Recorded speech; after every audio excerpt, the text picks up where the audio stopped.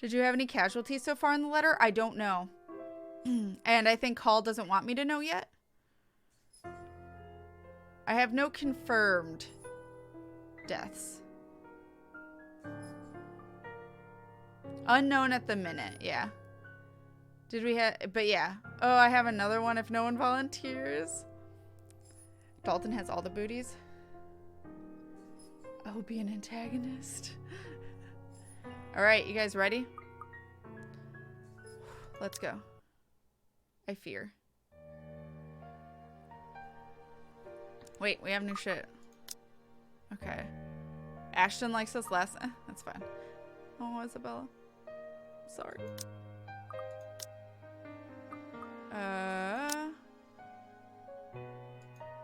Oh, that's the new one. Wait. This was the new one. Desperate to deal with her painful past, Marianne McCollough excused herself from attending the housewarming party to search for Amy Lorraine within the mansion. Seeing her ghost in the wine cellar, however, a realization hit her and she finally let go. I think that's it. Okay. Aw, that's a cute picture, actually. Wait. Said new profiles. Rebecca!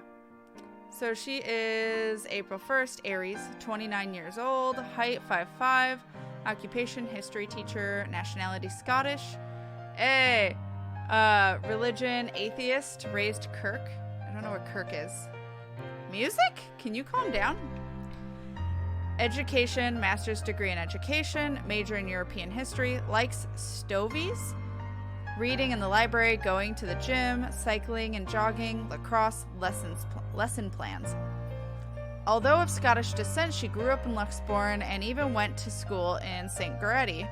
Her parents were professors of European history and Southeast Asian history at Luxbourne University. They were often busy, and that forced Rebecca to be independent early on. Surrounded by books and instilled with a love for learning, she was a star pupil and was often called a teacher's pet for it. Her passion for academics, leading to a career in the industry, was to be expected of her. She came out of her shell in her high school years and started becoming the Spitfire she is now.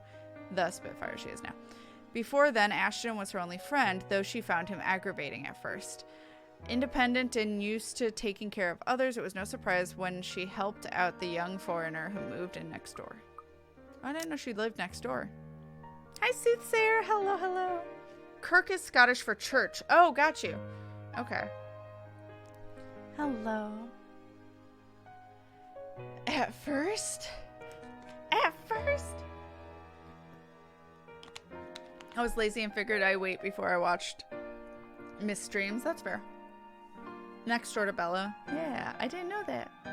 Ash was the only friend back then? Girl, I'm so sorry. Alright. This is how it begins, or so they say. With a gentle wind drifting through a wide open windows, muffled laughters, and footsteps fading behind empty hallways, the light kiss of the afternoon sun, and the like, words. Soon there will be a call, a crossing of thresholds into the unknown. Music, can you calm the fuck down? Maybe we are off to some grand adventure, or driving into another gripping mystery. One can't really tell. For all I know, a hero might even come sweep me off my feet if I'm lucky. That's not exactly a bad thing when you think about it. But this is far from one, isn't it? A riveting tale, that is. The mild breeze, the faint murmurs, the warm rays painting every nook and cranny a fiery hue. They're all as real as they can get. As much as I want to write a little tale out of this, I'm far from someone who can. Fleeting fancies, that's what these are. Merely passing thoughts to occupy an idle mind, while waiting for another busy workday to end. Then again, maybe in another life I am one? Who knows? But at present, the career day man scares me. It looks like Slender Man got a job. But at present, what I have and what I've chosen to be, well... I won't last years here if I find teaching rowdy adolescents a tedious job, will I? Admittedly, the whole affair isn't exactly as grand or exciting as I'd imagined as a child. If I wasn't so stubborn and too passionate about the whole idea, I probably would have quit a long time ago. But it's always the kids that make it worthwhile, isn't it? As if in agreement, as soon as my pen slides into a neat circle against the papers in grading, the final bell rings. Like a dam that has opened, students begin piling out of the hallway soon after. Out into the hallway. For a short minute, I let the noise fill my ears, let my mind wander to a place far removed from all the hubbub. Solitary moments like this have come few and far between lately. Even my own home hasn't been as quiet as usually I prefer. Though in hindsight, the entire place hasn't been the same either since Isabella moved in next door. And in her fussing over a minor cold last week tells anything, I might as well throw any idea of solitude out the nearest balcony, so long as she lives nearby. At the memory, my eyes automatically shift over to the bottle sitting at the edge of my desk. A chuckle escapes me as I reach for it. A little ball of energy and enthusiasm. That big baby. Mother hen, she calls me, and then she says and does the same thing right after. It's not that I'm unused to being on the receiving end of other people's worries, or I feel any sort of apprehension for her fretting. Over her fretting.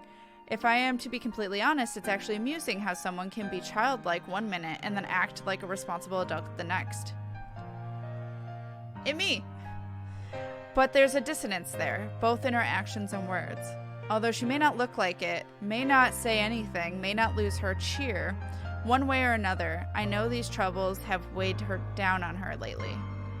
Her face says it all, that big numpty. If she thinks I won't notice, she's got another thing coming for her. That's how she has always been. I do understand that part, loud and clear. It's just that I really rather not pass another burden onto her. Or become one myself. Aren't I supposed to be the one taking care of them? Though I guess that's simply one of those things people eventually grow away from, once you've all started leading different lives. Not completely different, I hope. Somehow, that thought makes me feel uneasy. Thankfully, before stranger ideas can take root in my head, a faint buzzing comes from my bag, cutting through the rest of my thoughts. A small frown forms on my lips when the screen lights up, and an unknown number flashes. For a long second, my thumb hovers over the answer button. I wouldn't. Even the voice that responds, once I do accept the call, is wholly unfamiliar. Hello? Oh, goodness. Finally, it connects. Hello? Is this Miss Gales? Rebecca Gales? Yes, speaking. Who is this? Oh, sorry. Rose Cooper. Briar Realty Corporation. F's in chat for Rose.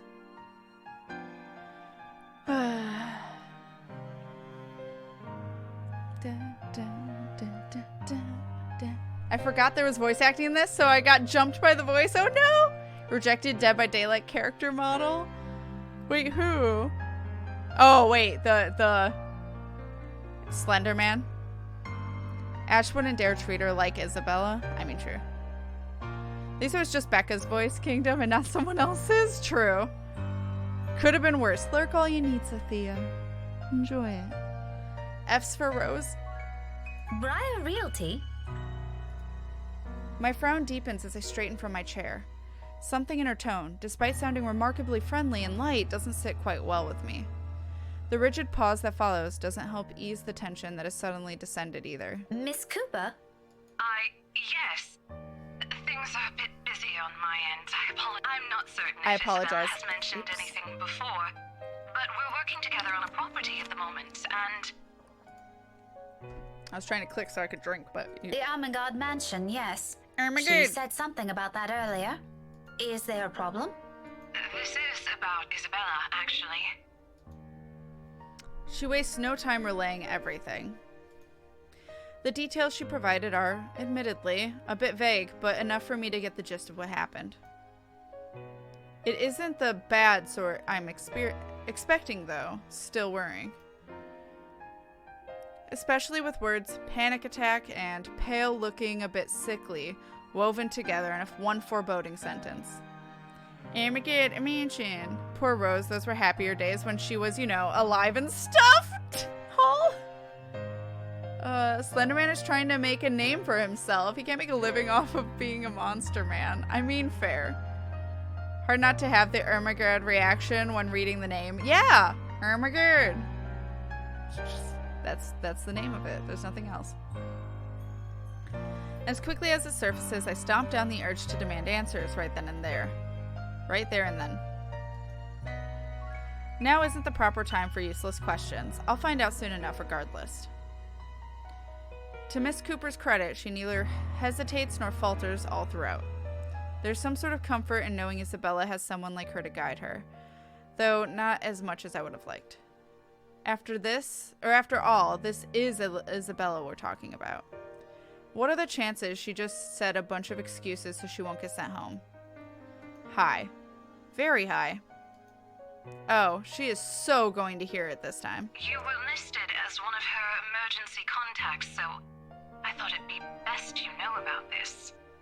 Writers had to know what they were doing. How is she? Is she doing okay? I had her take a break for now, but honestly, I'd feel better if someone were to pick her up and take her home for some rest. Anthem's a fair distance from Luxbourne. I really don't want her going off on her own. I'd do it myself, but you know how it is today. Big day. People everywhere until the open house ends. I'm really sorry to ask this of you, Miss Gales. I know you're busy. Oh, no, it's all good. I was just about to leave from work. I hope to leave early today anyway. A few minutes ahead wouldn't hurt. I can be there in a few, 30, 40 minutes tops. Is that all right? More than fine, Miss Gales, thank you. We're supposed to be here until... Oh, excuse me. One moment, please. Yes, ma'am. The faint hum of conversation echoes from her end. It sounds as though the place is buzzing with more people than you'll expect from a regular open house. I was skeptical at first. The house is old, not to mention its inconvenient location in Luxbourne's outskirts. Who wants to live in a place that's almost an hour's drive from the comforts of a city? But from what little I can hear, it appears Isabella has every right to be optimistic about this sale. If I didn't understand why she was so adamant refusing my offer to help before, I think I do now. To some degree. We'll be resuming the tour soon. Yes, thank you. Sorry about that. I really need to get this thing going. Lord knows how I'll salvage the situation here. It shouldn't be anything complicated, but still, clients. They can be difficult when they want to be. Anyway, just look for me when you get here, alright? I shouldn't be too hard to miss. No problem. Thanks for letting me know about this. Just make sure Isabella stays put, please. Heaven knows how stubborn that girl can be. Oh, believe me, I know. Don't worry about it. I'll have a few of our staff keep an eye on her for me until you get here. That's all I'm asking. I appreciate it. The whole thing ends on a surprisingly pleasant note. If only the same can be said for the news she brought. I allow a brief minute to pass to ease whatever tension has latched itself firmly to my nerves. But no matter how much I wish for it, my mind stubbornly refuses to do so. My hands are unsteady against the papers I pretend to arrange after. Lucid thoughts, every single ounce of it grimmer than the other, grows with each passing second I linger. Something about this whole thing, along with the sudden unease and nagging worry, screams, off. Wrong. This isn't the riveting tale I'd hoped to step into today. Ah, they're all faceless! Alright. I always found it odd that Rose had green hair. Could it have been rose-colored? I mean, that makes sense. Becca is both good and a bad person to have as your emergency contact. Good because she's reliable, but bad because she'll never let you hear the end of it. Yep. That's what's so great about the characters. They all have good sides and bad sides, except Zach. Yeah, only good sides. I love Zach! Zach's a precious bean! He deserves nothing but good. He is a precious cinnamon roll. Alright. Oh! Even on a rush, getting everything in order before leaving takes nearly a good quarter hour. By the time I make it out of the classroom, the commotion has already died down, dwindling to mere echoes and distant laughters. From the nearby room, melodies of a rehearsing band drifts freely into the air, filling the almost empty hallway with the warm, lively tunes. Any other day, I'll stop and bask in the music and enjoy what little peace that brings. Not today, however. My steps are brisk and sure as I march to would that just be Edward? Hall's exit. Edyard?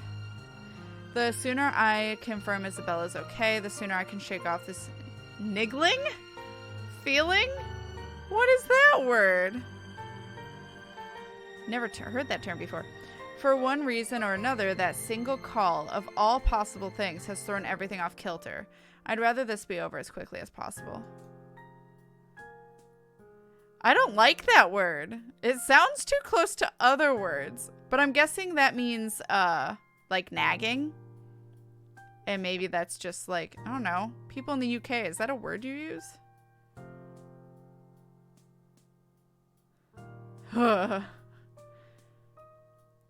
Slightly annoying, difficult to shake. Okay, so it is like an actual word. Causing slight but persistent annoyance, discomfort, or anxiety. Okay, it's a legit word. It's just made me nervous that I said it out loud before thinking. I was like, I was just reading and I didn't think. All right, it's fine. It's an actual word. Nagging is a good way to describe it. Yeah. So much that I nearly barrel over a student in my haste. Rip that student. Though perhaps it's really the other way around. I know this small sassy child. We have some great words. So it is a word that you use in the UK. The writers love their thesaurus, yeah. Have you used the word before? Honestly, never even considered how bad it sounds to someone that hasn't heard it before. Yeah, I was like, did I just say a bad word? I got nervous. All right. When I look down, a set of eyes, bright and hopeful, stare back at me. Becca is whose child of sass is this? Becca is not Luke. Thank the Lord. Yeah. Oh. Small bean. Her arms are wrapped around my waist like a vice, and at my attention, a grin spreads across her face. Buenas tardes, Miss Pink. Hello, Kylie. Miss Pink. You know, you aren't supposed to run into people like that. Sorry, Miss Pink. She loosens her hold on me, but not a hint of guilt or regret appears on her. If anything, it seems the remark only amused her. A smile appears on my face before I can help it, matching the one on her own. Just remember not to do it again, all right? You could get hurt. What ages is this school for again? I know, because the background, they all look tall. She's not like the same age as the ones in the background, yeah. Small, sassy child. How do you manage to convincingly laugh without smiling? Tiny blue-haired child. You sound like my mama when she's scolding Rowan, Miss Pink. I'm sure your mama only means well. I know she'll be worried sick if one of you were to get hurt. Where's your brother anyway? Aren't you two supposed to be heading home now? Rowan said he's got some stuff he needs to do before we go. I think he's taking too long. But he promised to buy me jelly babies today, if I keep what he's doing a secret from Mama and Papa. Any chance you'll tell Miss Pink about it? She shakes her head, both her hands going to her mouth as if to keep a precious secret from spilling out. I need a promise. He said it's for Tia Luke. Oh, something like a gift? Like a deal. Tio promised to take him somewhere cool when he's old enough. Rowan's gonna prove he's a grown-up. Laughter slips free from my lips. The teacher in me wants to give whoever this Tio is a reprimand for bringing about this kind of behavior in children. But if both Suarez kids are so fond of him, there shouldn't be anything to worry about, yes? At any rate, they're nothing but well-behaved, both Kylie and her brother. Rowan, the eldest, may have an occasional odd streak in and out of the class, but their parents taught them well. I see no reason to cast any suspicion of bad behavior on them. As long as it isn't anything dangerous, all right? It's not. Cross my heart. My drawings are a lot prettier than what he's doing anyway. Tio said so. Do you want to see? I drew one earlier at class. Is that why you're here? Not really. I was gonna show it to my friend first. But since it's you, I'm sure she wouldn't mind if you see it before she does. I'll find out who Tio is later. I can't stay right now, Kylie. Oh, that cannot be good. Yeah. So it's one of those joint schools. That or she's only there because her older brother is here. High school, but I think there's a junior school on the same site or something. I don't know. That makes sense. Her face falls immediately after the words are out. A small part of me feels responsible for that crestfallen look. But as much as I want to stay a little longer, there's another place I need to be right now. And frankly, another child to look after. Taking both of her hands, I kneel in front of her and muster the most rueful smile I can give. At her age, I'm quite sure she already understands what I'm about to say before they're even out. But remarkably, she doesn't look away or pout as I'm expecting her to. I'm sorry. You know what? Rowan has a class with me on Monday around this time. Why don't you drop by again next week? After class? I'll even make sure to wait for you. It's just that I absolutely must leave now. My friend had an accident earlier, and I'm the only one she has here. What about her mama and papa? Her family lives really far from here, I'm afraid. Do you remember where Asia is? The southeast part? That's where they are. Her eyes immediately light up at my question. Just like that, I know I've earned this girl's forgiveness. Oh, just like Takako. Who? My friend. She said she used to live there, only just a little higher than southeast. But she hasn't come home in a long time, so she doesn't remember much about it anymore. Melody says it's weird I talked to her, but I think she's just shy. They could be good friends too. Don't you think so, Miss Pink? Maybe if you introduce them properly, they will be. That's what I think. Takako's just lonely. If she makes more friends, she won't be anymore. Is your friend like that too? A little, possibly. To be honest, sometimes I can't tell with her. After all, Isabella has always been the kind to hold a smile even when things have taken a turn for the worst. 5 years and one will think it's enough time to know a person. But when you consider it, come to think of it, all these years I've never, not even once, seen her cry. Not over a trivial matter or even when things are tough. Okay, you can go to her. I'll just show you my drawing next time. Thank you. Remind me to buy you a huge glass of parfait, all right? No, I'll get a stomachache. Takako says so. A small one is okay. I'll remember that. Say hi to your friend for me. I will. I'm sure she'd love to meet you too. See you, Miss Pink. I'll see you later, Kylie. London Bridge is falling down, falling Why? down, falling She down. doesn't look back London and wait Bridge for any is sort of falling goodbye from down, me. My fair lady. With a song and an extra spring in her step, she bounces across the corridor with as much spirit only a child her age can have. As if the conversation has never taken any downhill turn for her at all. As if there isn't a single thing to worry about in the world. Not long after, she disappears behind a door, leaving behind strains of an old, familiar rhyme lingering in the air. Carefree. Unbidden. Unbidden? Untroubled moments like this, I envy her. And as I resume my hurried pace, a tiny whisper at the back of my mind wishes the same can be said for myself and my own worries. She's evil! DMCA! DMCA, you small child. There's a specific tone that happens when adult voice actors act very vocal children that always feel a little weird. I mean, that's fair. Most of my schools were like that, 5 to 13th grade all together in a huge complex. Really? Wow. Mine were super split up. Oh, God. Can't hate Kylie. She's got amazing blue hair. Can we just talk about how she did it? That song is public domain? Oh, then we're good. We're good? No DMCA today. Yay. Luxbourne may be a small city, but it's no stranger to... Wait. I was going to read this.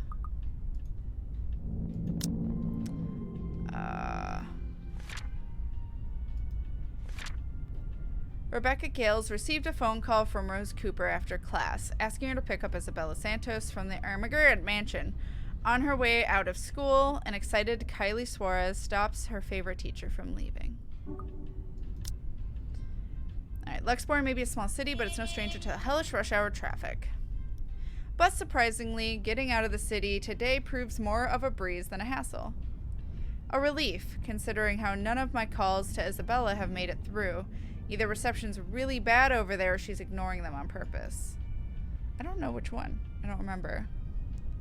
Who did what? Kylie? Yeah. Don's making a joke from Phoenix Wright.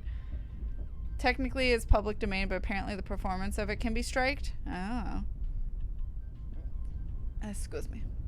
That explains why every demon child in every horror movie seems to use this song to foreshadow doom. It's true. You're not wrong. Both does nothing to ease the disquiet in me. The rest of my drive passes without much incident as soon as I'm out of the busy streets. In less than 30 minutes, the mansion looms ahead of me. All of the fuss Isabella made about the house, it remains a thing of beauty. Unlike Luxbourne, the estate and the nearby Anselm village stand as its complete opposite, living and breathing the songs of the old, whispers of a once booming haven lingering in the air. Contemporary conveniences aside, it's a place I'm glad modernization hasn't wholly touched. It's just a shame the locals know more of the silly hearsay than the history itself. I mean, apparently that's also the history itself as well. It's Armageddon Mansion. Not exactly a joint school, but it used to be a student in a giant school system that went from ages 4 to 20. It sucked. Oh, McCory. My schools were so big that it, like, every 2 grades it broke off. So it was like kindergarten and first grade, second and third, fourth and fifth. 6th, 7th, and 8th was all one building. And then freshmen, sophomores were in one building, juniors, seniors in another, because we had so many people. My graduating class was like,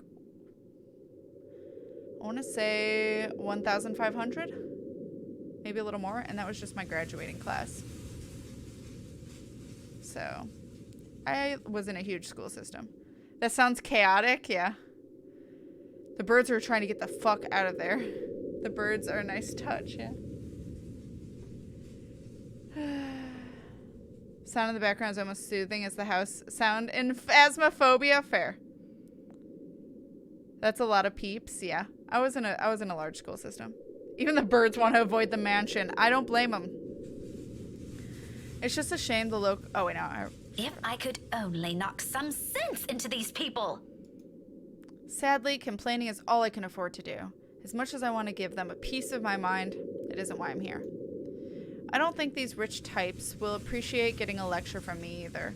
I have as much business with them as they have with me.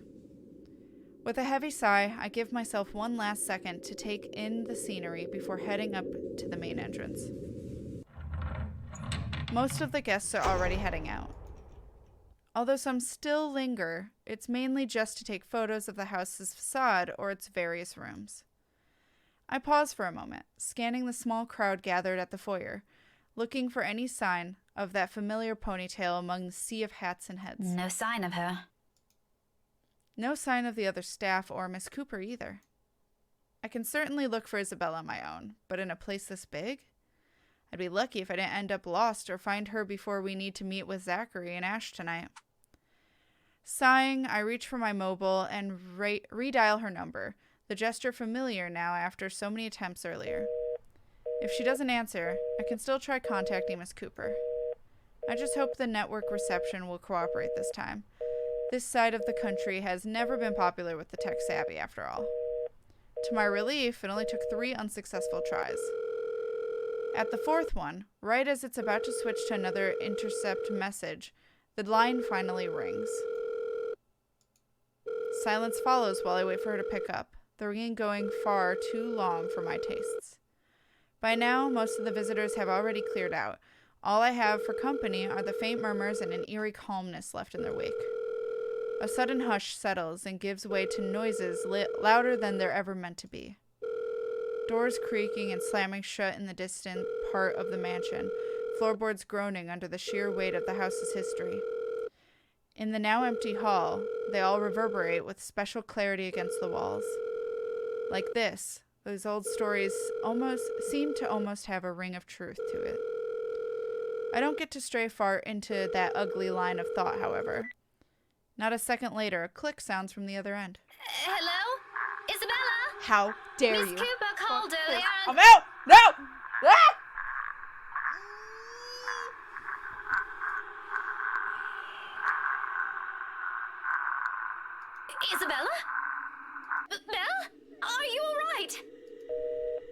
Without any warning, the call gets cut off.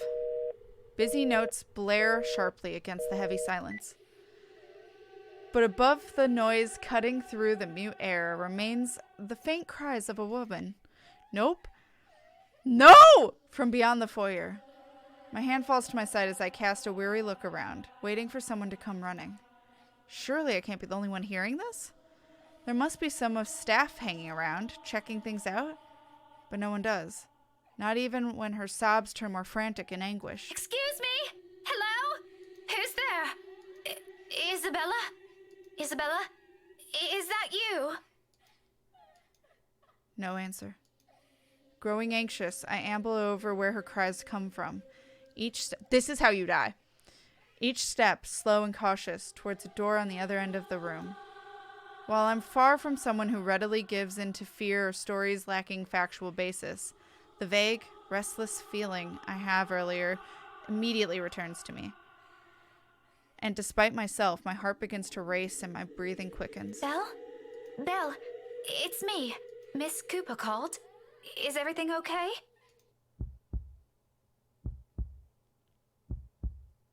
Oh, I'm gonna rechat for a second. I'm good. Was that meant to be R or Arstimodus? Both work. R. 1,500. My graduating class was 100 of that. Yeah, I've been told I have like the biggest out of most people I've talked to in terms of graduating class. You cannot spot the bird's R's from here. Why are the spooky places away from the cell reception? Because the ghosts know. They should have just said it in the 1990s. I expected this. No, thank you. Take it back. Someone needs hot lemon tea with honey. It's until dawn moment all over again. Yeah. I wanted to say a short part. Becca's the first proper skeptic with regards to the whole ghost thing that we've played as well. True. Don't go towards the sound. Abruptly, all of it stops. My whole body tenses, mouth dragging in a ragged breath, ears straining for any other sound yet to come from the other side. But nothing follows. Instead, the quiet only lends itself to the heavy tension in the air, as if every small movement will disturb the fragile stillness hanging in the room. I wait for another second. Then, with a caution, I reach for the knob. My fingers barely graze the brass handle when a hand falls on my shoulder. How dare you?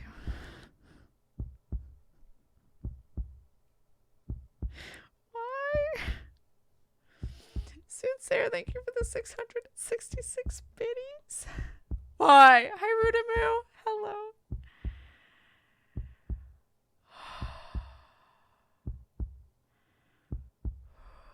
Oh, that sucked.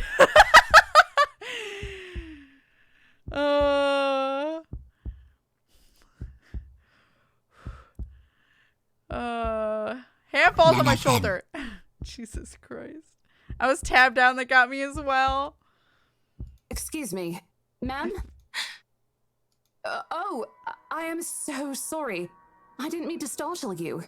That was a great startled face from Rose. It's Oh, still reeling, my gaze shifts back to the door, as if any second now the cries will start again, and whoever's inside will burst out from the room. But I don't get to dwell on these. The woman's worried face breaks through the haze in my mind again, oddly soothing in the thick of my unease. Even if the concerned look comes from a total stranger, finally being in the company of someone else is somehow comforting. Ma'am? Are you okay? Oh, no, I'm fine. This is probably just some cold. Becca was about to fight. She was like, yo! Like, no! Don't come near me! It's talking to my parents. Oh, no. Did your parents get to see you scared? Do you need to sit down? No need. I'm gonna bring this closer.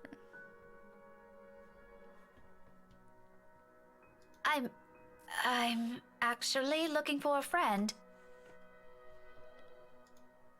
I wave the mobile in front of her, like a gesture alone explains everything.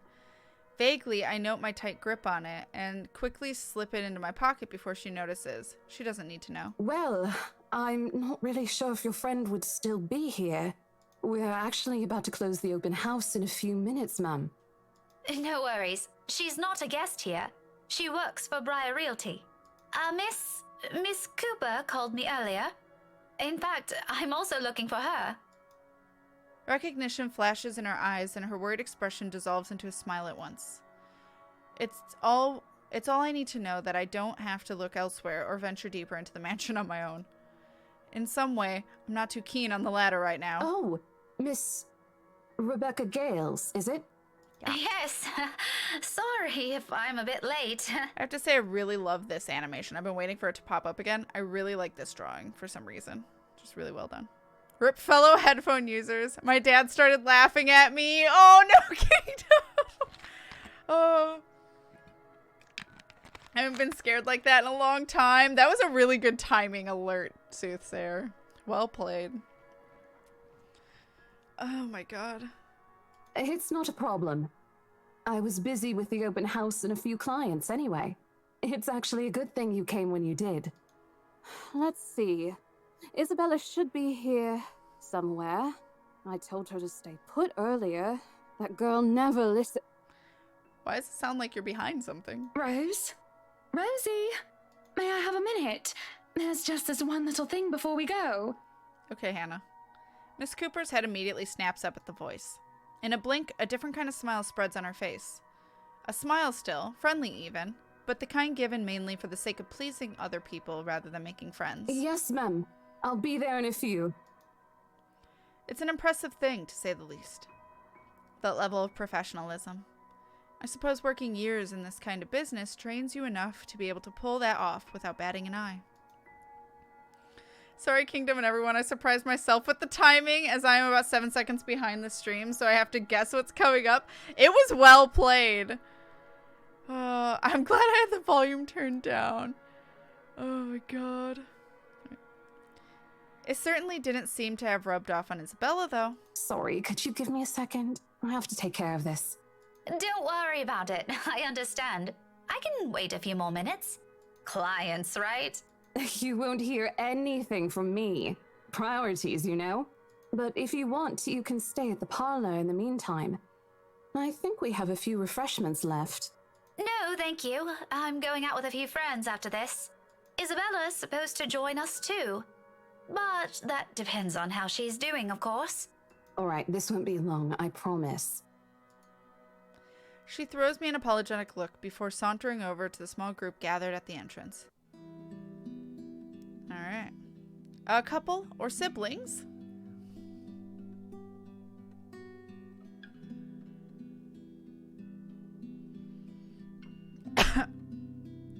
A couple and another woman, probably their secretary. Either way, they look no different from the other guests. All three of them primly dressed, albeit in a manner significantly simpler than the others. No frills, nor extravagance of any kind, any form. But their gestures and movements alone speak volumes to their ingrained lifestyle. In their presence, I do what I can to appear inconspicuous, but on my side of the foyer. Throws up. Maybe accepting Miss Cooper's offer would have been a much better choice than standing around awkwardly and gaping at them. All while also attempting my best to not listen in on their conversation. Although that one proves more difficult with how enthusiastic the blonde woman is. Her voice easily echoes through the walls, with only 5 of us here. Pretty soon I find myself being drawn into their talk without meaning to. Tomorrow? First thing in the morning? It's too early to see Luke's face. I noticed the light fixture is moving. Yeah, it's been swaying this whole time. You're fine. Sometimes people just swear a bit when they get startled. Yeah, no, you're totally fine. This is why I have the volume up halfway. That's fair. The timing was spot on. All right. First thing in the morning, ma'am. The mundane talk isn't what catches my attention, however. Very well. We'll have our lawyers prepare everything as soon as possible. Let's make this whole thing easier for everyone, shall we? Just let me know if there's anything you need from me. You know how to contact me, yes? Got your mobile number saved here already. Good. It's just a matter of time then. It's a brief moment. A fleeting shift of my eye. Monday for us, Marianne. As long as you're positive, we won't be having any problems by that time. You can count on my team. You worry too much. Let me handle those things. Do be thrilled, though. I imagine it's not every day you get projects like this, hmm? And the instant I turn my gaze on him, I see it. Oh, I'm certain Mint's ecstatic, Buttercup. Why is there darkness? Why is there darkness, my old friend? Also, don't call her Mint? Isn't that their hitting on name? Like how he's whiskey? Wasn't she Mint? Aren't you, Marianne? You know, we could all celebrate this with a few drinks. Why don't we? In fact, there's this really excellent Irish pub I visited a few days ago. Marianne pissed. I don't like the look of that shadow. Yeah, I wonder if it's like the evil's influencing him. Bullshit, he was cheating before he was here. Alright. He's not being subtle, yeah. Luke's voice makes him sound so punchable. Yeah. Great voice actor. I do like the voice actor for Luke a lot. I just also want to punch him. Looming. Hovering over his shoulders. Drawn to him like a moth to a flame. A dark blur. No. A shadow. I think I'll pass on that, sir. I have more important matters to attend to. Why are some of the voice lines behind, like, sound muffled? Darling, your liver. Oh, maybe this is intentional. You already had a glass today, and apparently a few days ago as well. How many times do we have to remind you? Doctor's orders, remember? Such a shame. You never let me do anything fun. But as I try to make sense of it, a heavy feeling descends over my whole body. It happens without warning, forcing me to close my eyes. The sensation creeps to every part of me, crawling under my skin and draining me little by little of any strength. Before I know it, my hand is gripping the nearby door for support.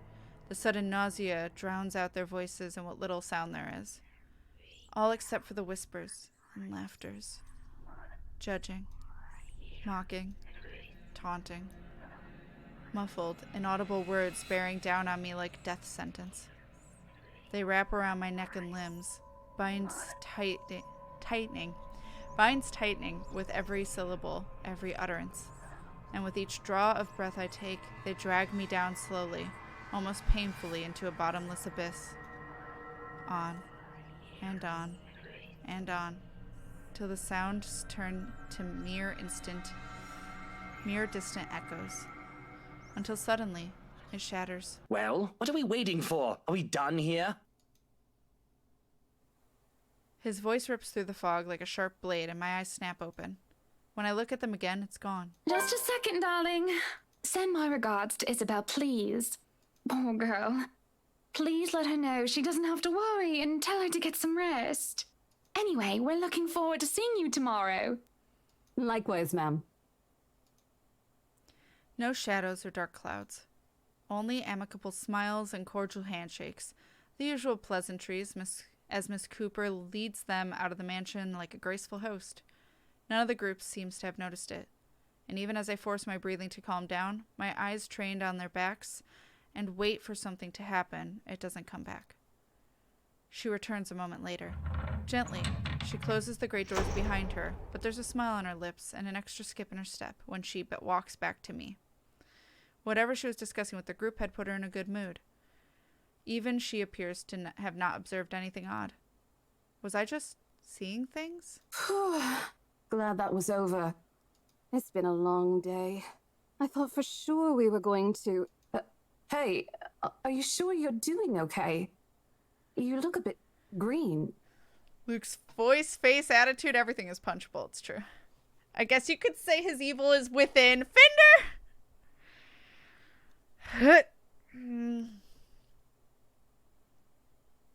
Is Luke coming on to her in front of his wife? He's prodding her about the fact that he was cheating on his wife, purposely making Marianne uncomfortable. I think it's meant to indicate Becca's attention being distracted by the ghost's influence. Yeah. And indeed, her life force. Well, there's been a couple instances where it does sound muffled, though, that it's not related, so I don't... God damn it. It's all good. I'm actually still recovering from a cold. Weather's been crazy lately. That must be it. The weather, the stupid cold, and the friendly warnings I'm too stubborn to listen to. As much as I hate to admit it, Isabella's right. I was and still am a little feverish when she visited me at school this morning. The medicine helped, of course, but only some. Although it's not like I can function. It's not like I can't function. It did get better after lunch, and I was able to go through my schedule like the usual. Now I'm not so sure. However, I can't keep acting like I've seen some sort of apparition when it's anything but. I simply must have listened to too many times to Isabella last week. My fever-muddled mind has started to confuse things. If this doesn't let up, I just need another visit to my doctor, plain and simple. Though I do hope it won't get worse. We did promise to watch Zachary's film together. I know what you mean. I've been complaining to Isabel. Wait, did they actually had drunken sex? No, I chose not to, because I said, fuck that. I was going to say he had evil within too. God damn it. The muffled voices, because she was spacing out. No, there was a time earlier. I know with that scene, it was scripted because it was a bunch of muffled voices. But remember when I said earlier, it sounds like she's behind a wall for no reason? Yeah. Yeah. It's optional. Didn't go through with it this playthrough. Nope. Fuck that. It doesn't seem to affect her much, though. Must Fuck be that, because she rather than grew him. up in the tropics. Anyway, shall we? She's probably hanging out with the rest of the catering staff. Oh, I wouldn't be surprised she's there. She eats like 10 hungry men when she isn't feeling well. Lead the way. With a small nod, she gestures me to follow.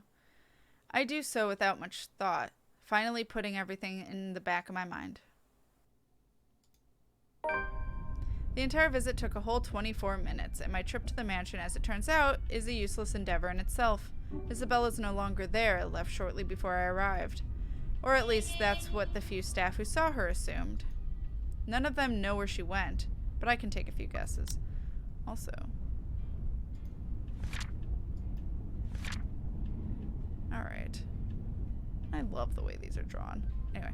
While waiting at the mansion, Rebecca overheard a brief conversation between the Wright couple, the interior designer, and the estate agent, Rose Cooper. It was discovered afterwards that Isabella had already left a few hours ago. There are only a number of places in Luxbourne she frequents, and well, she's never been the complex kind. It doesn't really take a genius to figure it out.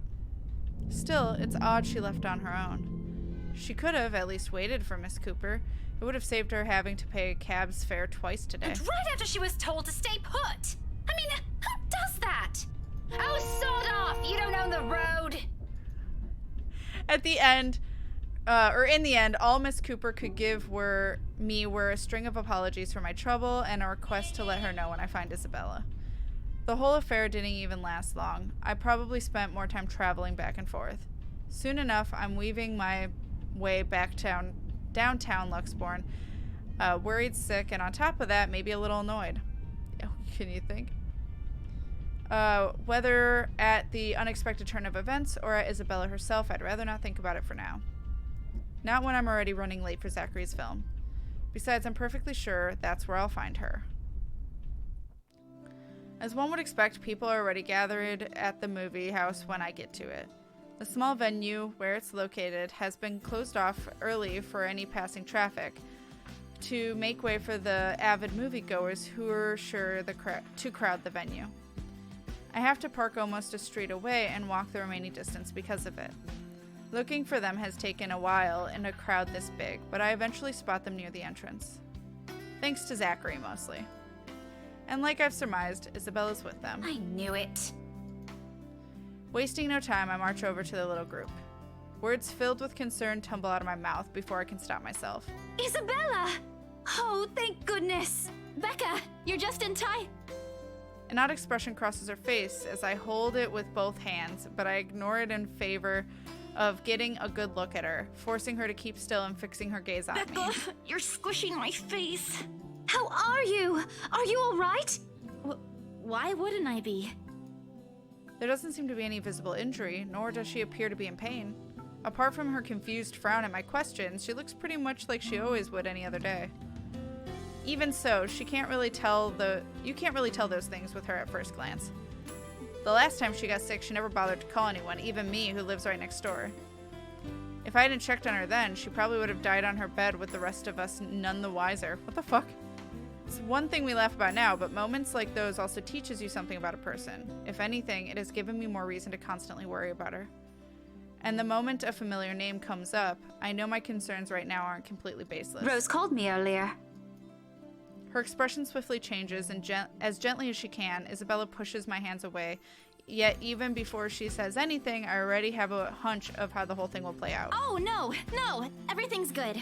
Rose covered for me at work today. That's not what I'm talking about. How's your head? Then and there, the whole conversation goes down as I have imagined. She dodges my hand when I reach for the back of her head, intending to check the said injury myself. I love that she just hides behind Zach! Zach, protect me! Zach's like, what the fuck? Wow, road rage, yeah. Just because it sounded like a moment like she picked it, that would have really surprised me. No, I refuse. The journal sketches are gorgeous. Yes, I love it. Oh my god, that cat bug emote though, by the way. Fucking cute. Even makes a show of hiding behind Zachary just to avoid me. Instantly, what's supposed to be a simple inquiry dissolves into a shameless game of tag. Shouting and chasing like none of us can be bothered to act like full-grown adults we're all supposed to be, including Ashton. I won't put it past Isabella, but Ash, out of everyone? In fact, if that stupid smirk on his face tells me anything, he finds this whole mess amusing. Oh, for the love of... Isabella, this isn't a laughing matter. She did look pale when I saw her. Wow, thanks a lot, Ashton, you traitor. I'll get you back for this, just you wait. What? I'm just saying it as it is. If you mentioned this earlier, we wouldn't be having this conversation right now. There's a moment's pause. My hand's still mid-air as my attention shifts to Ashton and the words he leaves hanging between the four of us. He doesn't meet my eye. I don't think he's even aware of what he said. But the meaning in each syllable alone is clear. And they echo. They sting. They burn. Wait, what the fuck did he say? If you mentioned this earlier, we wouldn't be having this conversation right now. What? I'm sorry. Saw her? Yeah, they arrived together. Bella looked fine to me then. I don't know. Of course. Of course! Why else would Isabella leave on her own after being told to stay put? After that little chat about money this morning? Something close to silence falls while I mule over their words, both that what's already been said and what's left unspoken. When I do find my voice, it only reeks of nothing but bitter, unpleasant thoughts. Thoughts I quickly stamp out before they surface. Thoughts I hide the best I can in the deepest part of my mind, locking it away for no one to see. Oh, that's good. At least she didn't have to travel alone, right? At least. Good. She's a little jealous! Yet, try as I might, the green-eyed monster easily rears its ugly head. Like it always does every time his gaze lingers a second longer. Every time he smiles in a manner far too gentle, far too sincere, whenever he thinks no one can see. Every time my mind suggests his words mean more than they should. Every small little thing. Someone's a little very jealous and it's a little scary. Despite what he says, despite his tone. Look, you guys. For all I know, it may just be the same kind of fondness born from friendship. Maybe I'm like she shouldn't have to tiptoe around her friend.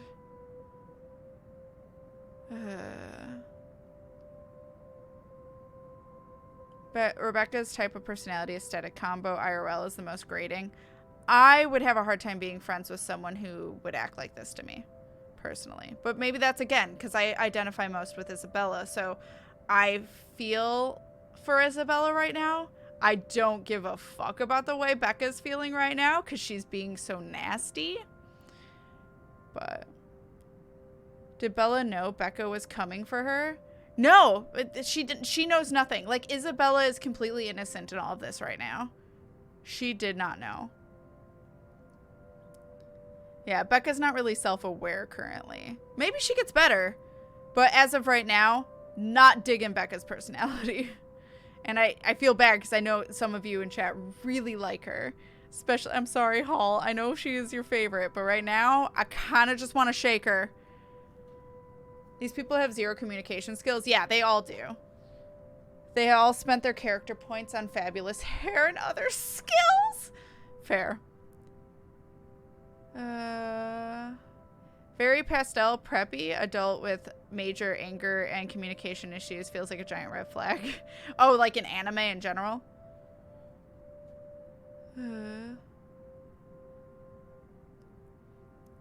I don't like her for the way she is right now, just to clarify. Oh, okay. So Becca would stop being a bitch. Bella didn't know she was coming for her, so it's not her fault. Becca went up and down for nothing. Yeah.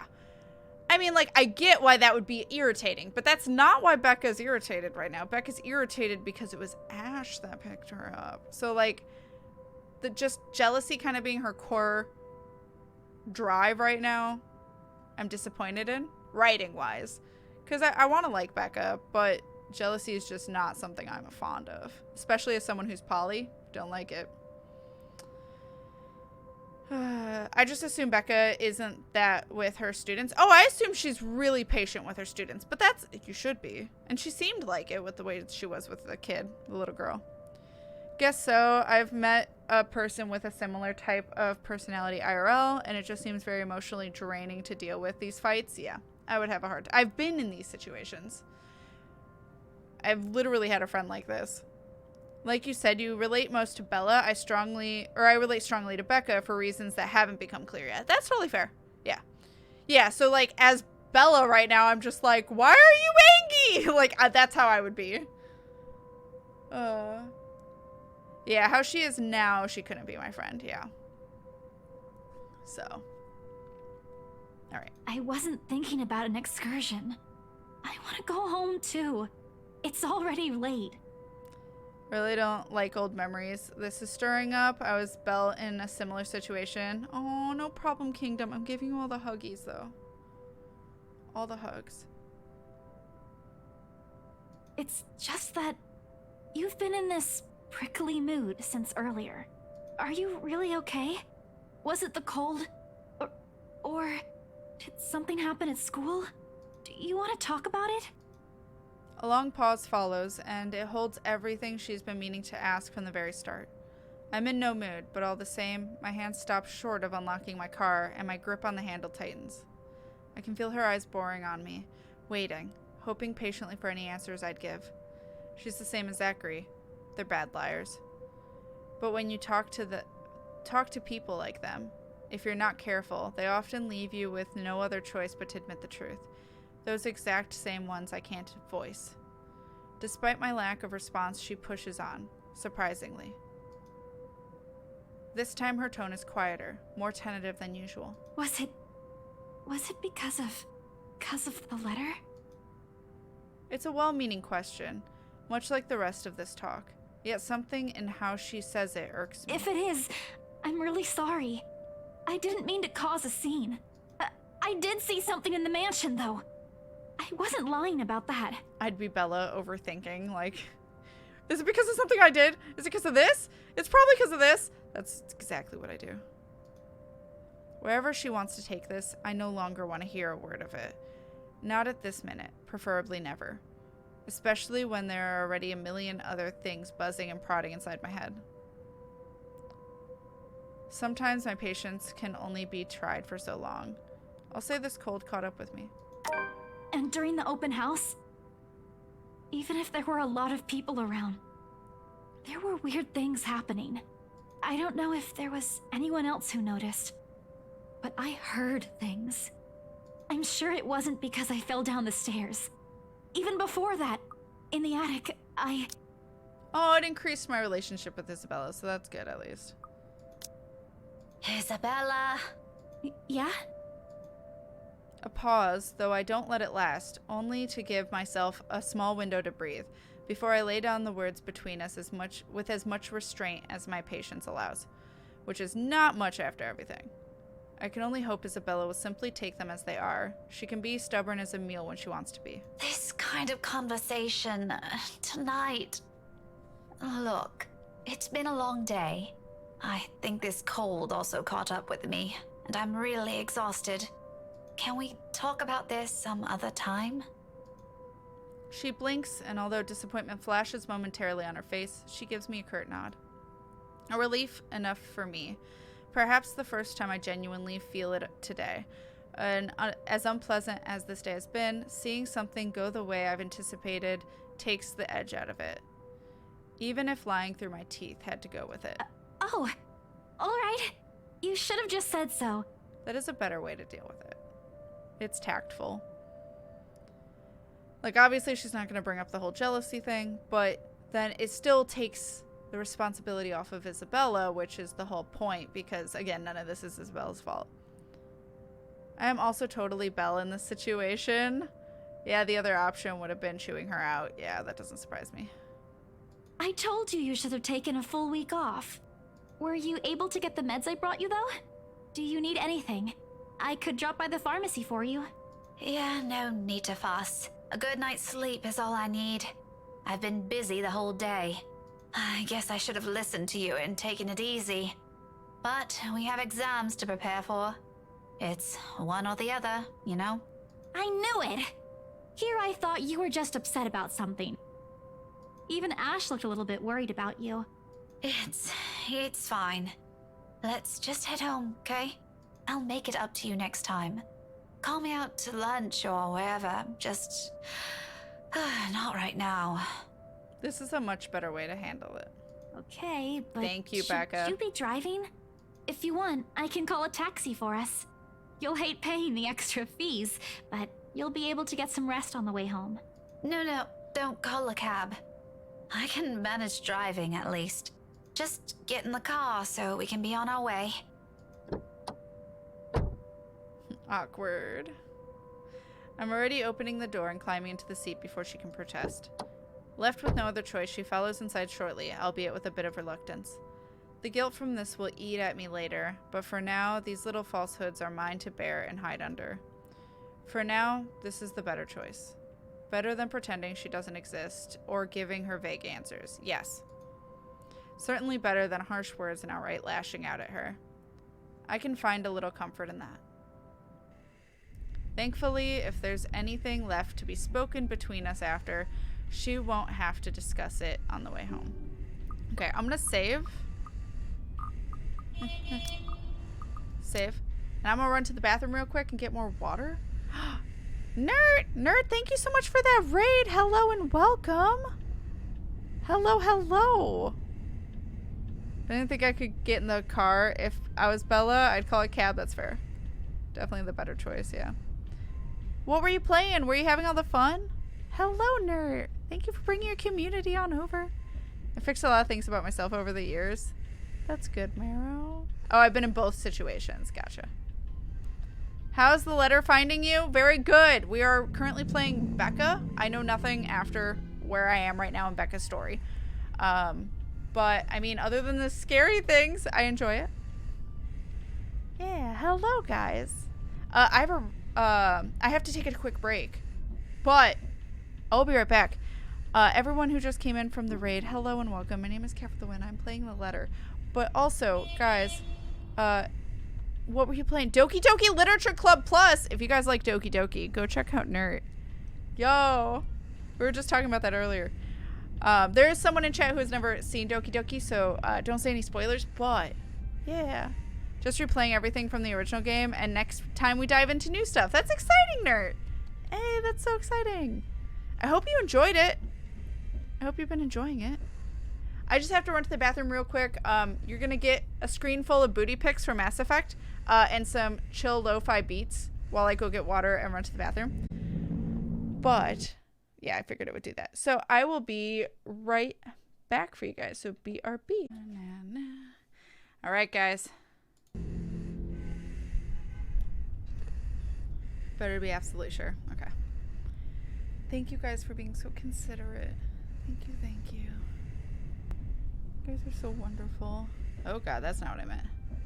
So nice to see everything in HD. I hope it's been a good ride for that Doki Doki life. And not entirely sure what's coming up. If Rebecca might not say something that might be unpleasant enough, but or not for someone else. Gotcha. That Miranda butt, she's not my favorite, but she has the best butt. She does have a really good butt. Her and Tali. Aw, nice, Thea. Have fun with the letter, thanks. Take care of yourself. All the love. All the hugs. Alright. Thankfully, if there's anything left to be spoken between us after, we won't have to discuss it on the way home. Or rather, we can't, because no sooner than we hit the road, Isabella dozes off. Despite my foul mood, I still end up suppressing a laughter once the first round of her breathing fills the car. Mama? Not your mom, Isabella. Slow and steady, the quiet rhythm so completely unlike her, so far removed from the impression anyone has of her. A few faint whimpers will occasionally come from her, but otherwise, it's just us, this silence, and it's so utterly unexpected. Still a welcome break, of course. Peace and quiet is one thing you rarely get with her around. Yet, it's nowhere near comforting. It merely lends the air of this strange clarity. Every little sound, every single moment, more palpable. You guys are all so wonderful. It's still wild to me that you coincidentally have a cat named Tali. I obviously named Tali after Tali. Hi, Rosalind. Hello, hello. Yeah, there are a lot of triggers. And with it comes the unease. A jolt of surprise hits me. It's almost comical if this were a different situation. In my haste, I accidentally dislodge my mobile from its seat on the dashboard when I swipe the screen. Soon I'm scrambling blindly for it with my other hand, while keeping a steady eye on the road ahead. A voice crackles from the loudspeakers before I can put it back. Why is Rose calling? This was right before her death. I assume. Although muffled heavily by the surface, I recognize the person on the other line from her chipper tone alone. Hello? Miss Cooper? Oh, you're still awake. Evening. Oh, maybe not. Maybe, I don't know. Was she awake after, or alive after this? Shooketh? Not her mom, but she feels like she has to be, yeah. No problem, Rosalind. Take care of yourself. That is most important. Take care of yourself. I hope I didn't disturb you or anything. I know it's a bit late. Sorry about that. I just want to check on you and Isabella. That girl's still not answering her mobile. Were you able to meet up with her? Yes. She's with me. We're on our way home. Hello? What was that again? I can't hear you properly. Sorry. Let me just fix this dumb phone. Oh, it said help me. My hand stops dead for a moment. I spare the device a brief glance, waiting.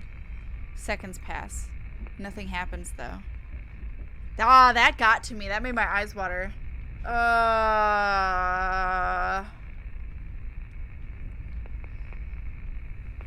It's good effect for disconnecting audio, yeah. That's probably not good. Frankly, I'm not sure what I'm expecting, but the lines of my mouth form into a frown regardless. Miss Cooper? Yes, still here. Did you say something? Just that I didn't get the last part. What were you saying again? No, I thought you... Never mind. Must be the signal acting up. I hate it. Come again? What? Is everything all right over there? Certainly. Is something wrong? What wouldn't? Okay, you seem to be busy. if this is a good time, I can just call you back some,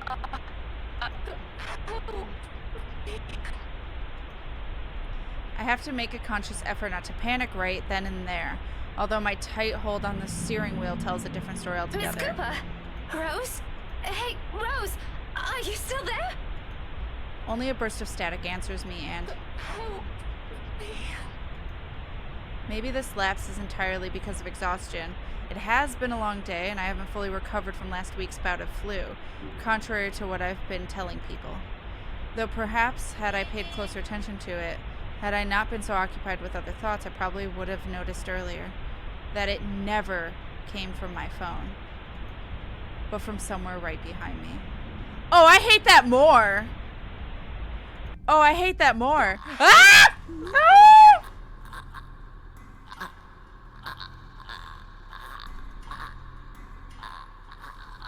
Time slows to a crawl. Looking up is a mistake. The first thing I see is its face, a ghastly shade, every inch battered, bruised, and bloodied. Even in the darkness and the world passing by in a blur of lights outside, I can still make out the wounds.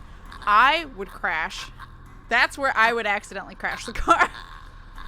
Blood still oozes from it, little trails of crimson running down its face, glistening under what little light there is. But it is the gleam in its eyes that catches mine, the quiet plea, the anguish, and the desperation in them, more than its hideous features and the awful stench of gore now soaking the air. And try as I might, I can't bring myself to look away, even as its lips contort into a horrific smile. Even as a sharp, harsh noise pierces the air and the silence around us. Rebecca! Huh? Car! Eyes on the road! Against everything I've been taught and I've constantly reminded myself, I close my eyes.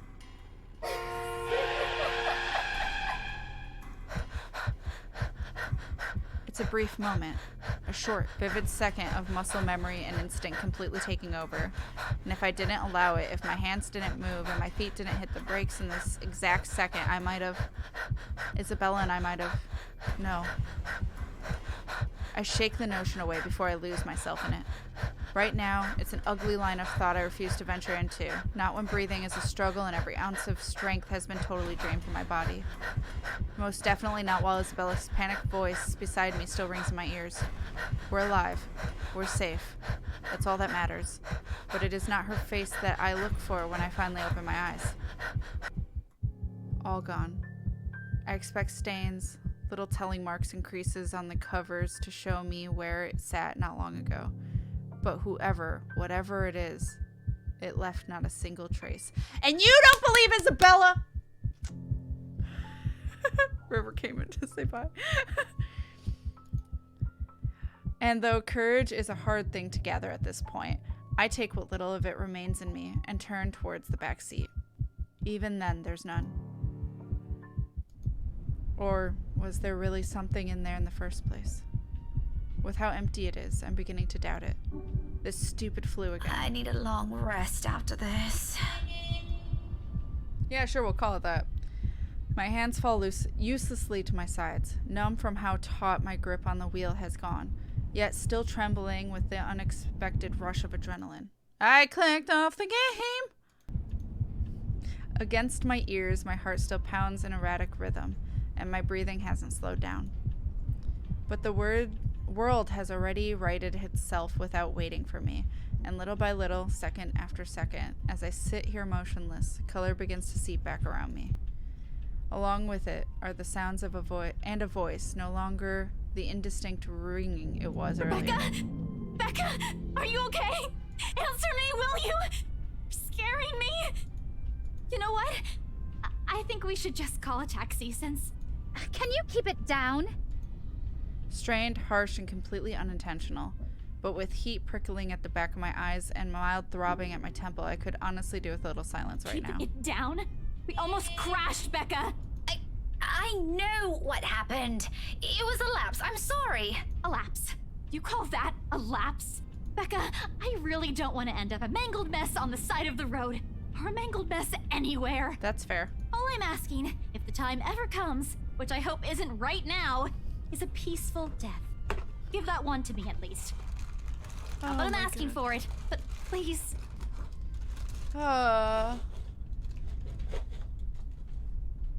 Becca looks a lot like a adult Natsuki. Yeah, that's what I keep thinking. The visuals in this game are amazing. I hate it. Ma'am, you have the wrong Uber. Don't. Hi, Hux Girl. Hello, by the way. Or did I say hello earlier? I don't know. Hello, though. Miss, I'm not a taxi. Get out, please. I totally forgot about that. I just remembered the phone. Hi, Kath. Let us out. Oh, hello there. Oh, I hate that. Yeah. Simulacra 2. Nice Doctor Who reference, Fender. Oh my god, is that what that was? Oh my god. I just imagine Rose waited in the mansion for a phone call at this time. I mean... Oh, who turned out the lights? That's what you said. Share some parts of her personality with Natsuki too. Yeah, I've noticed. Very tsundere. And this is why you follow international health regulations. Blah blah blah. Is educational game about the flu. Yeah. Let us in. Let us in. Let us out. Let us out. Level of deny is too strong for Becca. Apparently. Isabella. I have some noms while they chat. Belle, you're overreacting. Is she though? Is she? I don't understand why Becca is still in denial. She should just tell Belle what she saw. Yeah, and Belle would believe her. If you're so worried, why don't you drive? Don't have a license. I keep telling you to get one, didn't I? For the past 5 years. Do you see why now? I wasn't really expecting to stay here this long. I thought it'd just be for a year or two. All of a sudden, a pensive mood comes over her. Isabella looks away then, while what's left of my little lecture never crosses the tip of my tongue. I don't allow it to. Because in each of those words she let loose earlier is a small truth. Her stay has always been meant to be something fleeting. Earn some good money, go home. That's what she'd tell herself during her first year here. Now, half a decade later, oh my god, it's been 5 years? I'm not sure if she still believes that. I'm not sure if I still believe it. And if there's something in her reasons that has changed along the way, even if I already have a hunch, it's one thing I'll never bother to ask. Those are hers to keep. I'll be careful this time, I promise. Yeah. Becca, not the time for this right now? Yeah. Just please, can we give this whole thing a rest for now? She nods, and that is the end of it. We spend the rest of the trek back to Salem well in silence. All thoughts of an overactive imagination playing tricks on a flu-addled mind and of smiles never meant for my eyes, abandoned if only for a brief moment. October 25th, Tuesday. Okay, I think we can tell Kingdom now. Alright,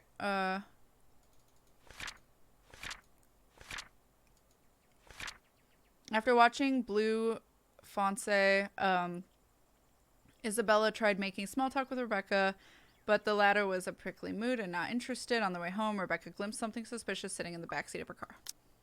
Don't be suspicious. Don't be suspicious. Do you think the ghost was saying that?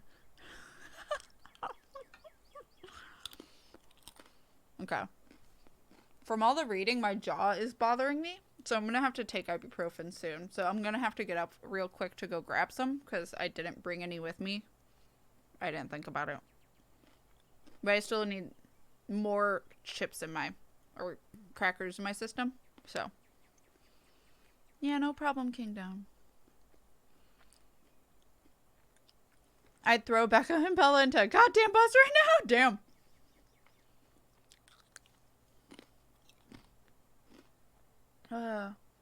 So, new day. Honestly, we haven't really passed that day. I don't know how much we really saw of Becca. I think we saw her much later at the ball or whatever when we helped Hannah. So I don't really know what she's going on. Oh, thanks, Hall. It's just my, not lockjaw. TMJ acting up from all the reading. Alright. It begins innocently enough. Tuesday morning arrives like any other day before it, bright and clear. Even though it comes with an extra helping of the usual October weather, I appreciate being able to catch a glimpse of the clear skies lately. After going through a bout of sickness last week, it does something to lift the mood of what would, otherwise, be a dreary morning. You saw her in the library with Marianne. Oh, right, that too. That cute little moment. At least McCory said into and not under before. Oh, yeah. Into a bus instead of under a bus. Don't be suspicious. No, not under the bus unless... And despite being mostly a creature of habit, I wind up waking earlier than usual because of it. Still no earlier than Isabella, it appears. I have assumed she'll take a day or two off because of what happened with Miss Cooper. To Miss Cooper, but that doesn't seem to be the case. So it was the night that Cooper died. The sound of the morning news drifts from her unit when I walk past on my way to the mailbox. Chances are, around this hour, she's already dressed and ready to go, probably just waiting for the next bus to arrive. I've tried following her example before, but I don't think I'll be repeating that. Really? How can anyone be up before the sun is up? It's a habit she got from home, she said, instilled in her by a kind of lifestyle she grew up in. Like clockwork, it's always at 4 a.m., either to help with the chores or prepare her little siblings for school. Gonna head off for the night. Take care, Anna. I hope you have a lovely evening and get all the rest. Take care of yourself. Is Don't Be Suspicious from Finding Nemo? No, I think it's from a TV show. I've never seen it, but I've seen the clip. Is it Parks and Rec? Or Office? I'm not sure. No, because we've jumped 4 days, not the next day. Oh, okay, thank you. It surprised me the first time. She just didn't look like someone who could. In the end, I've simply passed it off as one of the many things anyone will have to get used to around her. Not that I've ever fully understand it. I'm my parents' only child. We weren't well off, but so far, I've lived a relatively easy life. I didn't have to think about bills or food for the next day or paying for any siblings' tuition on top of my own, or supporting a sick father's medication. All I have to worry about were my grades, if I'd gain Mum or Dad's approval of what we'd be having for dinner. But put next to hers, they all look pale in comparison. They look less like problems and more like petty issues this way. Petty issues? I've never seen either, but I know of them. Yeah, I don't remember. Does anyone know where Don't Be Suspicious comes from? Parks and Rec, I think? Okay. Puts them on a someday list. Found the funeral clip? Wait, it's a funeral it happens at? Someone can permit you to. So you can post it. Wait, no graveyard clip. Okay, it's in a graveyard. Okay. Oh my god.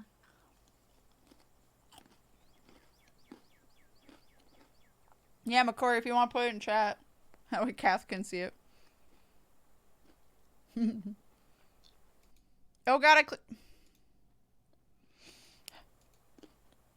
But as unimportant as it all sounds, sometimes its ugly head rears at the most inappropriate moments. And sometimes they come through your mailbox in the form of a fancy-looking letter, pretty ribbons and all. Whoever sent this has spent silly money on an envelope alone. Verging on ridiculous, really. I can already imagine Isabella wrinkling her nose when she sees this. Then she'll complain about unnecessary expenses and rich people problems. I'm almost afraid to touch it myself. As if simply brushing a hand against a crisp surface will be enough to put a crease in it, and it'll be a terrible slight to the sender. But as extravagant as I find this, it really isn't the first time I've received one. Most of the time, it's not even for me, so who am I to complain? Either way, no look of surprise crosses my face once I flip the envelope to see my parents' names written in neat script. Nothing new, then.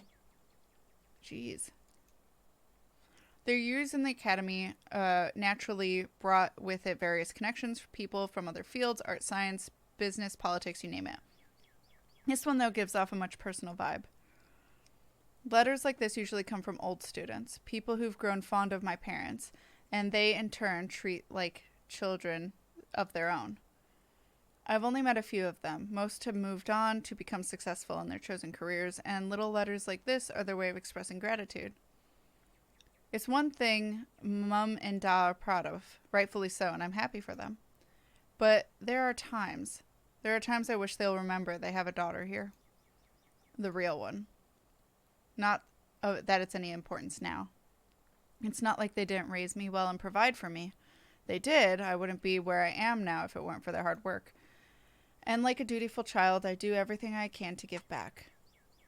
Even if it's a small thing as letting them know they've got another mail waiting for them. The phone rings for a good minute before someone answers. Mom, her voice is warm as I remember. Becca? Hi, Mum. How's the conference going? Oh, damn it. Well enough. Until your dad sprained his ankle. F? Oh no, is it bad? I'm alright. In case anyone in this family cares to listen, I'm alright. Very much alive, darling. And there you have it. He'll be up and walking in a few weeks, don't worry. We're going to have to extend our stay here until it heals, though. Is something the matter? Nothing big. Just that this mail arrived for you this morning. I'll lie. Thankfully, she doesn't notice. Excuse me. Although, if I'm being honest, a small part of me yearns for her to do so and ask me about it. But I put down the idea almost as soon as it surfaces. I shouldn't make them fret. They're busy. What does it say? Raise your glasses. Give cheers to the good times. Blah, blah. Becca manners. That isn't how I taught you to read. Sorry.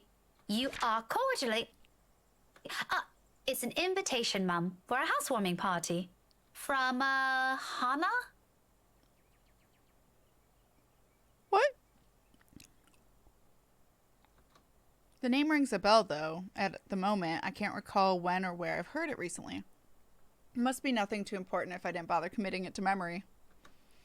There are a lot of Hannahs in the world, so who knows? Hannah. She also wrote you a note, Mum. It says you used to be her private tutor at the Evans mansion, and that she misses you and would love to see you two again. It makes my heart clench to read another openly say those words to them. The same ones I want to tell them. I want to see you too. It's been years since we've been together as a family. And if there's one thing that hasn't changed from childhood, it's that Mum and Da are still busy with their respective careers. They haven't seen you in years? Out of the country, away from some meeting or symposium, sometimes for months on end. It only grew more frequent until until I'm old enough to live on my own. I'd like to think that's how I become independent at such an early age. They've always praised me for that. At times I wish they didn't. Oh, I remember now. Ah, damn it, man. I just had an epiphany and I feel dumb for not realizing it sooner. I played this game how often? Oh no.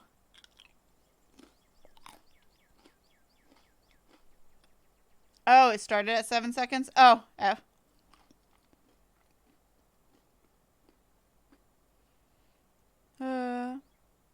Becca's face is lovely. Don't really get to see it enough. Happy Becca face? Yeah.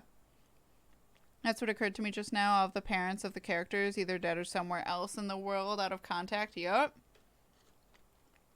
Hi, Oni. Happy 4th of July weekend. Stay safe, but enjoy it. Honey, it's Hannah! Hannah Evans. Remember? Bright girl, 2 years older than Becca? Didn't she get married a few years ago? 7 now, I think. But, they grow up so fast, these kids. Yeah, she invited us to that too. Fonte de Medici. How many stat points did she put into communication? 1 point. But we missed that one because you had to present your paper in Singapore. We did send her a note after. Still a shame we couldn't attend, though. What is it about this time? She sent another invite for a housewarming party. Becca, when is it? This Friday, Mum. Oh, that's too bad. We'd love to be there, but Da's not in a condition to go walking around. I guess we'd have to decline again. I really miss that girl. I could go in your place. Oh. I let it slip without thinking. Personally, I'd never been fond of gatherings, regardless of how simple people make it seem. But if there's one thing I hate hearing, that disappointed note in Mom's voice always rings first. Whether it's directed at me or some other thing doesn't matter. Are you sure? Don't you have work this Friday? 0.5. 1 point is generous, Bellicoco. I think she has to share it with Ash. The event will be in the evening, Mum. It shouldn't take anything away from my schedule. Oh. But staying indoors until Sunday, that's fair. As long as you're safe. Kat played one of my favorite games this weekend, Valley. Oh, was it 4th of July that I played Valley? Yo. It's all right. The invite's for 2 people. I can bring someone with me so things don't get boring. I see. Maybe you can also invite Ashton? Mum, that's a sure no from him. He hates attending parties. But I'll see what I can do. If not, I can always bring Isabella with me. You know her. She won't say no if there's food involved. Okay, if it's not going to be a big problem for you, I don't see why not. We owe you this one, darling. No problem, Mum. I'll even say hi to Hannah for you. Aww. Please do. And let her know we'd love to see her once we're back in the city. Leave her our number or something. I will. But you know, the 2 of you would have become really good friends. Don't you remember? You met with her once. If my memory serves me right, you were 12 then? Yeah, Isabella's gonna love going back to the mansion. This too, I can't recall. It's probably one of those meetings where we only talked for a bit before going our ways. If she did leave an impression, I'm sure I would have written about it somewhere, or at least recognized her name. As it is, the only few people I remember clearly from that time in my life is Ashton and Mandy. To some extent. Mum must have sensed my confusion because she laughed. Don't push yourself too hard, darling. Really? It felt like having 2 daughters back then. Sometimes I wish they didn't send her away to boarding school. But, well, you know how often that goes with them. Still, try talking to her while you're there. Oh, we'll see. I'll let you know what happens after. Who the fuck is Mandy? I'm looking forward to it, darling. I think it sounded like the voice actor wanted to say schedule rather than schedule. Yeah. I don't know how to say the difference.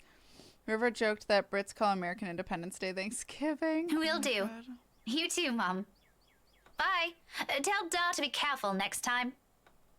She chuckles then. A hearty one, tender and always light on the ears.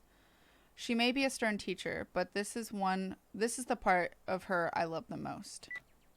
The sound of it still echoes even as our call comes to an abrupt end, bringing with it a memory from so many years ago. When life and responsibilities that accompany adulthood are things far from our minds. If given the chance, I'd love to go back to those. I don't dwell on it, though, shaking it all away almost as soon as the memory forms a clear picture in my head.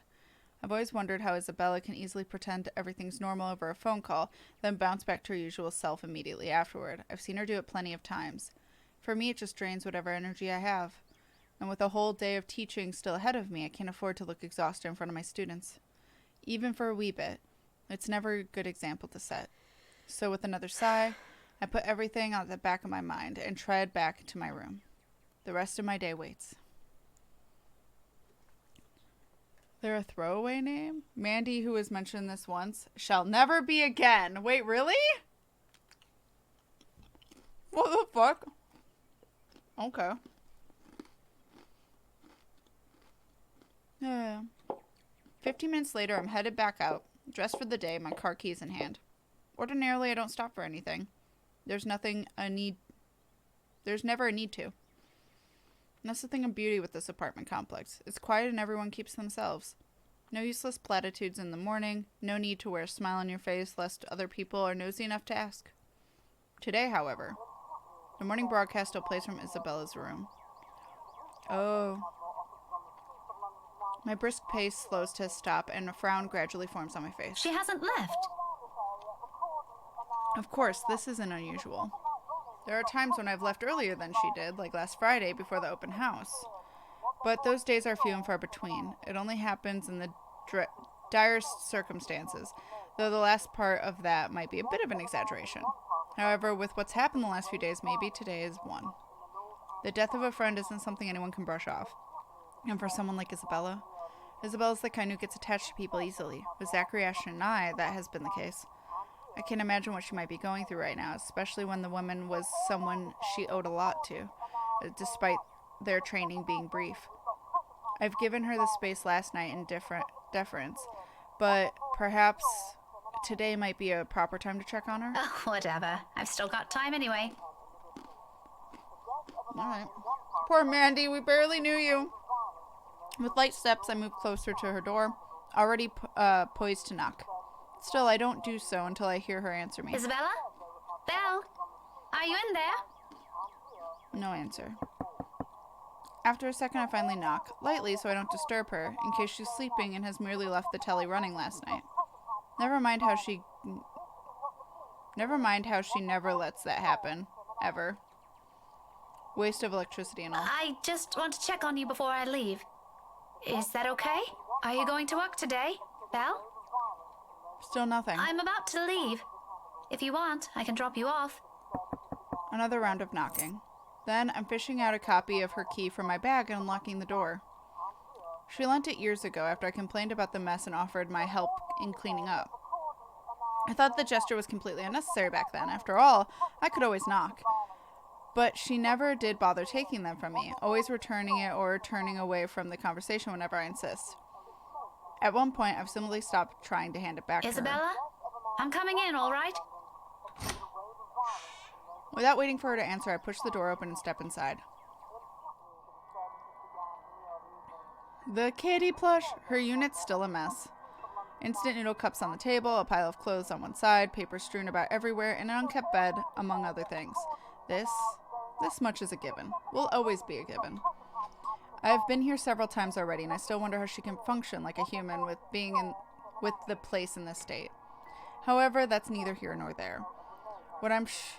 I'm not sure what I'm expecting, but certainly not finding an empty flag.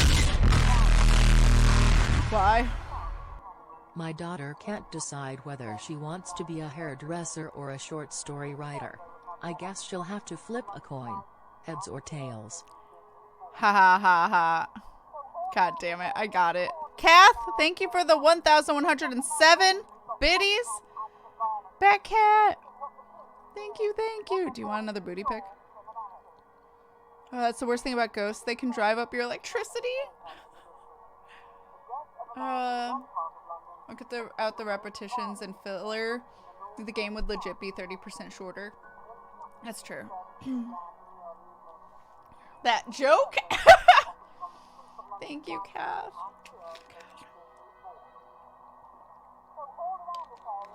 Is it 5 a.m.? Jesus Christ. Another reason I have my volume halfway down. Fair. Yes, please. And I think the Normandy this time. I don't know if I can do the Normandy. Can I? If anything, I could probably do the model if I get the model. I don't know if I can anymore. I'll see. I shall see.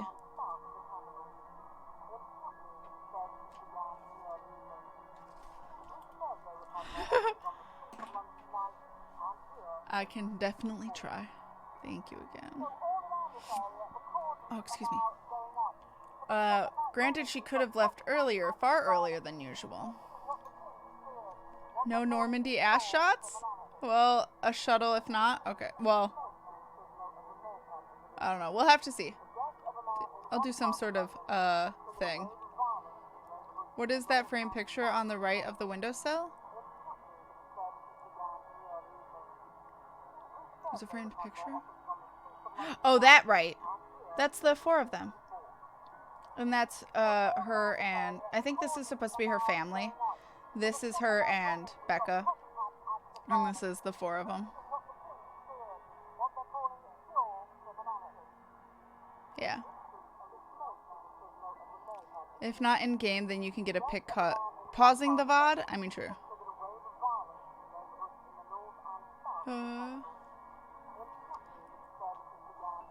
But I can't, like, screen cap it, basically. Isabella looked very young in that, yeah. She's here and in there.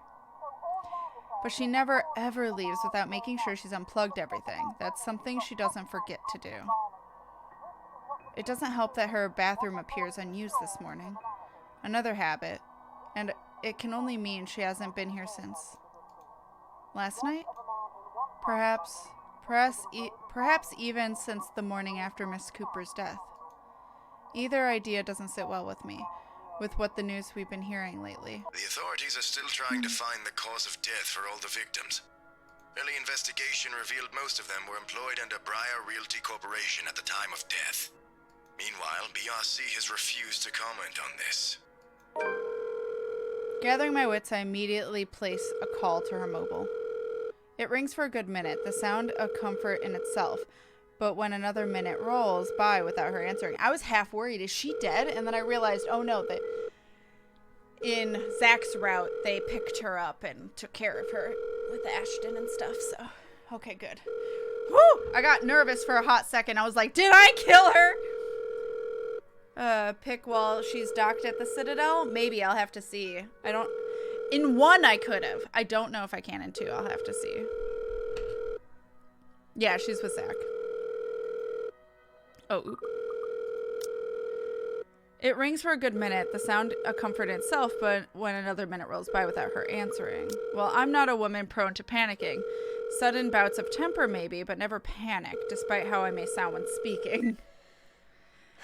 And when it ultimately goes straight to her voicemail, a sigh is the only thing I can let out. The pause doesn't last long, though. In the next moment, my fingers are already moving across the screen in search of 2 people who might be able to help. It's Ashton's number I find first and dial.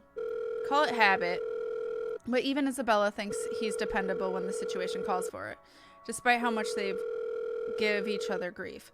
That already says a lot about him. There's Zachary, but around this hour, he's probably still sleeping. If he has freelance work, it's very likely he's just gotten himself out of bed. Or in bed. He's the last person I want to bother, if anything. The wait doesn't take long. Soon a click, then Ashton's voice echoes through the receiver, rough and still heavy with sleep. God damn it, I thought it'd be his voice! He never did grow fond of mornings. Becca? Christ, what time is it? What's up? Not you, apparently. Haha. Good one. Did you call us early just to make that joke? I'm going back to sleep. No, Ash, hold on. This is important.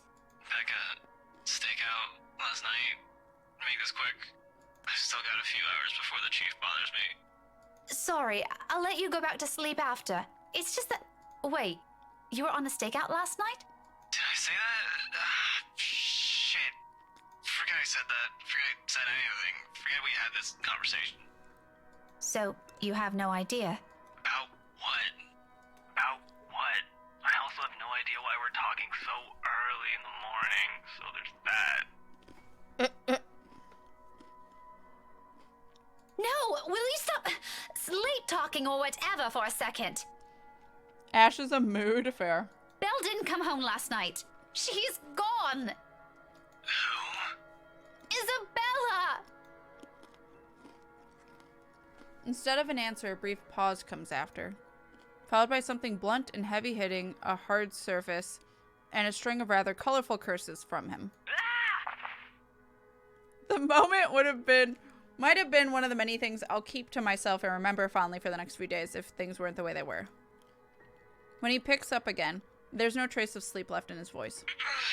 Say that again, from the top. Isabella's gone, Ash. She didn't come home last night. Her flat's empty. She left her telly running. You know she doesn't do that at... Okay, Becca, stop. Calm down first. You're starting to panic. Starting? I'm not! You are. Breathe. I think maybe during the Citadel DLC, but I haven't played it for a while. Hate making phone calls, yeah. But that would be a fun one. Oh, I looked for a good one, not NC-17 rated butt joke, but couldn't find one. In 2, you don't get to see a docked Normandy. Aw. Maybe during Citadel DLC. Okay, we'll have to see. We shall definitely have to see. Prince of Wolves? Oh, the Hypercat. That got his attention. Yeah. One person's not going to simply disappear like that. This is Isabella we're talking about. Did you try calling her? What did you think is the first thing I did? She's not picking up. It went to her voicemail. How about Zach? Did you check with him? Not yet. I didn't want to bother him. You know he has trouble sleeping and all that. All right, I'll go ask Zach. I'll call you back. No, wait! F. He ends the phone call before I can utter a single word of protest. But for the first time since entering this room, tension is gone from my shoulders and my breathing has eased. The bed creaks as I sink down on it with a sigh. The telly still blares the same uninteresting news and I'm surrounded by clutter.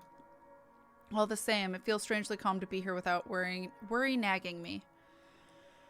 I'll have to apologize to Zachary later for sending Ashton his way this early, but for now, relying on the ladder for this isn't the wrong choice. It never will be. That's something I won't ever doubt in him, much like his promises. And true to his words, he calls me back only a few minutes later, after the last one has ended. She's with Zach. Oh, I'm so glad to hear that. She could have at least sent a message last night. What are you, her mother? It's one thing to hear that from Isabella, but from Ashton? I don't want to hear anything like that from you. I'm serious. You've got to stop treating her like she's one of your students, Becca. You don't have to keep tabs on her every time. Last I checked, she's only 3 years younger than the two of us. That's almost a decade gap from those kids you're teaching, you know? Says the person who keeps calling her Scaredy Cat. That's not related at all. Anyway, I'll go check how she's doing. Don't stress yourself out. You go ahead to work. Wait, you? Don't you have a precinct to be at? Ash speaking truth. I like the detail of the ticking timer on the phone. Yeah. Whatever happened to not treating her like one of my students? Because if anyone's going to ask me, I think you're doing the same thing. Zach said it's an emergency. Something happened last night. Emergency? He didn't put in those exact same words, but it sounded like it. Ash, what really happened? Is Isabella fine? She's alright. She's safe. Zach let her stay the night after she... Look, okay. Z-Man wasn't clear about it, but let me handle this. I'll check on her. I'll bring her home. It sounds like a lie if I've ever heard one. The sort where he omits things so people won't fret, and I'm not sure whether I should be happy he cares that much to do that. There shouldn't be a need for this between us, is there? We grew up together, didn't we? He knows I'm capable of at least hearing out the truth without it gnawing at me for the rest of the day. He knows me better than that. I know him better than that. Frankly, there's plenty of other things to say about this. But despite... Oh... Swallowed too big of a piece of the cracker. Scratched. But after all the trouble he went through, with how things are moving at the moment, only one thought occurs to me.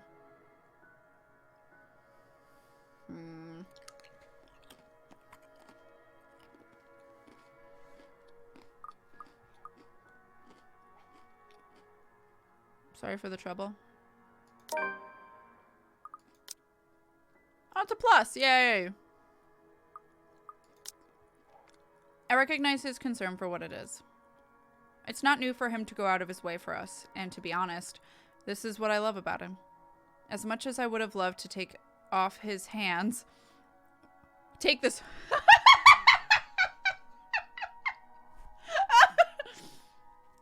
Let me rephrase. As much as I would have loved to take this off his hands, it'll only be selfish of me to insist, considering he knows of my other commitments.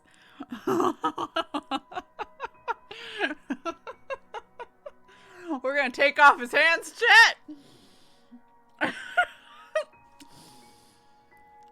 my god. Cat sadist confirmed. Oh my god. Oop. I'm sus. It's fine. To do so feels like I'll be trampling on that kindness he seldom offers to anyone. Sorry for putting you up to this. Nah, don't mention it. You've got other things you need to worry about. Take care of those first. This is a small thing. I still owe you one. Oh, I can name a few things you can do about that. Please stop trying to disarm the NPC. Literally disarm.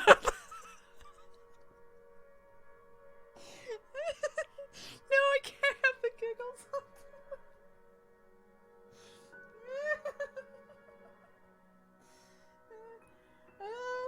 It's fine.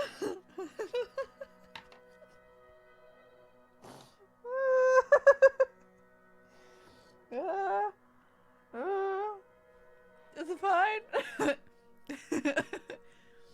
Oh my god. Cat's gone. Oh my god. No, I can do this. I'll just have some water. It's fine. Oh my god.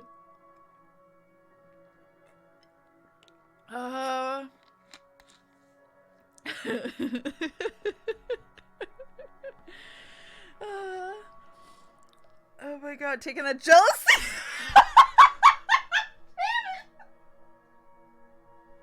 Taking the jealousy a little bit too far. Just like, you can't touch other women if I take your hands.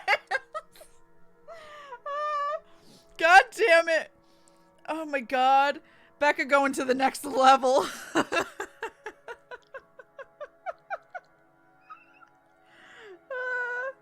is fine. Oh my god, I think I spit food and I don't know where it went. Oh my god. It's fine. It was like a crumb if that. Jealousy really getting out of hand here. God damn it. Get the ghost back here. We need to snap her out of it. No! I'd much rather deal with laughter than the ghost. Oh, my face hurts. Everyone could use a hand. That's why I took yours. Oh my god. You know, there's this ice cream shop that opened near the movie house. I could use. Okay, let's stop right there. That's enough. On second thought, maybe I'll just think about it some other time. Harsh. My face hurts so bad. Disarming the NPC kingdom. Thank you for that clip. Not get too handsy. Now it's all puns! We both laugh. The sound lighter and more comfortable. Like the old days, when a wayward 26-year-old is at the bottom of the list we need to worry about. This is how we find a common ground. I don't need a hospital. I'm fine. See, everything will work in order. This is exactly how a body's supposed to move. Where's the hospital? Oh, ma'am. Quick nurse, I need you to reattach my hands. Oh my god, sister, my face hurts. Thank you for the $20 donation, you sweet bean. Oh my god, thank you. I really appreciate it. You sweet beans. Oh my god. I don't need a hospital. Yes, embrace the pun side. Oh no. Chat. Can't put a finger on it, but chat seems out of control now. God damn it. Oh my god. Ah, that was a great alert. These jokes are supposed to be palming influence. Oh my god. God damn it! I should not be drinking water during this. Please be careful. Oh, we may not agree on a lot of things. Oh, what butts do you want, Soothsayer? Do you want more butts? Let me know. Mass Effect butts. Let me be clear. We may see things the way... We may see things the way the other does, but the give and take is something we've learned to get used to over the years. Whenever it's like this, confidence in him is the least I can offer as thanks. Really? Thanks for this, Ash. I'll let you know what happened afterwards, I promise. I'll call you later. You have a good day. Bye. I admit, the way he puts it isn't comforting enough. He can be blunt like that. So many unknown variables, so many words left unsaid. I wish he'd simply lay them I can't think about it. I wish he'd simply lay them all out in the open, because like this, I'm more inclined to think there's an exaggeration on the other's part. If it's from Zachary or Ashton, I don't know. In the end, all I can do is wait, go about my day, and hope for the best. Before leaving, I spare Isabella's room one last glance, disturbingly quiet now without her in it. I'll get answers from her later.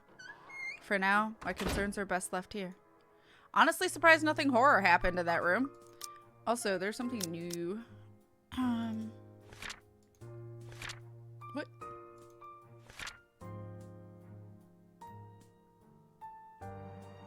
What?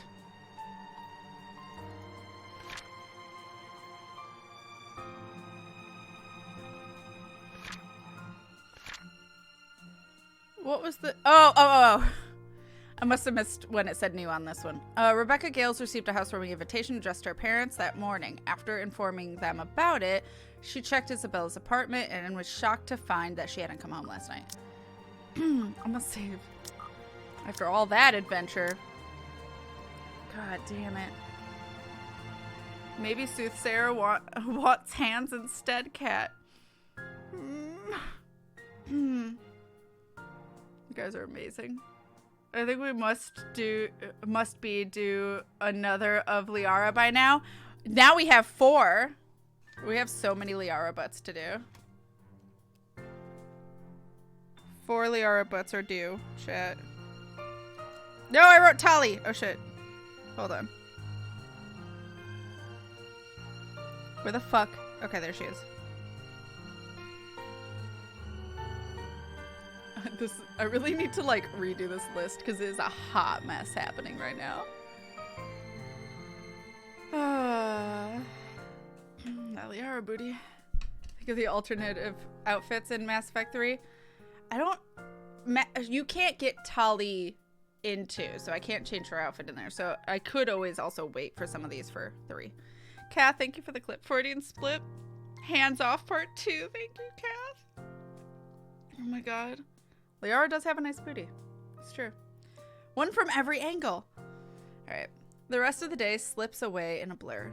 Despite my best efforts in keeping this morning's events from resurfacing in my mind, it sticks. Oh my god. I can't read now. In a way, everything today simply feels like a reminder. Every conversation, regardless of how casual, every topic, no matter how mundane it seems, I blame the news entirely for this. Recent happenings brought quite a few interesting stories to everyone's attention, mostly superstitious talk of death. And when locals talk about death here, anyone can sure as hell count on someone bringing up that mansion Isabella sold not a few weeks ago. Even my own students wouldn't stop yapping about it. I think it's even worse than when it was put back up on the market. Now there are more stories. If this is the world reminding me of what matters, or simply because the atmosphere around this time of year calls for it, I'd rather take the latter. At least then, I can be sure people will forget about it in a favor of another set of holidays after. Nevertheless, and this may be a painful thing to admit, but listening to them is a pleasant distraction while waiting for Ashton's call. I hope he didn't forget. The school day is about to end soon. No, that's got nothing with what I heard. Nah. Oh my god. Time for me to go. Take care, Soothsayer. Have a lovely evening. Thank you for hanging out with us. Take care of yourself. Alternative outfits for different butt picks? For some of them, yeah. We did a different Miranda pick.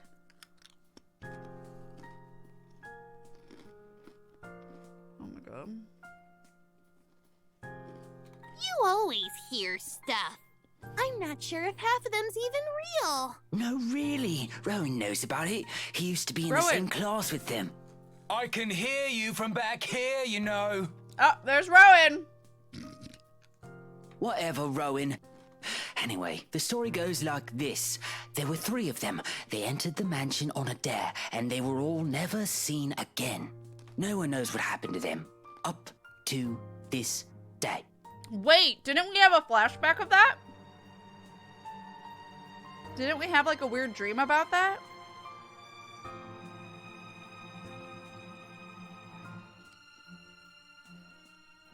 Some interesting voice acting choices for these teenagers. I vaguely remember 3 people going into the mansion and then like immediately dying. Or being attacked. Yes, at the end of Marianne's chapter. Okay, so this was recent with Marianne maybe. Okay. You guys have a better memory than I. There's a video camera. Right! Right! And she found it down in the basement. Right? Marianne's in the basement. Oh no. I forgot about that. Scary shit, man. Cock and bull story. Calling it now. Cock! No, you don't get it. Why don't you ask Miss Gales then? Better yet, why don't you go inside the place? I'm betting my allowance you can't do it. Their talk immediately halts when I look up, all of them suddenly pretending to be engrossed in their current activity. Still, a word to put a stopper to this nonsense is needed. Creativity and imagination fostered by these stories is one thing, but reckless ideas should be corrected before anything potentially tragic comes from it. Back to your worksheets, everyone. And I don't want to hear any talk of dares or going inside that mansion. It's private property now. And this is how they all die? You'd all better stay away from it before...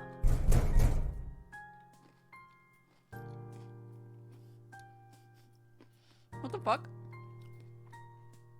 At the noise, the whole lot of them goes silent. You can almost hear a pin drop. The look on their faces would have made for a funny picture, but that's irrelevant at the moment. If that is a student loitering around, someone's going to get in trouble. I'll be back. If you're done, you can leave your worksheets on my desk. Keep the noise to a minimum while I'm gone, okay? I can sense their eyes on me as I walk out the door. A muted kind of anticipation.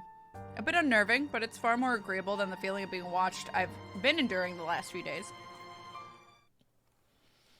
There we go.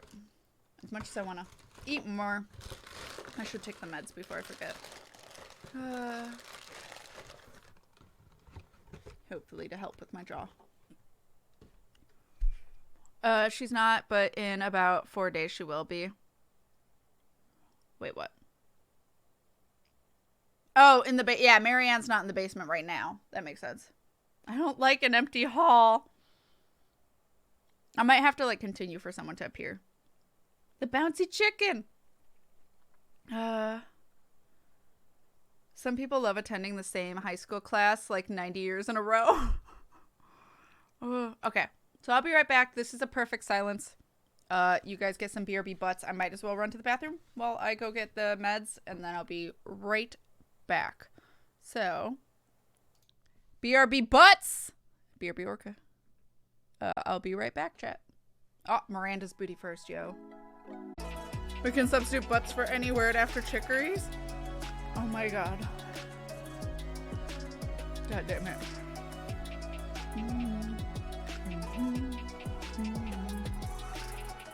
You hear me smack as I'm eating key lime Twizzlers. Anyway, because I have a problem. They're delicious, chat.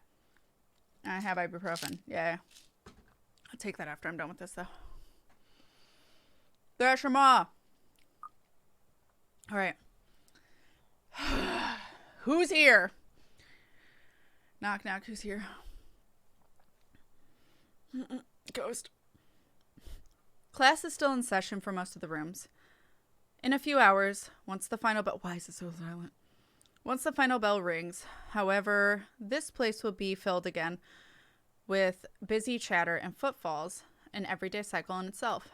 But for the moment, I let a silence guide me, my ears focusing on whatever sounds there are, or there will be, searching for that distinct clanging of metal.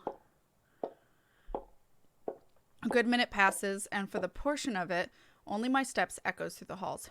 And another. I'm about to turn around when... The sound of it halts my footsteps. Is it a locker? Is someone trapped in a locker? Bullies? It's a little muffled and infrequent, but grows louder with each interval. With the hallway devoid of people, if I don't put a stop to it soon, it'll start to disturb the other classes still going on. Looking for it doesn't take long. All I do is follow the racket, and shortly I'm standing in front of a nondescript row of unoccupied lockers. I don't wanna.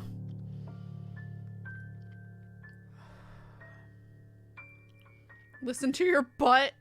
God damn it. Don't. Nah. From inside one of them, sitting in the middle, comes the noise. Annoyingly disruptive now that I'm facing it. Like someone's pounding on the metal door from the inside, hoping to get out. Leaning forward, I try to get a glimpse through the horizontal slats of whatever's causing it. But in this light, only darkness greets me, and another round of clanging. Louder than the previous one. More desperate. I've heard stories before from other students, from a few colleagues who had to deal with it once or twice. Although personally I've never encountered one myself, and I can only thank the heavens that I haven't yet. But If this is another kid some other student stuffed in a locker. that's what I was saying! Bullies are at it again! With a huff, I straighten up and study it briefly with a frown. Without delay, I reach for its handle and at once it stops. Immediately replaced by that's good.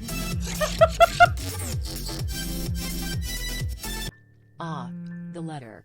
Less than 3. Fran, thank you for the 21 months of support. I appreciate you. Thank you, thank you. My heart.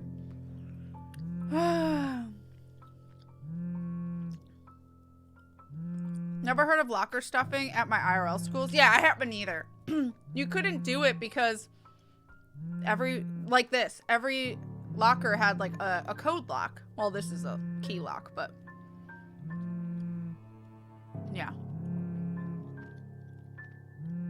No. Immediately replaced by the muffled sound of a mobile phone ringing. I give the door a few raps, but before taking my attention away. A second. Another. When nothing or no one responds, I finally avert my eyes and pull out my mobile. Ashton's voice greets me from the other side of the line. Oddly cheerful in light of this morning's matters. Or maybe because I'm just experiencing some grave and serious news from him. Instead, I get this. Hey, Becca. Well, you sound happy. I do? My voice still sounds the same to me. There are only two things I know that know of that could be. Hold on. Yeah, clear my throat. There are only two things I know of that could be the reason for that tone. Sweets, or he's gotten a really good lead in this case. His case. From the sound of it, I'm going to assume it's the former, since lately that case is all that's running inside his head. If there's ever a third one, I've never heard of it yet. It can only be one of the two. Ignore that. How's Isabella? Drove her home a few minutes ago. I think she's sleeping now. Sorry this took a while. Z-Man gave us the puppy eyes after we tried to leave. Had some food prepared for us, apparently. We didn't have the heart to say no. That's all right. Mm-hmm. You okay? Yeah. It's from all the laughing earlier. Is she okay now? I'm not really sure. She didn't say anything to Zach, but she mentioned a plan to take a few days off from work. I'd add Isabella to that list of things that make Ash happy. Huh?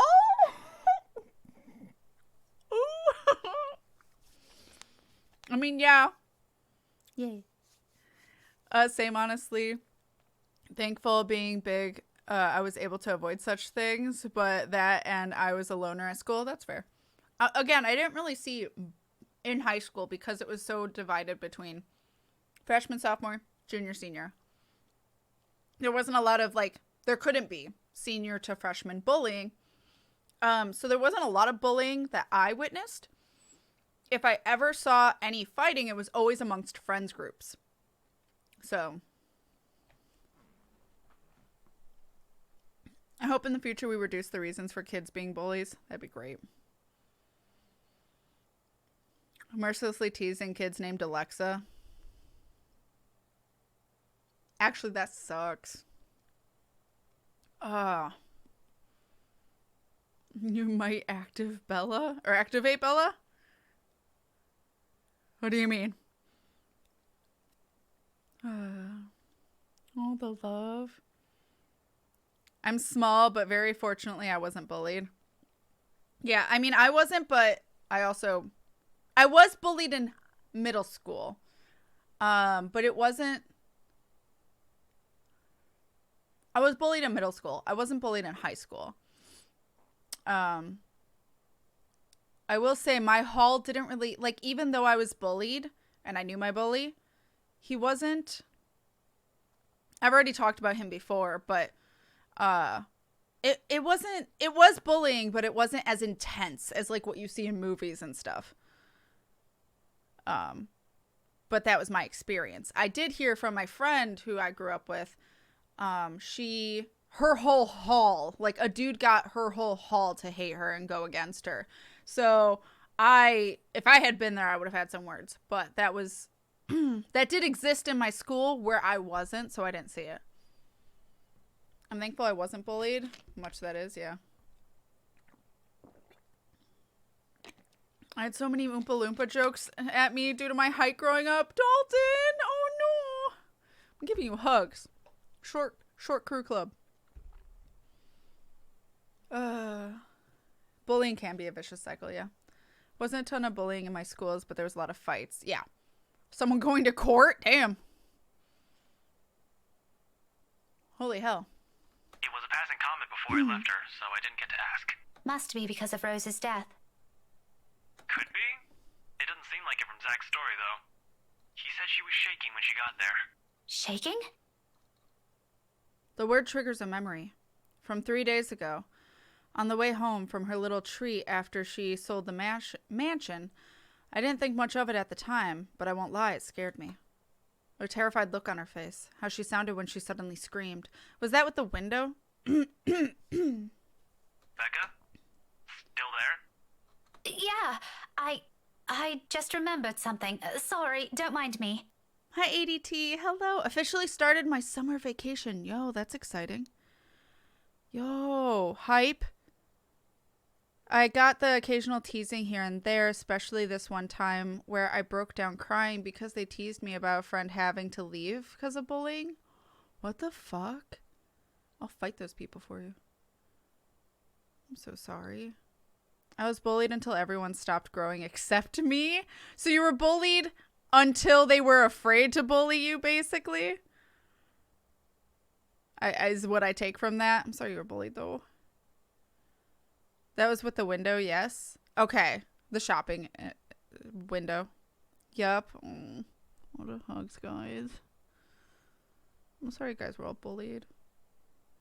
I did know someone in high school who was bullied after the fact, and I was chastised for not helping even though I wasn't aware. Like, I was in the vicinity but wasn't aware. I hate being nearsighted. Don't have glasses on during school days. Aw, Oni. Yeah, if you didn't know, there's nothing you can do. For sure. Look, if you can talk to her, get the story out of her. That would be great. She wouldn't talk to Zach or me even when I tried. When he says that would be great, it reminds me of, not The Office, Office Space. That would be great. Alright.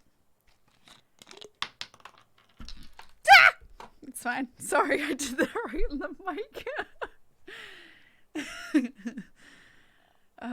There were some cruel kids in my schools. We even had a pickpocket among us. And nobody knew who they were. I mean, that's some Altair shit. Sorry.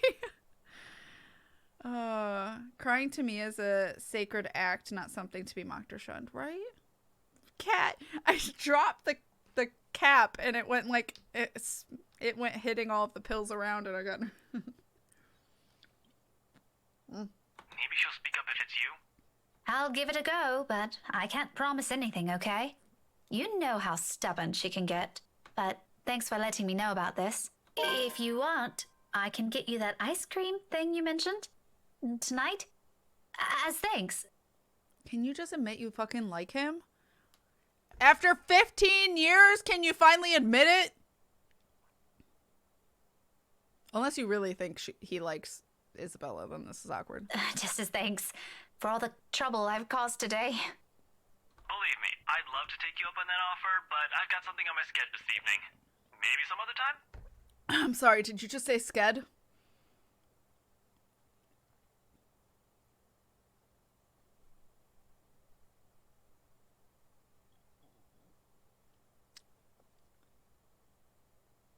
I have feelings. Thanks a lot, Becca. What the fuck is Sked? I'm gonna call my schedule Sked from now on. And Kita's gonna be like, the fuck? He did unfortunately say Sked.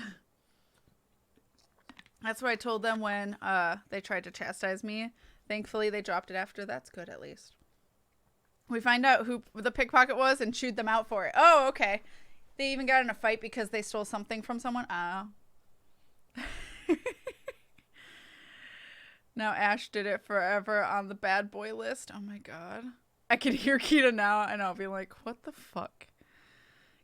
Ash is not cool. I almost said Cat wasn't cool, you know. There's a short pause before he cuts the call from his end, and once again, I'm alone with my thoughts. But rather than answers, all I got from it were questions. More of them, one on top of the other, as if the world isn't planning to give me a break anytime soon. But that's the problem I'll tackle later. Right now, I've got students who need to be taught follies of eavesdropping in the slightly open door, and their smothered laughter from inside as an indication. All right, enough eavesdropping. All of you, back to your seats. Is that your boyfriend, Miss Gales? None of your business. He totally is. He totally is. Cat, you're very cool. Oh, thank you. A quick scuffle follows that comment. If there's a retort prepared at the tip of my tongue, I drop every pretense of letting it loose on them. There's no use of arguing with teenagers sometimes, boisterous as they all are. They're still my kids, though. Rough around the edges, maybe, but still my kids. The kid's voice is great. I was picked on a lot from the popular girls because I liked video games, art, and didn't act like a girl due to playing with the guys more. Bullied later for my weight and looks, mostly for not wearing makeup. What the fuck? Plus, I was called a slur, so bullying is awful and needs to burn. No, it absolutely does. And I'm so sorry you went through that, Bella Coco. All the fucking hugs. All of them. Fuck those people. Give me names and I'll have some words. Just words.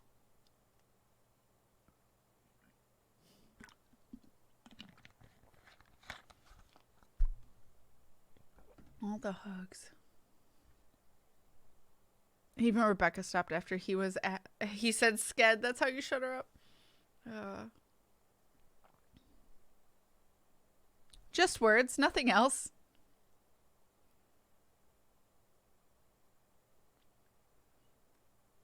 No, just words, no hand removal, you promise. I had a similar problem, but being the tallest person around helped with people trying shit on me. That and winning every time someone actually tried to fight me. Oh, Barbie.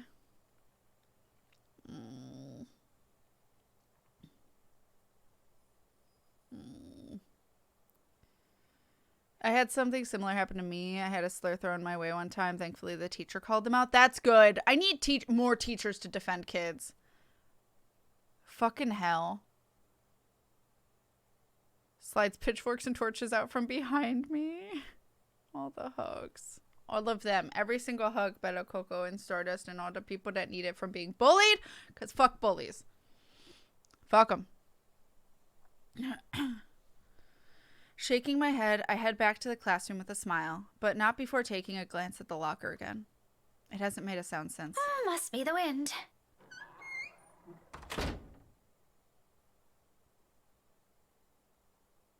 That's some very talented wind. So without another look, I leave it alone. Fucking why? Oh, that scared the shit out of me. I hated that noise so much. Also, I love that the blood just stops very abruptly on the side lockers because they didn't finish the texture. Oh my god. My heart. Oh, Jesus. Definitely the wind. As you're like about to say something like having cerebral palsy, the fuck because of the jump scare. But Kath, continue. Now that that's over, my fingernails should require a weapons permit, but thankfully they don't. Oh my god. I was bullied for being too quiet, and because I had a learning disability, I was bullied for being stupid, so much so that now whenever I'm called smart, I think people are lying. Kingdom, you are super smart and wonderful, and fuck those people. I have a learning disability too, and you are very intelligent, trust me. Just because of how you literally take in information and how long it takes you to process that information has nothing to do with how smart you are. I'll tell you that much. Good thing my volume was down, yeah. The tool begrudgingly apologized. I just brushed it off because it's not something you say as a joke. Yeah, it's not. No. Oh, fuck you! That's all it was! I was quite a sensitive kid who just wanted to be left alone and was being judged. But look at me now. I'm a night janitor. Heck yes. Heck yes. Live your best life, though. My dad was a janitor for a short time at his high school, basically. Karma hit one of the popular girls. She got bullied later by her crew after not being high-end anymore. I only learned because her family was the worst tenants at our neighbor next door's house. Wow. It sounds like Mean Girls bullshit. Oh, I hate it. This game is trolling. You may learn differently, but it doesn't make you stupid. Exactly. Oh, there's a new event. Okay. Oh, nope, that was it. Worried about her friend's behavior, Rebecca informed Ashton about Isabella's disappearance. It turned out that she spent the night at Zachary's and Ashton offered to pick her up. Rebecca went to school after and had a strange encounter in the hall what? She had a strange encounter in the hall what? With one of the student lockers. All right. Well. All in all, the entire school day ends without a hitch. It could have gone better, mind you. But with the exams nearing, getting out of work before the sun has set looks as though it's a far-off dream for now. At least until they're over. Then we have the holidays to look forward to. The hall what? They see me troll and... Yeah, I hate the game for it. God damn it. In the hall what? I just realized they're using elevator music here, unless it's just this portion now. I noticed that a couple of screens ago, but... The horn was perfectly timed. Hall what? Honk honk. There are really times when you simply take what you can get for the time being. Nothing wrong with that. All I'm hoping for is this will continue until the whole day ends. There's still a promise I made to Ashton, and frankly, the idea alone doesn't sound good. If Isabella didn't talk to them, what makes them think she'll talk to me? It's not like there's a hierarchy, is there? Just because I can handle Isabella's childish tendencies doesn't mean I can do it all the time. Really, those two give me too much credit. Nevertheless, I'm keeping my fingers crossed, if only because I'm worried about her, and both Zachary and Ashton deem it important that somebody get the story out of her. Here's to hoping it's got nothing to do with the letter again. The letter! It does have something to do with the letter. Well, this is awkward. I understand if she feels a bit stressed lately, but keeping that story going on for more than a week is... it's about to get tiring at one point. Seriously, I merely don't want this to end in another argument. God willing, the cafe's special will help smoothen things out. After all, it's always been food with her. Or money. But mostly food. Can we just, like, listen to our friends if they're having supernatural ghost things happening to them? I'm gonna start calling hallways hallwats. Having cerebral palsy, I'm very fortunate for not having been bullied, and I wasn't super popular or anything. I've just been shy and not super comfortable too. Kath, all the hugs. All of them. All of them. A teacher complaining about extra credit? Wait, are we talking about her? Time to get some sleep. Hugs for anyone that needs it. Hugs to you too, Demonas. Get all the sleep. Get all the rest. Enjoy your weekend and be safe. Take care of yourself. Thank you for sticking around. Nah, I think the letter is phased out. Don't worry. No need to worry about it again. No, not at all. We can start calling Hall Watts. I heard crackling. While we may not fully understand why bullies do what they do, yes, absolutely try and minimize this BS. Yeah, no, absolutely. A lot of the time, bullies do what they do because of how they were raised or the people they're around. It just sucks. It is a cute cafe. It is. Nope, Bear. Nope. Sorry, Baron. That's for Tolly, not you. I love you, though. He's like, no, you don't. You don't feed me.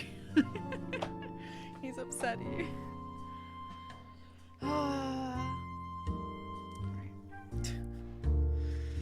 He's so upset. You have a lovely weekend too. At this hour, the cafe is usually filled to the brim with people. That's the reason Isabella and I rarely ever go here during the evenings. It's simply too much of a hassle when we can prepare food ourselves in the comfort of our homes, and there really isn't much reason to eat out lately. With life going on a busy streak, no time for long lines. Better spending that doing something productive, yes? Lucky there isn't one tonight. Only a few people are idling around the counter. 4 of them, in fact. A woman in her 60s and a teenager busy with his phone. Both are just waiting to be served their orders.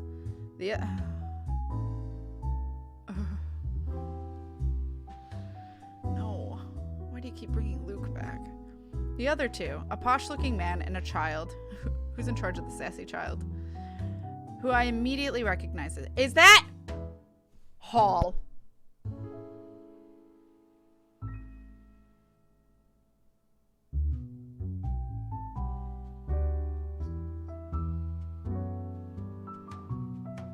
I have a concern. We'll see. Wait. Who I immediately recognize as Kylie appear to have not yet picked anything they want. For some reason, my stare lingers at the guy. Though dressed relatively well and looks harmless, I haven't seen him around these parts before. You saw him at the open house. Yes? Someone new in the neighborhood, perhaps? Even so, there's something familiar about him. It feels like I've seen him somewhere before. That also begs the question of why Kylie is with him. Of course, the girl easily takes a liking to anyone who buys her sweets, so it's both a bit worrisome and unsurprising. The blonde bloke doesn't look particularly thrilled with the company, though. I tear my eyes away from them soon enough once the guy at the counter appears ready to take my order. Becca! Why did the ghost go into the bar? For the booze. Yeah, for the booze. Becca, thank you so much for the 2 years of support. That is so many years. Thank you, thank you, thank you. I appreciate you. God damn it. Sorry, Bear. I love you, though. Want to come here? No. He just immediately turned around. Nope. Thank you, Becca. I love these jokes. Tear my eyes. Oh, wait, right. I read that. That, and I'd also hate to be accused of ogling strangers. 2, evening special. Take out. My bad. He's already punching the order before I even finish. Saying my order out loud is really more for formality's sake and made out of habit. He has known Isabella and I long enough that if we ever drop by here, he already knows it's because I'm buying dinner for the 2 of us. I rarely visit here alone if I can help it, but Isabella can sometimes be a bad influence. It must be the wind. Thank you, Kath, for that clip. Hi, Mystic. Oh, text-to-speech jokes are great fun. They're so good. The booties. He gives me a small smile before leaving to prepare my order while I fish for my wallet when... You little ankle biter. If I buy you the biggest parfait they have, will you please behave? I would just like 10 minutes of peace and quiet. Is this Toj? Is that who it was? I couldn't remember the name of them. T-O-G? Is Luke Toj? You said you'll get me some bread pudding this time. Yeah, well, darling, they said they ran out of it. Just pick another one so we can be on our way. That parfait doesn't look as cute as the one my mom bought me. Parfait is just ice cream, sweetheart. It'll melt no matter how dainty it appears. In the end, it'll all look like an ugly puddle. Tio. That's what it is, Tio. He's fucking Tio. How much of a double life does this man have?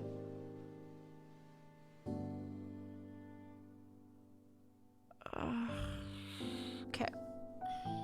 Now, come on, just pick one. Too It could even be many. the most expensive one on that list. I don't give a shit. Care, I don't care. You did not catch yourself well there, buddy. Know what I would give for someone to buy you off my hands right now. This does not seem appropriate. What?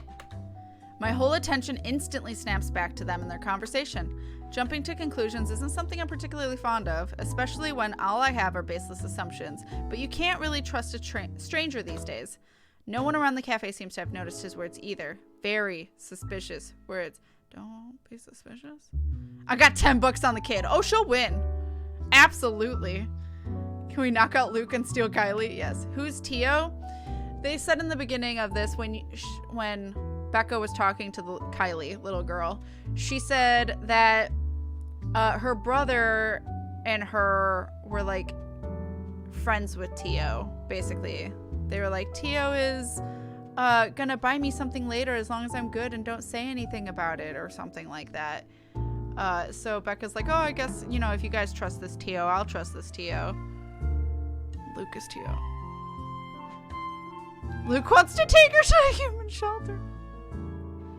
God damn it. Luke is Tio to Kylie. Right. It might be a Spanish word or something. Yeah. Tio means uncle. Okay. Yeah. Probably as in uncle then. Still, I don't move. Yet. But my hand has already shifted from my wallet to the book I'm carrying. A hardbound textbook. Looks harmless, but if a situation calls for it, it might be a good deadly weapon. Use it now. What's the harm? Might. I haven't gotten the chance to try it anywhere so far. Today could be that day. But you promised. Look, if you don't want a parfait, how about a Bonifay pie? I'm sure it'll taste just as good as any other bread pudding. I'll even buy you the entire tray. How does that sound? That's not what you said before. Well, sweetheart, adults change their minds sometimes. You said if I come with you, you'll buy me a bread pudding, and I did, and now you won't keep your promise. I want to go home. I miss Mama. No, darling, if I remember correctly, and I have a good memory, honey. What I said was, if you come quietly with me, I might buy you one. The quiet part didn't happen. Though now that I'm sober, I think this is a bad idea. I should just ship you someplace else for that peace and quiet. Throw the whole man out. Oh, that's it! No hesitation. A few paces, he's within my reach, and without warning, I'm slamming the flat area of the book against his skull. Ow! Yes!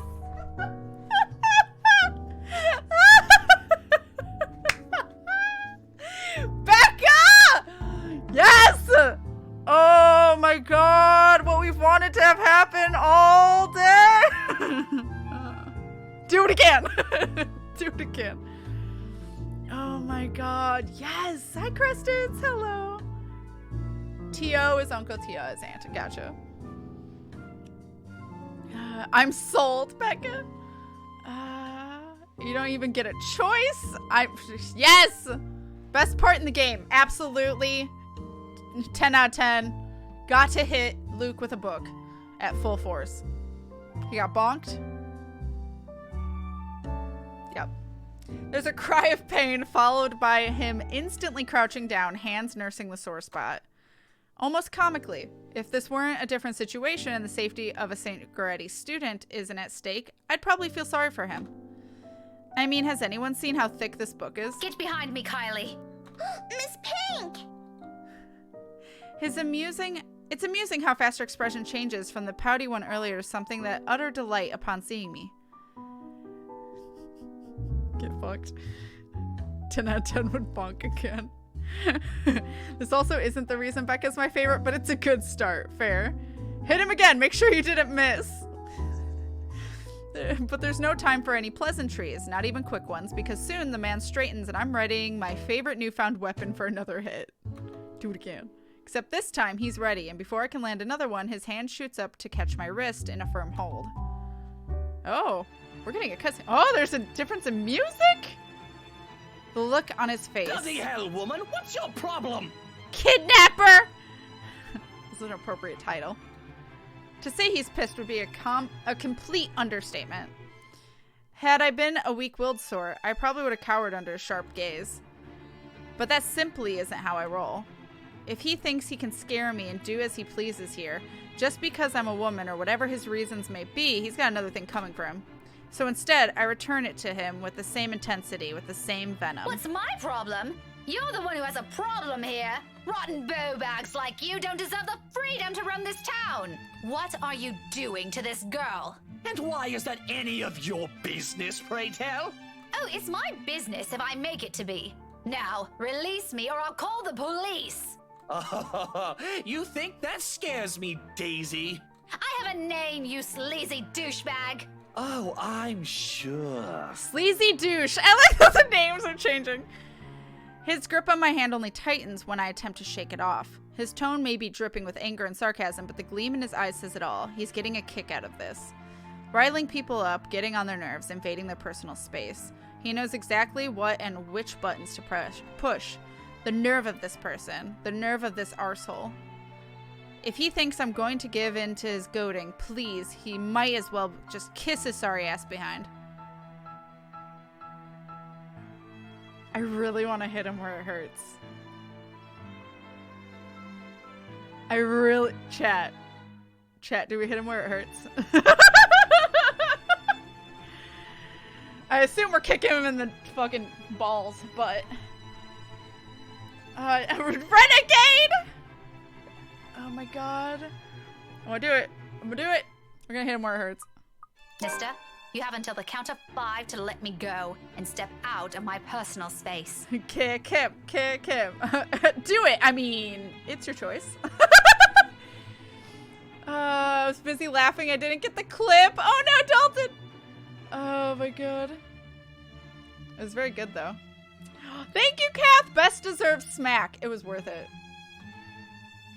A fair warning. Fairer than any I can offer for people of his kind, and I'm already being considerate. Hell, this arsehole doesn't even deserve a warning. If he doesn't listen, well, he's as much responsible for what will happen next as anyone. Or else what? Such vulgar words coming out of that pretty mouth. A gorgeous flower like you shouldn't even be saying. Don't say I didn't warn you, bowbag. Love that intensity, Daisy. FYI, I like feisty in a woman. We've noticed. It gives them this certain charm. Anytime I'm mean to him, he loves it, and I hate it. I hate it so much. Why don't you? 5. A second of silence. Then without any preamble, my leg moves in one fluid motion and delivers a swift... I got nuts and bolts for an achievement, by the way. Swift, powerful, well-placed click to the nether regions.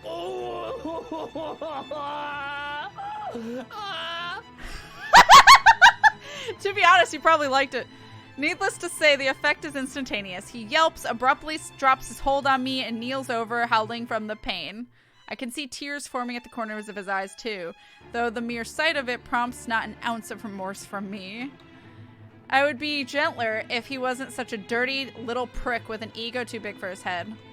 Too bad. Whether this obliterates any chance of him ever procreating remains to be known, but a part of me is already praying he doesn't ever breed after this. We have no need for more of him in this world. You mad woman! I warned you, you ass! Why, this is harassment, I'm telling you! Harassment! Then why don't you tell that to the police once they get here, You despicable! Whatever you're assuming I am, I'll have you know it's all in your head. None of it's true. You best have that pretty brain of yours checked before that gets worse. What is wrong with you? Is this the face of someone who'd do anything suspicious? Absolutely. Oh? You don't think a stranger luring an innocent child with promises of sweets before whisking them away from their parents doesn't warrant any suspicion? You have a very funny definition of suspicious, asshole. Maybe you're the one who should have that head of yours checked.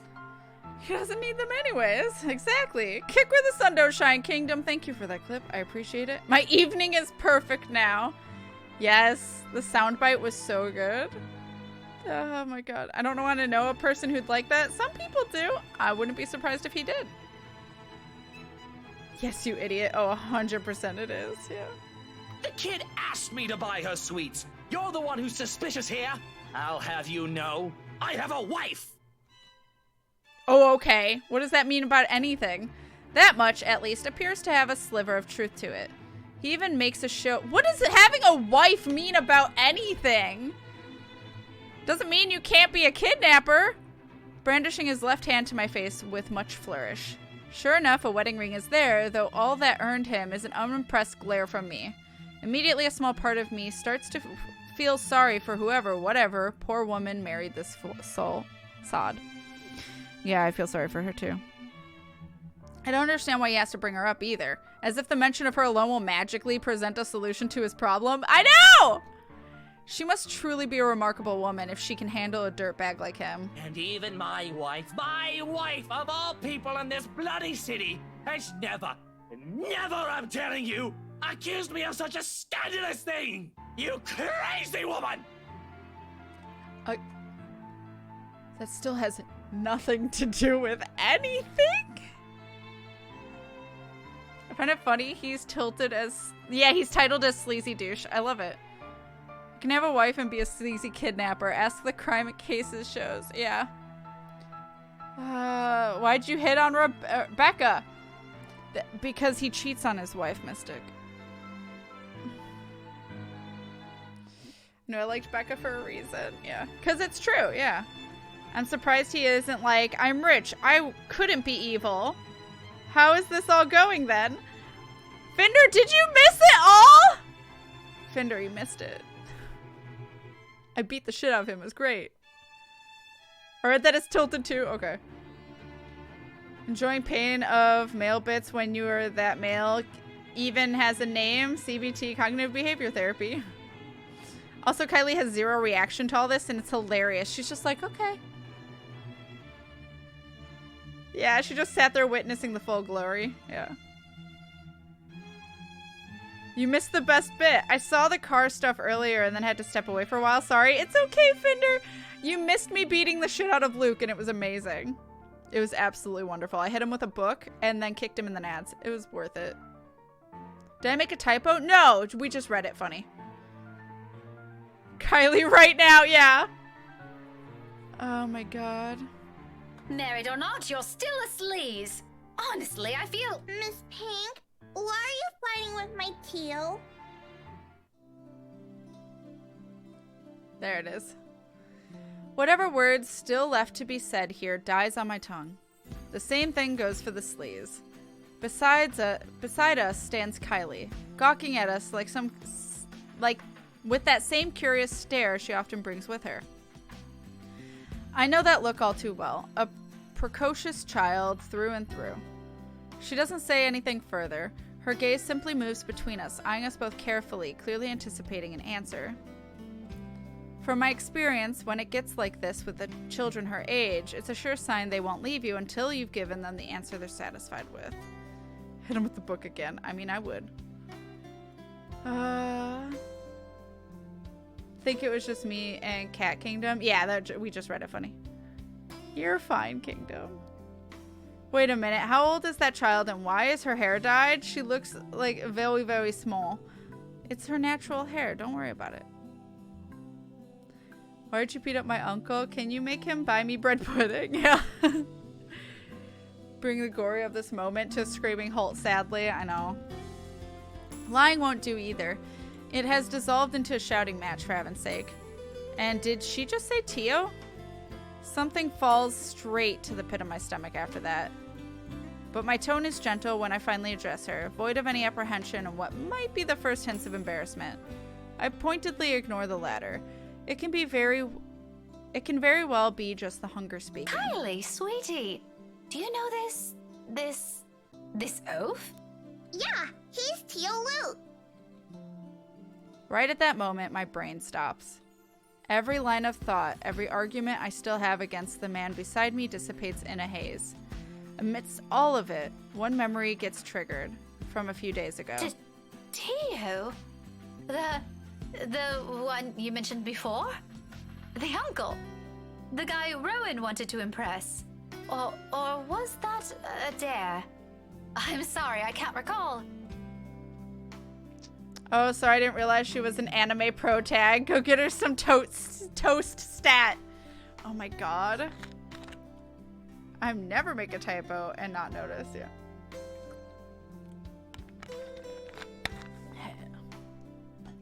God damn it. She's about 6 or 7 at a guess. Yeah, probably. Is it the one who promised he'll take Big Brother someplace cool?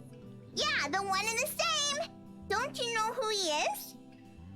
I sure as hell don't, darling. Because if I do, I wouldn't have let anything I said earlier come out of my mouth. He's my Tio Luke, gazillionaire extraordinaire, and the fairy godfather. Oh, he's your godfather. That's nice. The one and only. Did I get that right, Tio? More than right, sweetheart. I'm sure Miss Pink here understood everything you said quite perfectly. Again. So he's a godfather. Who are your parents, small child? Because I really hope he's not cheating on his wife with your mom, if she's who I think she is. Anyway. Whatever it is that landed at the bottom of my stomach prior has shot straight up to my face and stayed there.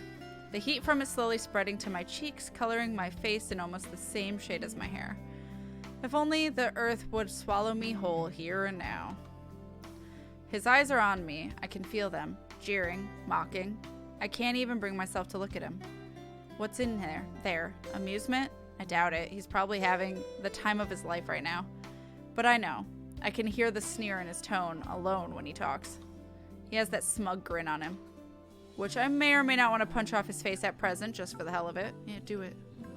Put damage control. I'm not going to apologize to Luke. I'm going to apologize to Kylie. He likes me less. Good. I don't give a fuck. I don't give a fuck. All right.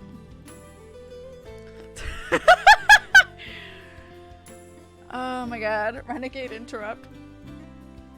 He's not, as far as we know, and she is not the child of Lee and Rochelle. That's what I was wondering. Lee and Rochelle. Okay. Alright. So, never mind then. He was so mean to Kylie. He was. She's an anime pro tag. Her parents are probably dead. Oh no, Fender. God damn it. That's like a Disney movie all over again. Can we still hit him again? I wish. Of course, an apology is the most appropriate thing to say. But no matter how much I will myself to do it, my own body refuses to budge. My own mouth refuses to open, and my head rejects the idea of looking at him. No apology for an arsehole. Not to someone with an ego too big for his head. Let his pride suffer. I'm not going to eat my words for the sake of stroking his damn ego. Less reason for him to gloat. Kylie, however, I owe an explanation. Don't worry, Kylie. I'm not fighting with your Tio. This is just, a discussion. A very serious discussion between a very mature adult and one that's not. Really? But I've never seen Tio angry before. It's because he's losing the argument. Don't ever follow his example, Kylie. You should always learn to be patient, even if things aren't going your way, okay? Oh sure, a discussion. And it involves hitting random strangers you meet at a cafe with a book. A hard-bound book. Mind you, the little me hasn't recovered yet. Okay, so now we know he calls his dick little me.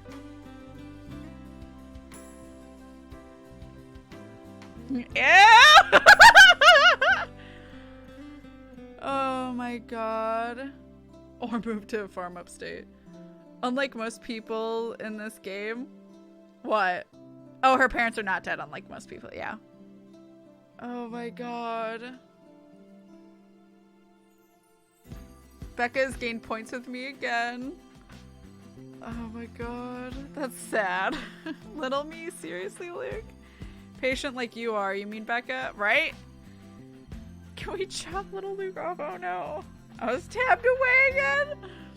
I think Kylie's the only named character who actually has seen their parents face to face in the last days. I know, right? If my future generation never survives from this, we are going to have more than words, woman! He doesn't want children, so why are you upset? I don't allow Kylie to hear his tirade and cover both her ears with my hands. As fond as she is of the man, there are words he shouldn't be saying in front of a child. How can he not know about that? More importantly, how on earth did someone like him become a godfather? Who allowed it? Maybe I should talk to Miss Suarez about it? Warn her about how he's not a good influence for her children? Language! How can you use such crude words in front of her? Your goddaughter can hear you, for heaven's sake. Oh, and you didn't. If I remember everything correctly, you called me a rotten beau. So you're going to repeat it in front of her, just to make a point? What, are you 5? Even 5-year-olds are more sensible than you. Even Isabella, I can say that much with certainty. Even 5-year-olds are more sensible than you.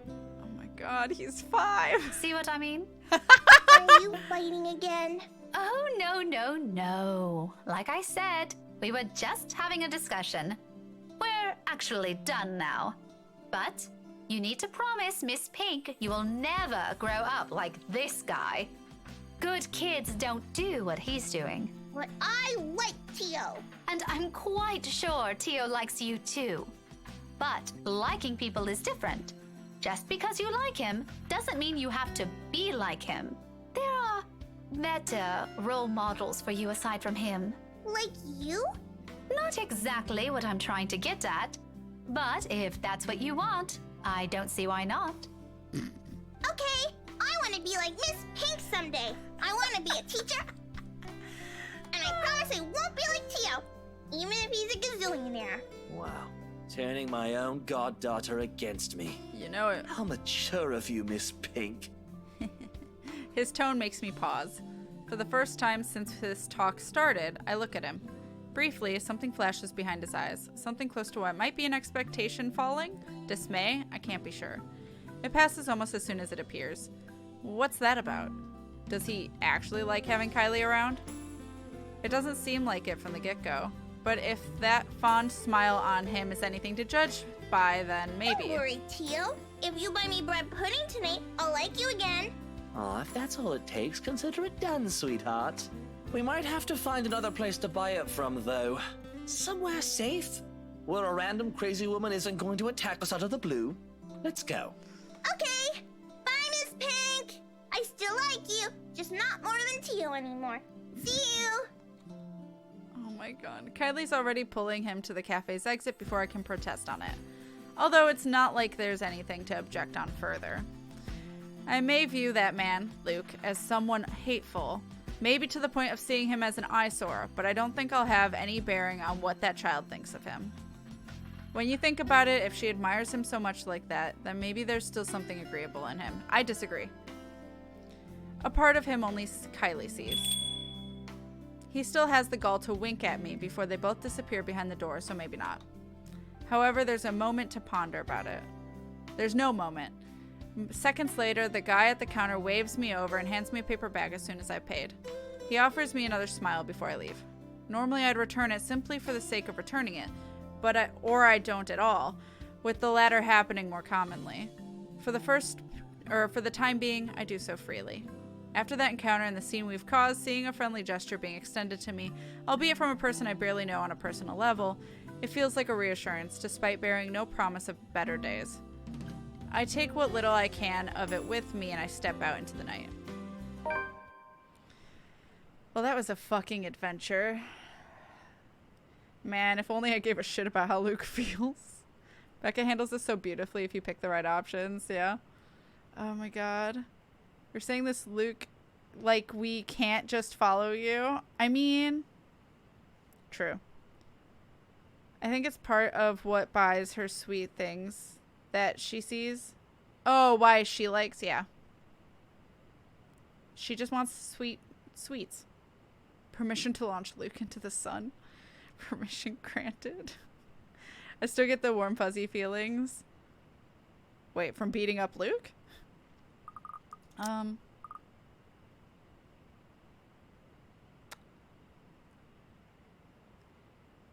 Wait, that wasn't there before.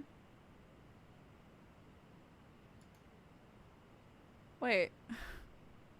Was that there before? I know it was there in other routes, but was that there before in her route? Anyway.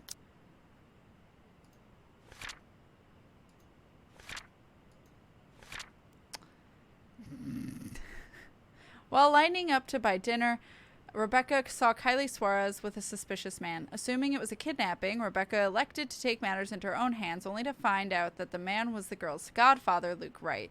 An embarrassed Rebecca apologized afterward. It was there before? Oh, it was there. It's been there the whole time. Oh, I just... Alright. The Yelp was awesome. It's so good. A cloudless night sky greets me when I walk out of the cafe. Beyond the tall buildings, a blanket of stars spreads out before me. Isabella once told me that the best place to view it is someplace outside the city, away from the noise and the obtrusive lights.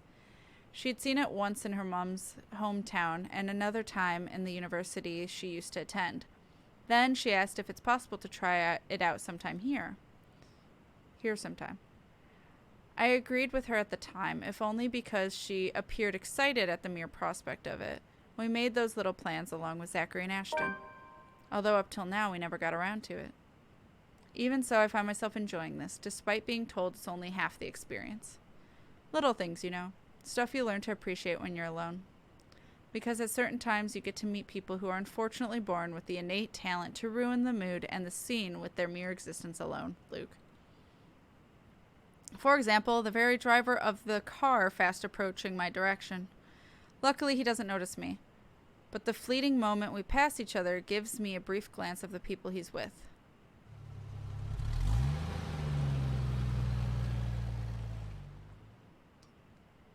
Why is the creepy woman sitting next to you? Why? Kylie's sitting in the back seat with a serving of bread pudding in her hands. And beside him, it must be his wife. No, that's not his wife. She is holding on to Luke, isn't she? He takes a turn and disappears at the nearest corner. But throughout the night, that cursory glimpse of all things to bother me has left me wondering what kind of person his wife is. And more than that, is a silent prayer to the universe. I hope I don't ever cross paths with that douche again. After having such an eventful day, anyone would think nothing will surprise me anymore. But here I am, standing at the top of the stairwell, watching the odd scene unfold before me. Relief crosses my mind first, followed by confusion. What is she doing there? Although given what happened this morning, the question feels a bit inappropriate to ask directly. What's important is Isabella's here. She's sitting cross-legged on the hallway, just right in front of her room, with several papers and folders scattered about. Each of them seems as important as the next. More than once, upon giving the scene a quick glance, I spot Briar Realty's logo at the topmost area of the pages. Everything considered, it looks like a mess made a third grader working on crunch time. The landlady will have a few things to say about this when she finds out. I have a few things to say about this myself, in fact. But something in the calm, focused manner she holds herself at present keeps me from disturbing her with that reminder. She's going through each paper with this intensity. Her brows are furrowed, lips in a tight line, both hands moving in precise movements as she shifts through each sheet. When she finds something of note, she moves closer, nose almost touching whatever paper she's holding, and grabs her phone to call someone. Hello. Sorry to call you this late. There's something I just want to confirm, if that's okay. Yeah. Oh, okay. Thanks anyway.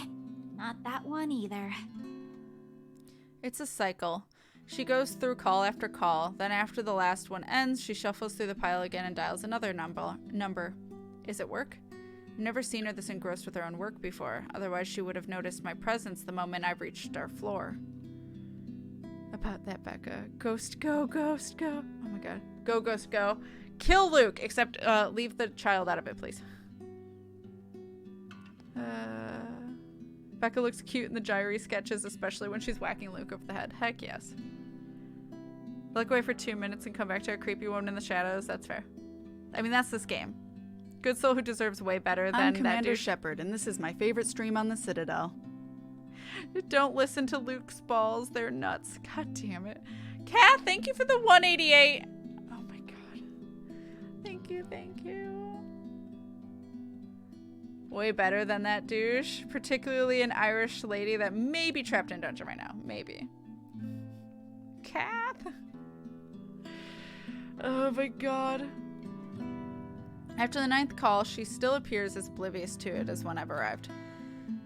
When she lets out a loud sigh this time, I immediately take that as an opportunity to interrupt. Isabella, you know the house rules here. At once, her head jerks back and hits the concrete wall behind her with a thump. There's the Isabella I know. Glad it's still there. I allow her a moment to nurse it before speaking again. Becca, you're late. Yeah, I ran into a little trouble at the cafe. But I brought food for the two of us, if you haven't eaten anything yet. As anticipated, she grins once I raise the bag of food I'm holding. Yes, it doesn't reach her eyes. There's nothing of the cheerful glint in it this time. It's just a hollow tone for the sake of being polite. Ashton's right. Something's happened. Yeah, maybe later. I've got to finish this first. Just leave it here. I'll eat it once I'm done. Thanks, Becca. You can't eat this here. You know how the landlady would react. Why are you even working outside? Your room's right there. I know. Sorry. It just feels stuffy in my apartment right now. I'll go back inside once everything's been aired out. I promise. That has never bothered you before. Well, it bothers me now. Oh, really? Just now? I find that hard to believe. Yeah? Shouldn't you be happy? I mean, you've been complaining even if it's not your room. Now I know how you're feeling when it's messy, so I'm going to clean. Isn't that a good thing? In spite of what's supposed to be good news, an exhale comes from me, drawn out and slow. It's a good thing, Isabella. Believe me. But you're as bad as Zachary at lying. What's really going on? She hastily averts her eyes, a surefire indicator this is going to be one of those lengthy conversations that can possibly end with the other person angry. Again. It's one thing I like to avoid tonight at all costs. Still, I've made a promise to Ashton and Zachary. Cat. If she didn't talk to them, who else is she going to talk to? If she keeps this all to herself, who knows what might happen. Isabella, you can tell me. Is it about your family?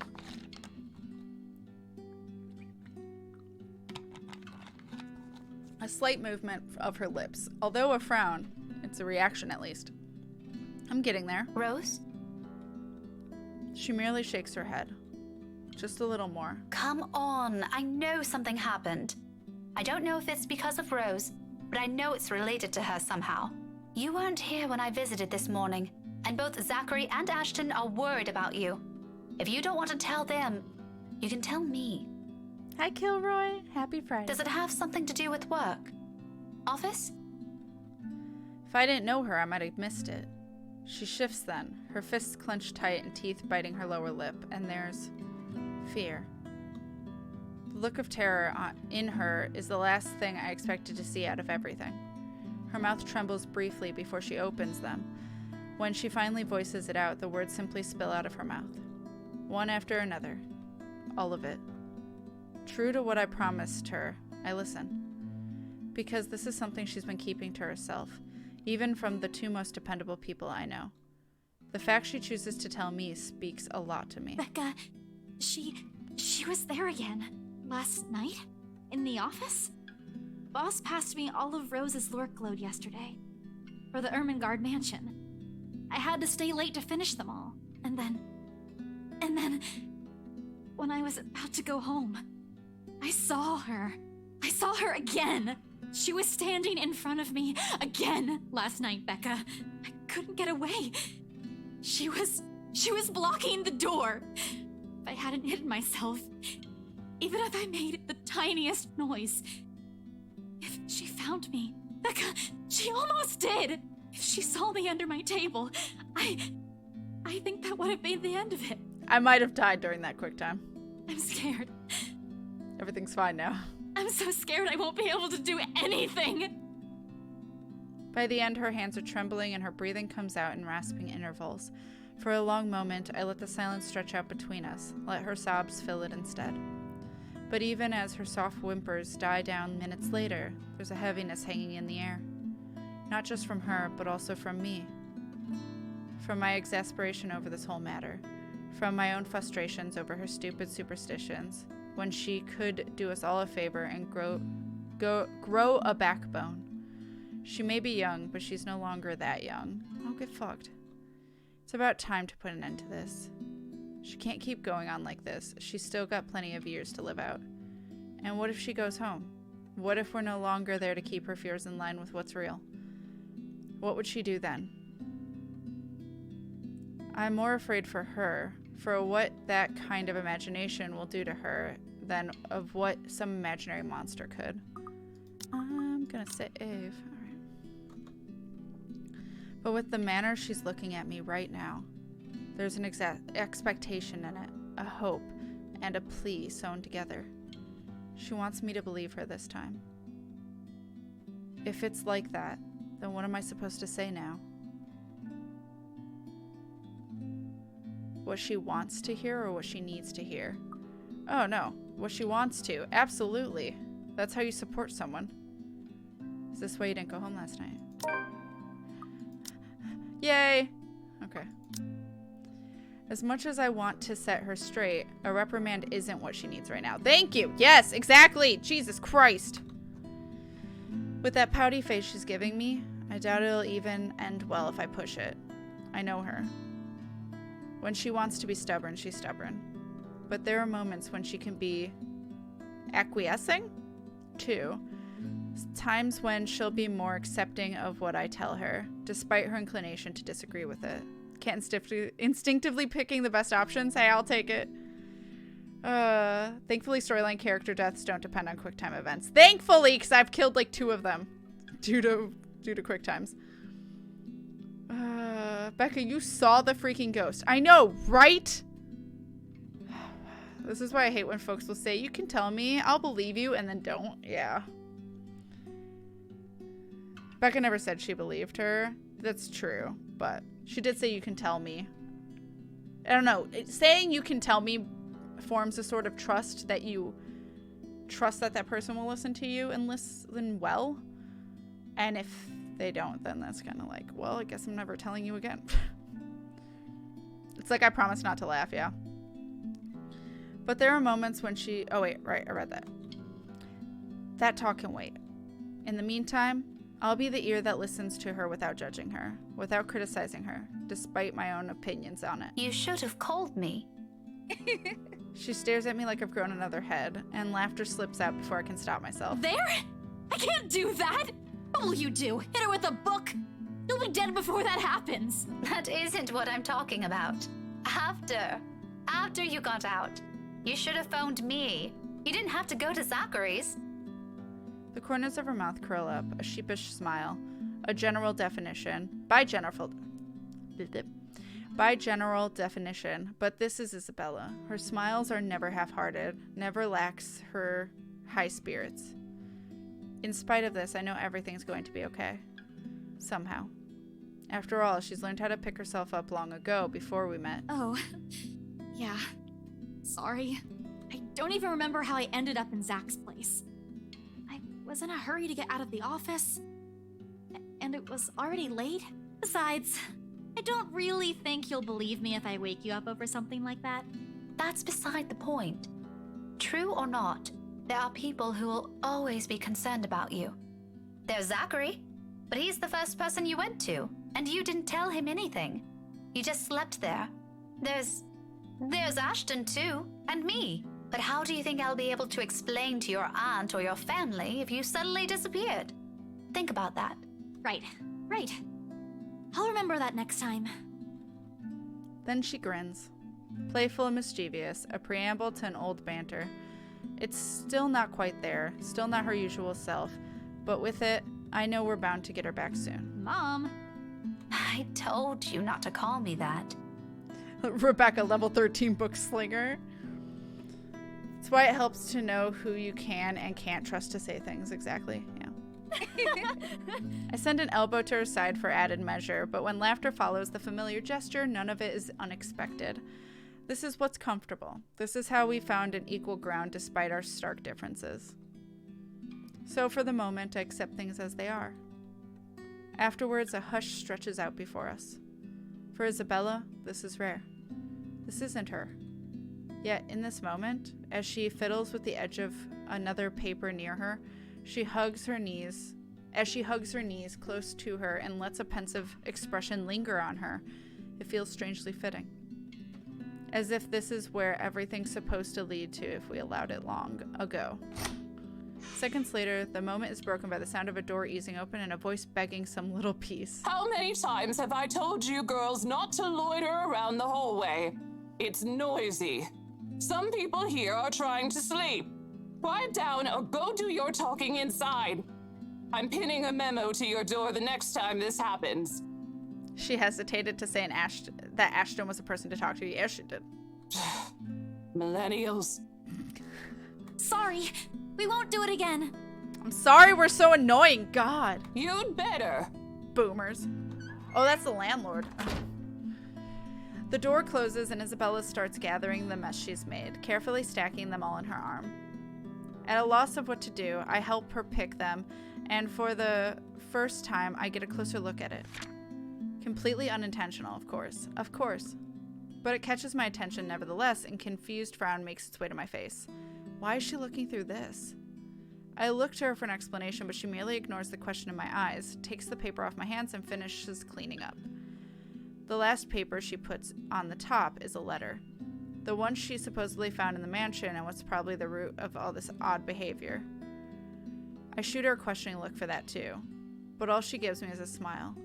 And in halting tone, so completely unlike her. Becca, I'll find a way out of this. You guys don't have to worry about me. Anyways, I should go. I'll see you later. Where are you going? Getting myself some food. Don't wait for me.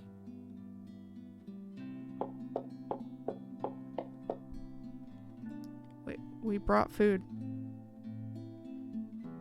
We literally brought you food.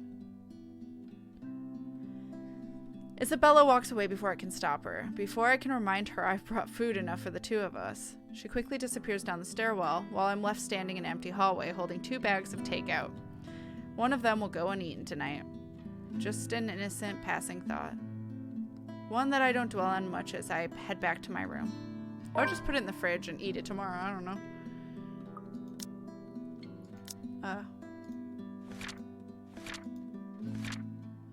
Rebecca found Isabella going through several papers outside their apartment. When the former asked why she didn't come home the other night, the latter confessed to what she saw that she saw the ghost again. Before leaving, Isabella assured her friend that she'd find a way out of this mess. I ignore all of that in the same way I've assumed I won't ever encounter that douche again. October 27th, Thursday. Quick, start screaming. Excuse you, lady? I'll be quiet when you fix this damn door. Oh my god. Okay, boomer. Well, we kicked Luke in the groin to bring you this food, right? It's worth it. Becca, we all wish we were that lucky. We'll say for the future, if I was Isabella, I'd try and wear a comfortable mask around Becca. But that's just me. I guess it's good that there's enough trust there to tell her, despite the fact that she thinks Isabella's got some screws loose. I know. I just want her to believe her. The brief lull the past 2 days has offered is nice while it lasted. Or as nice as it can get with worries of Isabella's whereabouts creeping up to me every now and then. She hasn't showed up after that last talk we had in the hallway, and the dinner I've brought had since been given to a different neighbor before it spoils.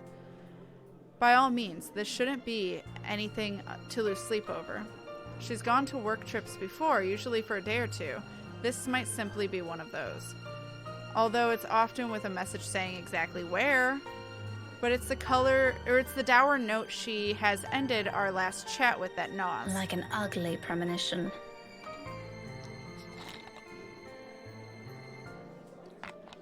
Stop making me think Isabella's gonna die. And as expected, just as things start to settle and a steady rhythm finally worms its way back to my routine, Thursday morning brings further disturbance to the now calm waters. With little ceremony, though still enough to ripple through everything. In retrospect, I really should have seen this coming. Luxbourne is a small city, relatively speaking. Compared to, say, London or Glasgow, it's nothing but a tiny mass of land boasting a mere population of 68,000. But those numbers alone are nothing to scoff at when standing in a busy street. And if you pay close enough attention, faces talking or taking the crosswalk or riding the subway will soon grow familiar. How unfortunate that out of that number, it has to be Tio fucking Luke I encounter more than once. Oh, you know, a few problems popping up here and there that the agents failed to tell us somehow. Skeptic's gonna skeptic, yeah. Nothing a few hired hands can't fix, of course. I would have preferred a place near the city and something that's new to save us all the trouble, but darling wife insisted. Who am I to say no? Are you kidding me? His smug head is the first thing I see upon returning into the hall, in spite of the small crowd of his parents and students gathered at the corridor for the primary's career day. It's not that he stands out. He's pretty unremarkable at first glance, frankly. However, it's his countenance that draws people's eyes to him. The manner he carries himself with all the confidence in the world, his mere presence dwarfing everything around him. I'm willing to make a bet he's also enjoying the attention it garners him, especially the ones coming from the women. What an ass. A single glance at him, and I know immediately that one way or another, if we ever bump into each other again, my day will effectively be ruined in some capacity. He also exudes that air. The sort that makes you want to run him over with a lorry or pass it off as an unfortunate accident. With him, it's either you want to punch him or let yourself be charmed. There's no in between. I'll gladly do the honor of the former myself, but alas, there are people about us. So I'm stuck having to face one of the two. I shouldn't have volunteered. At the time, helping out sounded a good idea. Quick, Becca, out the window. I'm just having that Scott Pilgrim of just like, oh, Scott, let me see if he's here. He just left. He jumps out the window. Because you're so agreeable, Luke. Never complain or throw a tantrum whenever somebody disagrees with you. Oh my god. Or on the curvature of the earth. I have no classes left until after lunch. I could have opted to stay at the teacher's lounge and work on my lesson plans, but that means being left alone with our deputy head and his chatter. I love that movie so much, yeah. Scott Pilgrim's amazing. He could probably charm someone if he had any inkling of charisma. I'm unfair.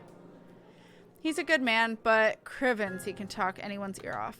So the moment an opportunity arose, I jumped on it. It's a simple task to boot. Just deliver the whole box of materials and a few posters for the event, maybe stay around to assist if time will allow it. I wasn't expecting him to show up here. Out of the frying pan and into the fire. Had I known, I would have stayed and suffered through our deputy's impromptu speeches about his life crisis instead. But what's done is done. Going back is also out of the question. With how unexpectedly heavy the load I'm carrying is, I'd hate to lug this for a trip back just because my pride can't take another second of interaction with this guy. He's insufferable, all right, but I've had my fair share of dealings with teens of more or less the same temperament, all considerably younger than him, and they listened. If he wants to be difficult like last time, so be it, but he can bet his sorry English ass I'm not standing down. Left with no other choice, I brace myself and suck in a breath, mustering every bit of patience I have as I step into the hall.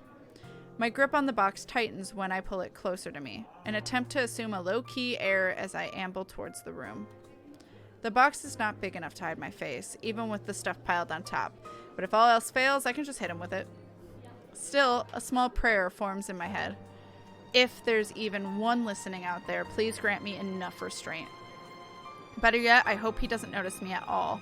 That'll definitely make my life easier. Seriously, how hard can it be?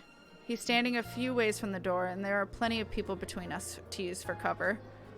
If I'm careful, I can just go in, hand the stupid box to whoever's in charge, forget every plan of staying longer than necessary, and step out as soon as I can. Easy as pie.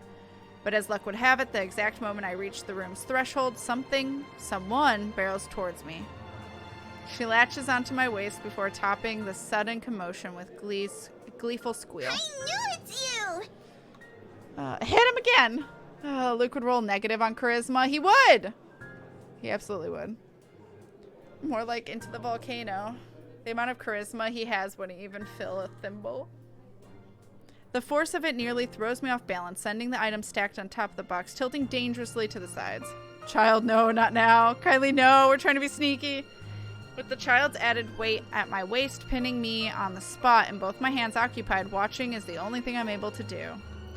The short seconds in between slows as everything gradually slides off the box's small surface.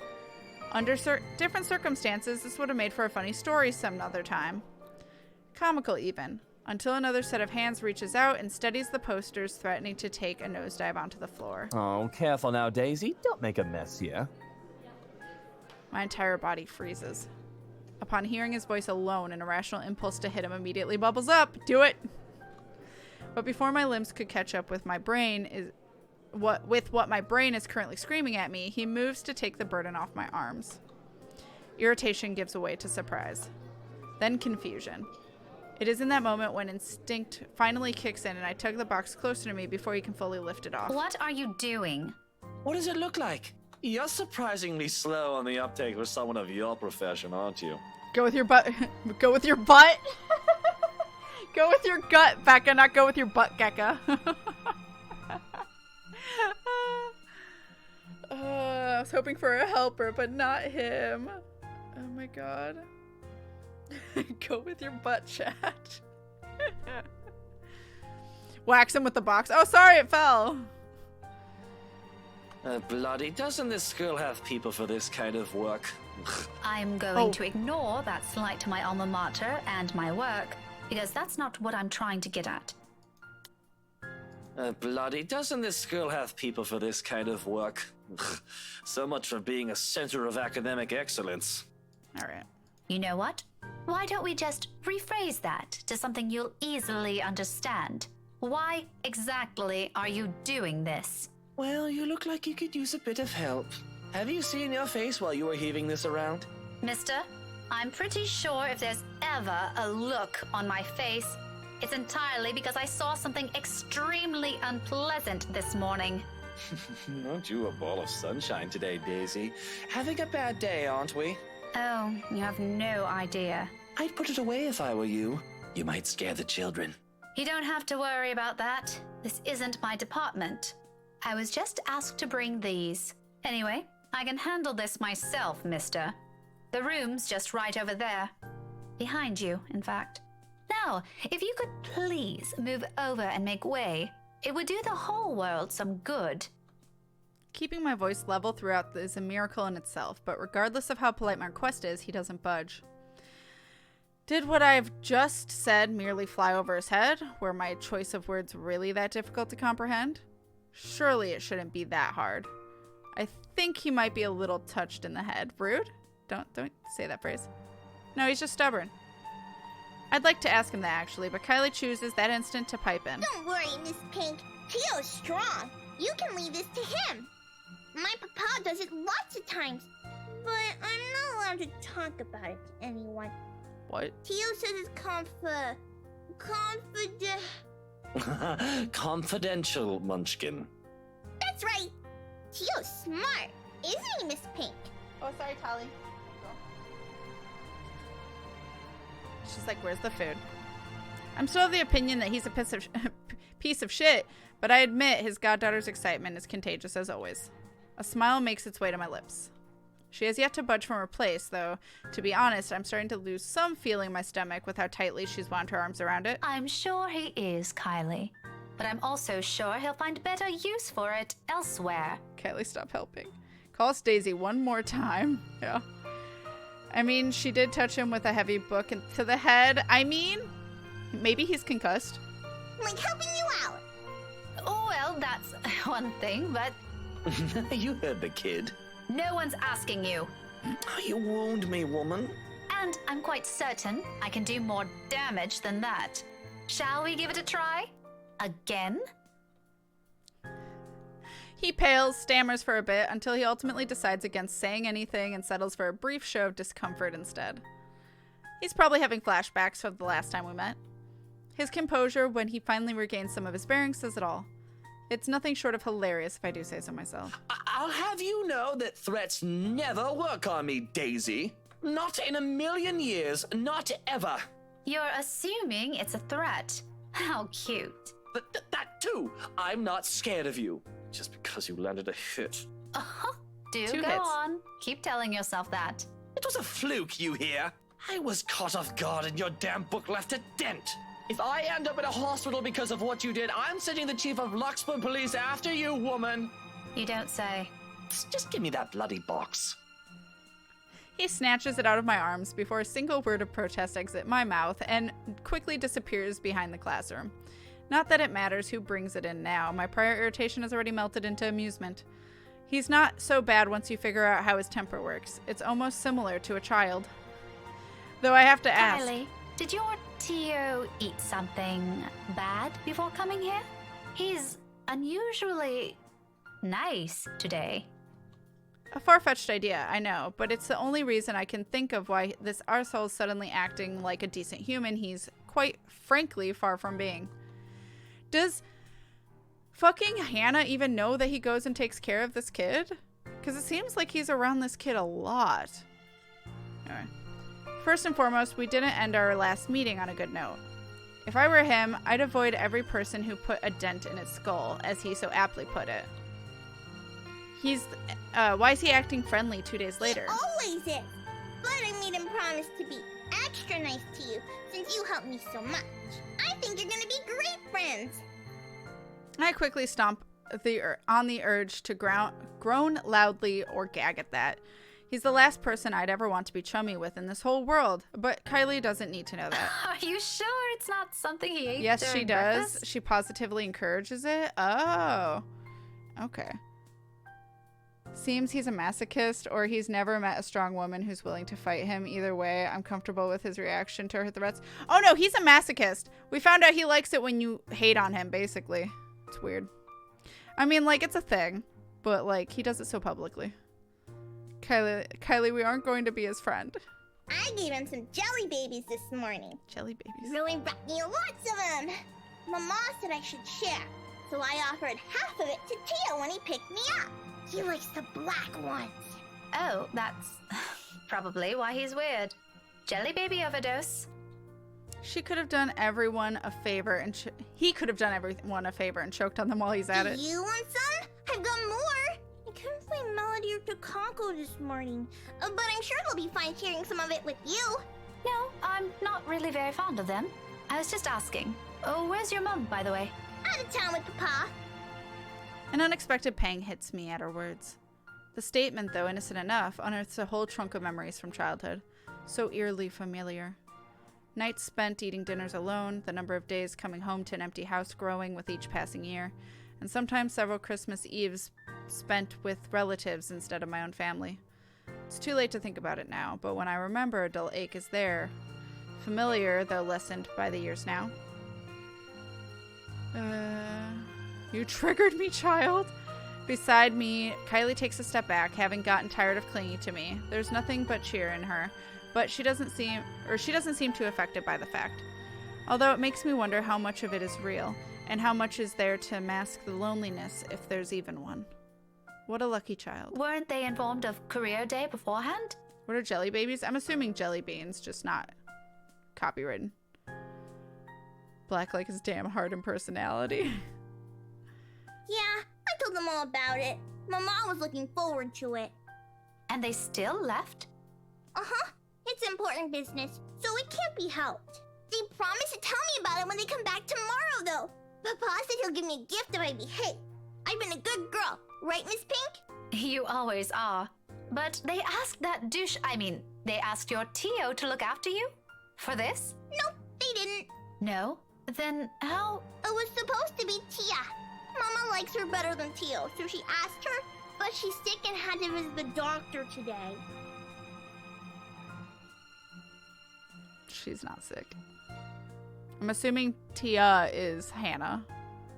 Oh, that's supposed to be a secret, by the way. Oh, but I think it's a bit confusing because Tia said she also went shopping. That's unfair. Don't you think so, Miss Pink? My mom doesn't allow me to go out when I'm sick.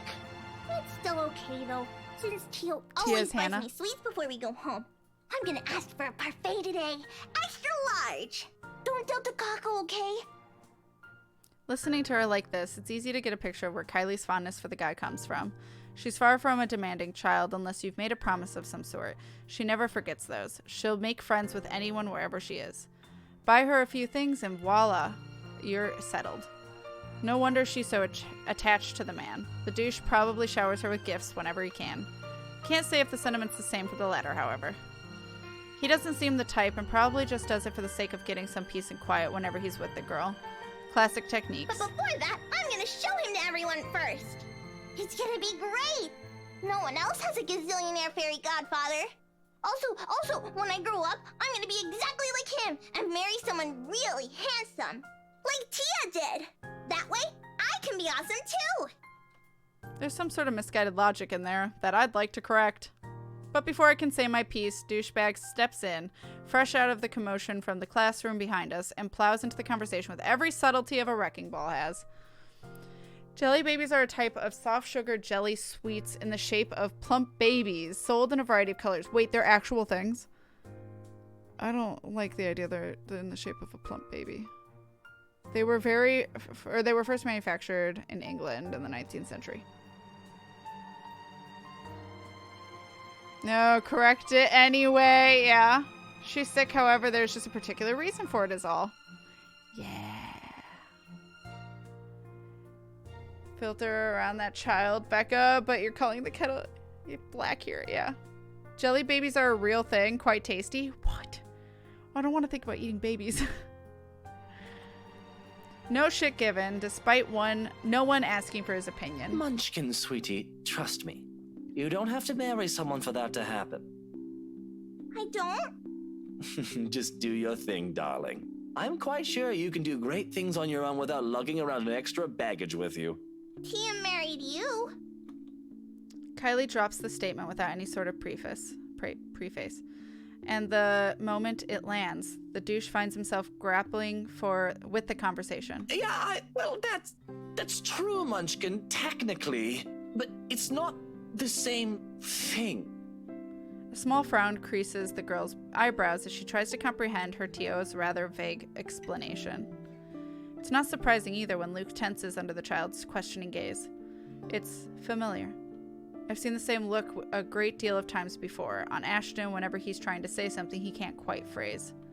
Another second passes before the douche moves, kneeling in front of Kylie and placing both his hands on either side of her shoulder.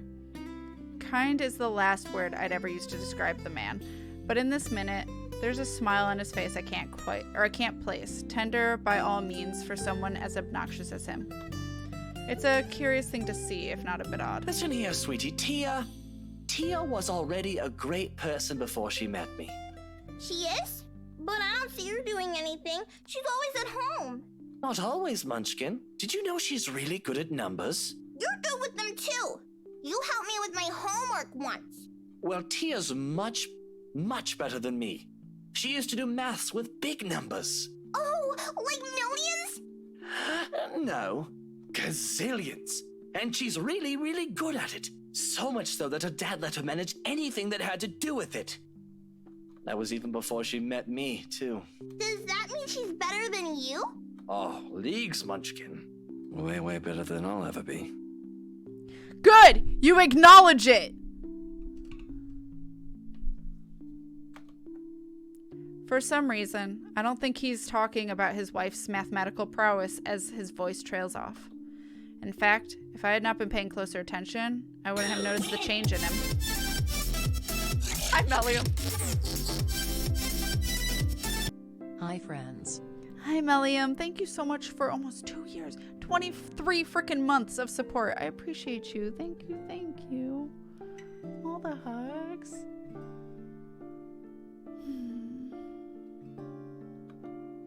The slight shift in his smile, from one that's tender to something wistful, like remembering a memory he has always been fond of, but has often kept himself. And at the fleeting glance of it, a tiny, insignificant part of the world somehow also shifts.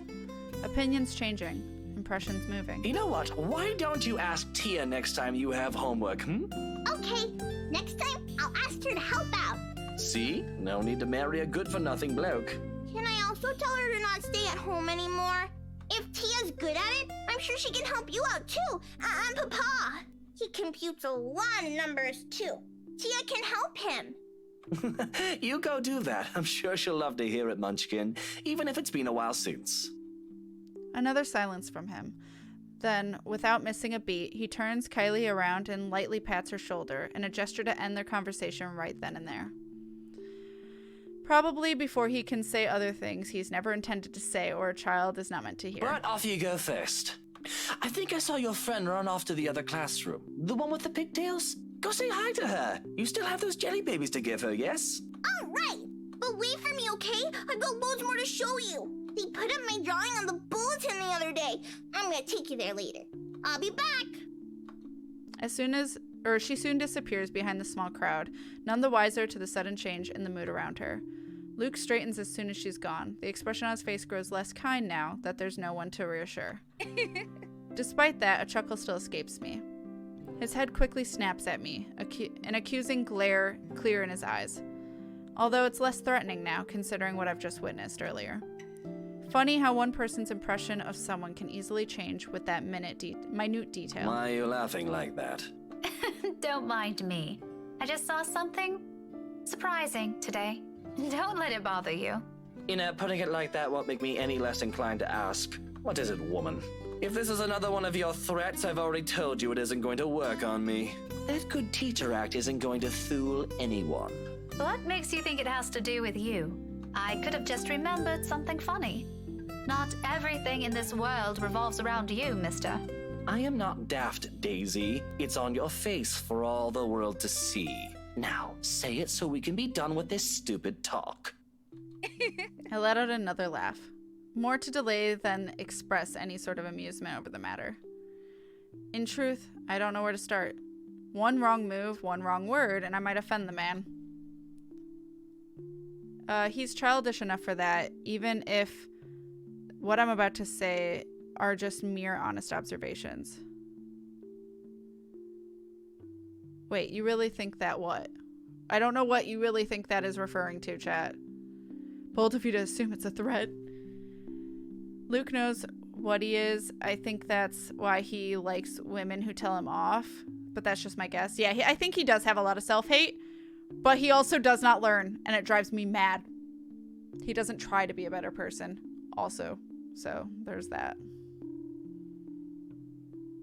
I want to say you're good at handling her, but I don't know what you really think that has to do with anything. I don't know, like, where that would lead.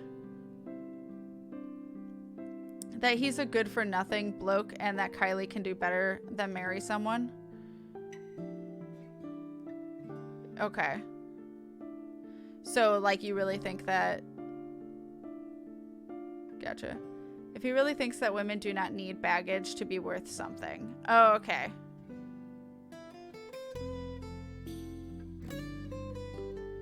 I mean, both seem like decent options. I think this is honest, though. Okay. So if that's what it's talking about is his opinions on women. You really think that? How much can we get Luke to hate us? Oh, I'm so much better at getting him to hate me when I'm Rebecca. It's an honest question. Because no matter how much I turn it around inside my head, the gap between the man standing in front of me and the idea I have of him just won't connect. Not that the gesture will go along with him. Something in his demeanor tells me he's definitely not the kind of man who readily accepts such when they are given to him. Rather, he feels entitled to it from the get-go, so long as you're not standing in front of him. He expects it to be there, demands it when he cannot see it in you. And after all those insults we've hurled at each other, I don't think I've it'll matter much to him if I point out the ugly truths and brandish it to his face. Oh, I didn't know that's what I was doing. As expected, it doesn't throw him off in the least, and he merely raises a questioning brow at me. About what? About what you told Kylie. And don't you think she's a bit too young for that kind of talk? Kylie's 6, Daisy, not an infant who still needs help changing her nappy. At her age, she can already handle more than that. Besides, it's better to nip this whole thing at the bud. You know, before she starts thinking that a man's ego defines her self-worth. I certainly don't need someone else to define me. Why should any godchild of mine do? I mean, he's not wrong. Oh, I never thought I'd say those words.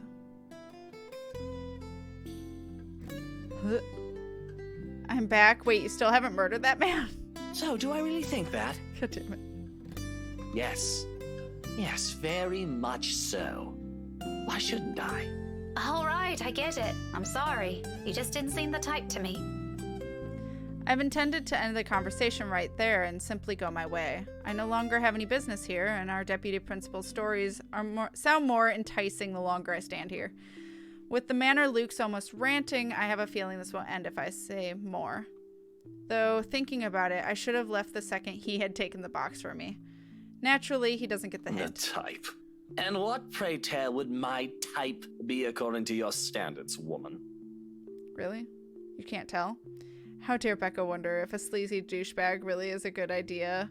Has a good idea in his head, right? For once, he's got a point. I don't like agreeing with him either. Don't try and make us like you, Luke.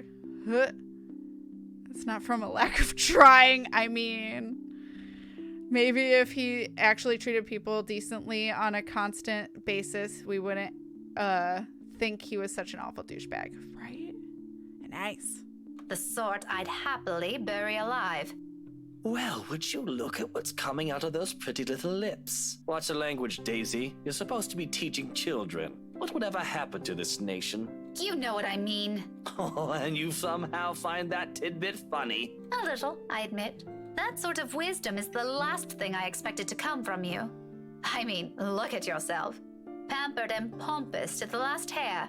You've probably never been to this side of Luxbourne until a few days ago.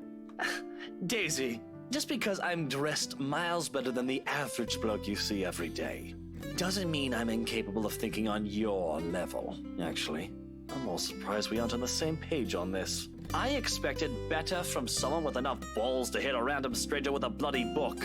In public, mind you. Someone my goddaughter looks up to, even. Guess you can't have everything in this world, Well, of course I'm... Oh, I get it. Running on presupposed notions, aren't we? My, what a dangerous thing to practice for a teacher.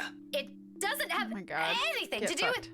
What is it this time, I wonder? Oh, wait, don't say it, let me guess. What do those random gossips in this bloody city usually say? Oh, right. You probably think I'd go with clingy, spoiled kind, didn't you? What? Where did that... how did you even come to that conclusion? Oh, don't lie to me now, Daisy. But just so we're clear, if I wanted an arm decor, I'd have gone with the first brainless munter I picked up on the streets. I have standards, you know. I haven't even said a word. I was just asking what you thought of it. Oh, but you were thinking about it or else you wouldn't have asked. Might as well get it out of the way, You are impossible. So they say. Tell me something I didn't know, Daisy. You... I really have no idea how anyone with half a brain can put up with you. Let me speak with your wife sometime. I'd love to ask her. That last remark just came out. There might have a sliver of truth to it, but I shouldn't have phrased it like that. Even for my own standards, or the kind of person I'm talking to, it's still quite rude. An apology is already at my throat, but the minute I open my mouth, all of what I prepared myself to say dissipates, lost in the moment in front of me. He has turned his gaze outside, staring at some point past buildings blocking the view of the sky, equally lost in his thoughts. He's a vexing man under so many standards. He's still trash. However, in this moment, the morning light streaming in from the window lends his features a certain air. Softer, less severe than what he often flaunts. I might as well be looking at a different man. I've been trying to wait for this day to be, or like this scene to be over so I can save and end, but it's not ending! Why am I spending so much time with Luke? I hate it. There's a tender note in his voice when he finds it. The words muttered under his breath, not intended for anyone but himself. Nevertheless, it reaches my ears, unintentional as it may be. You're right. She deserves someone far better than me. Yes, she does. All that talk about self-worth makes sense somehow. Or it makes some sense now. It isn't some profound knowledge he pulled out of his arse. It has come about because he's already been there, likely still stuck in the middle of it. Preaching about your own personal experience is easier after all. Less room for mistakes, more for a dose of self-loathing. What a complicated man. Just when you thought you've already figured him out, he does one thing and says another. People like him are the most difficult to gauge, far harder to understand. Yet it might be exactly for this reason why some are so easily charmed by him. It's the mystery that catches them, of wanting to find out what's underneath that bravado. No. I won't count myself among those yet. His winning personality isn't exactly my cup of tea. No, we're getting him to hate us. But sometimes, once you get a glimpse of what's beyond the machismo, empathizing with a man isn't such a steep hill to climb. If the comfortable silence we now share tells anything, that is. Perhaps this is as close to a friendship as we can get. Several insults flung around, with a few shared silences in between, and not exactly a bad thing. He's not exactly a bad guy either. Yes, he is, despite the awkward start we've had. From her point of view, he's not, but he is. He's cheating on his wife multiple times. Maybe it's for this reason that I can't resist throwing a little comment to lift his mood before leaving him. You know, Luke, you're not such a bad person. Is that supposed to make me feel better? I'm touched, Daisy. Take it how you will, but a little attitude change would help. A lot. Oh, bollocks. Right, of course. Let me know when you're done with your lecture, ma'am. And you can probably start by not leaving your wife out while you're having some quality time with your goddaughter. Who knows? Maybe that'll help change how the child sees her.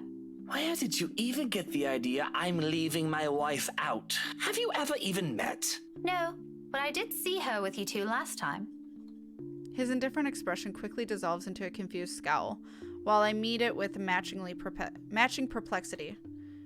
It has only been 2 days. Surely his memory isn't that bad. What? When was this? Oh. It was the ghost! Sounds like he isn't interested in cheating on his wife with Becca anymore, the whore. No, I don't think he's ever been interested in her. I hate you so much. But the fact that you call it your level... Yeah. Dude! 18 months. Oh, how is time flying so fast? Sue Gomez, thank you so much for 18 months. That is so many months. Thank you, thank you, thank you. I appreciate you. Thank you. Hi, Sue. Sorry, I'm going to scroll back up to see what everyone said. The fact you call it your level just tells you that you still think you're above everyone else. Yep. Did you say something, Luke? Rude or not, you're right, Becca. You would enjoy talking more with Hannah. Yeah. Do not apologize to him. He doesn't deserve it. This is the scene that never ends. It is. The game is trying to make me feel something for Luke that is an absolute hatred. The game has failed miserably. Yeah. I like that this entire attempted redemption is based on him shutting the fuck up. Fender. We figured him out quite clearly in this introduction, and everything we've seen thus far has given weight to our notions. It's true. He's not a bad guy. He's horrible. He hasn't done anything that terrible in front of her yet. Luke should learn to embrace the phrase, treat those how you want to be treated. Yeah. Oh, I didn't mean to click off, though. There we go. I'm doing good. How are you doing, Sue? Oh, Tally's finishing her bowl. At the cafe, after you left. She was sitting right beside you. Kylie was at the back and you were driving. Daisy, are you sure you haven't accidentally hit yourself with your own book? Because that damn thing's quite big, and I'm really getting worried about you. It has only been a few days, and concussions can be dangerous. I suggest you have that checked. Well, you asked. I just answered. It's pretty rude to make her wait like that, by the way. How can I make her wait when she's not even with us? What? It was just Kylie and I that night. Now you're just pulling my leg. Luke exhales, long and drawn out, his impatience rapidly changing to companionable air around us. In the face of it, I tense. I've accidentally stepped into another minefield. Any chat I've had with him so far has been like this. Why this still surprises me, escapes me. But above my worries of offending the man is my own bewilderment. I remember well enough what I saw that night, yet he says something completely different. Wifey was out with Kylie's mummy that night. She wasn't with us. How do you think I ended up on babysitting duty? But in the front seat. And Kylie's... Miss Pink! Kylie's sobs reach my ears first, and then her familiar weight turns around my waist again. Her tears seep through my blouse as she buries her face in it, her arms winding tightly around me. Luke and I briefly exchange worried glances, his own lips shut tight with concern. Her cries are soft enough to not attract much attention. Most of the visitors have been ushered inside the rooms by now anyway. Those that still linger, though, watches our little group with great interest and concern. If I don't get a better handle on the situation, I have a feeling Luke will start yelling at everyone soon. Kneeling, I gently pull the girl away from me, cupping her face and wiping the tears, creating little trails on her cheeks. Her mouth is drawn in a miserable pout when she peers up at me. All right, Kylie. Calm down. What happened? It's my friend! That's a little too vague, Munchkin. Let her speak, Luke. Who is it, Kylie? Melody? Or was it the other one? Yeah. Did the two of you fight? She nods, then immediately clams up after letting her sobs communicate the story instead. Or as much as her shaking shoulders can tell me.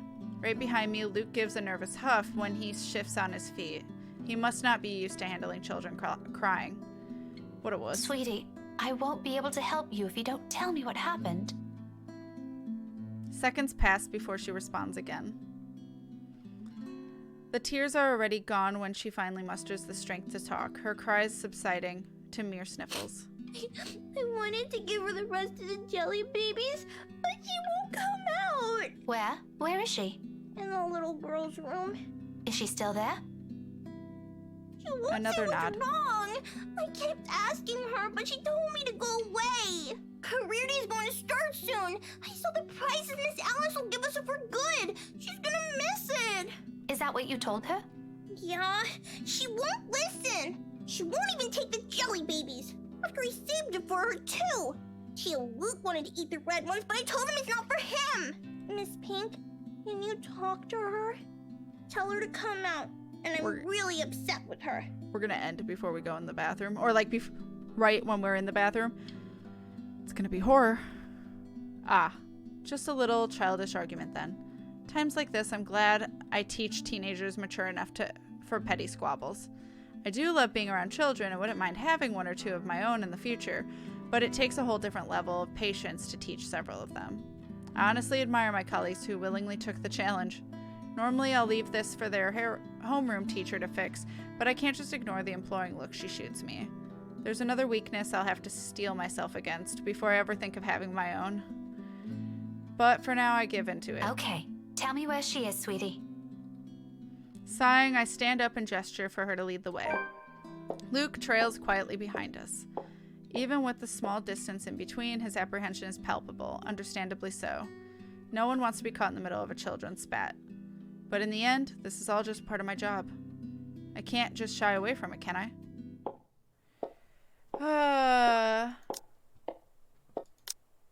Alright, look at that pouty man.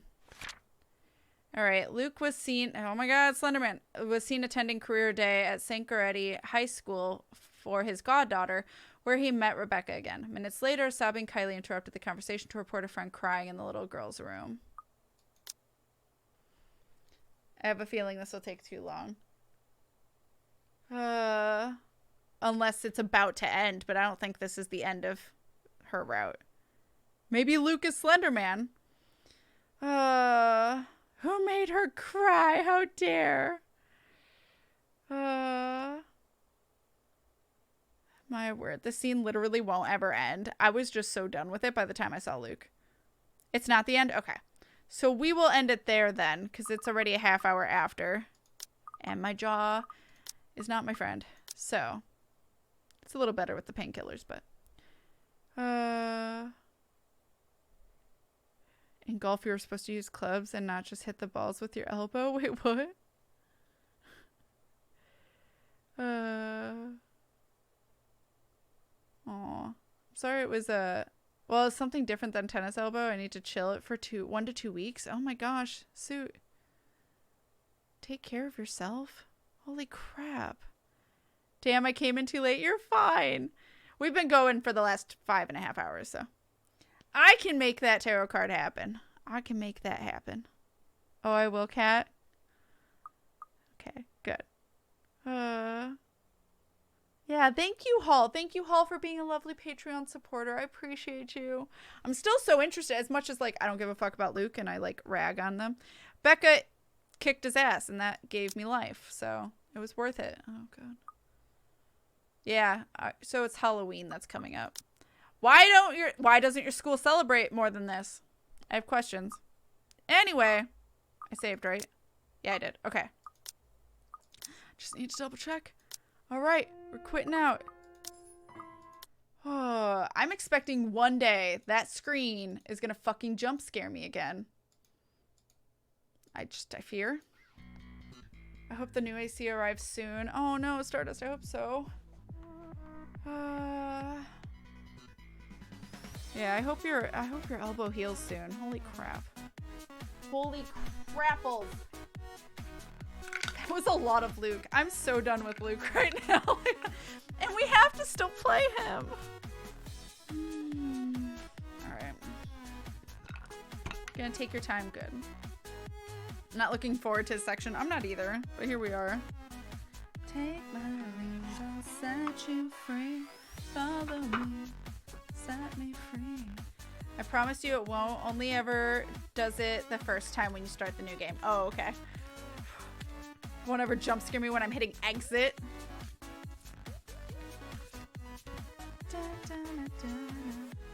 Now I want to play Sonic Adventure 2 Battle. Or Sonic Adventure 2. I know it from Battle, but I guess there's no difference between the two games. Battle's just with the multiplayer. Luke was too much as per usual. Yeah. I vote we let him perish. Yeah, the Luke chapter is not as long as the tree might make it look, but still 100% Luke all the time. Gotta feed the puppers, then feed myself. Go do that thing, Dalton. Thank you for hanging out with us. You have a lovely evening. Thank you for being here. I'm gonna move these things over real quick. Okay. Then let's get from the city. All right. What card does Wolf Prince need?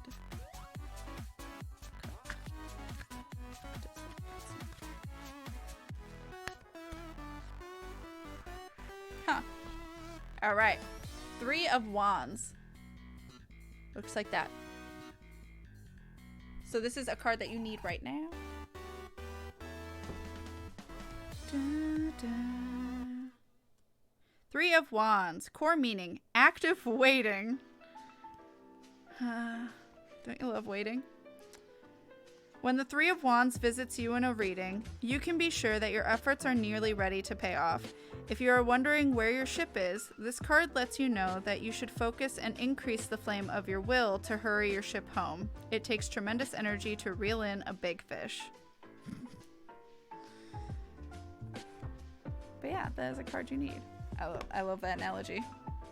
But I hope that helps in some way. I hope that helps. I always hate getting the waiting one. I hate waiting. What's that from? I don't remember. The problem is there's always a bigger fish. I mean, that's not wrong, but your cards, I swear. Ah! It's fine. I was bitching about them earlier. It's fine.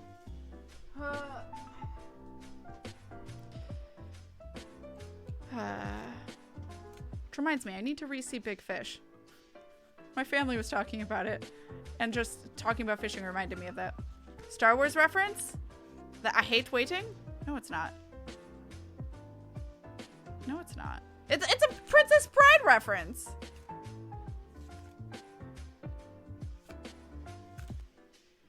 No, we went when my cousins had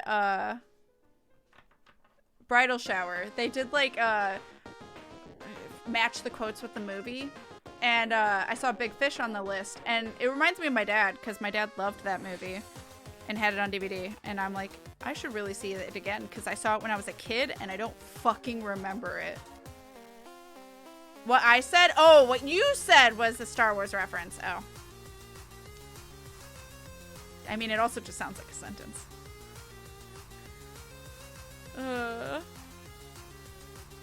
Who says it? Yeah, I don't know. It shows how much I don't know Star Wars. Tarot cards don't fuck around. They will kick you in the teeth if they think that's what you need. Is that what you needed, Wolf Prince? Is that a card that you needed advice for? Qui-Gon? The fuck is Qui-Gon? I clearly don't remember anything of Star Wars. It's fine. You know that one white character with force power? God damn it. Oh my god. Aw, thank you again, Hall. I know it's so late for you. Take care of yourself. I'm sorry we went late too. Luke wouldn't shut the fuck up. Take care of yourself. Thank you for being a lovely Patreon being. Well, Wolf Prince, I hope the cards help in some way.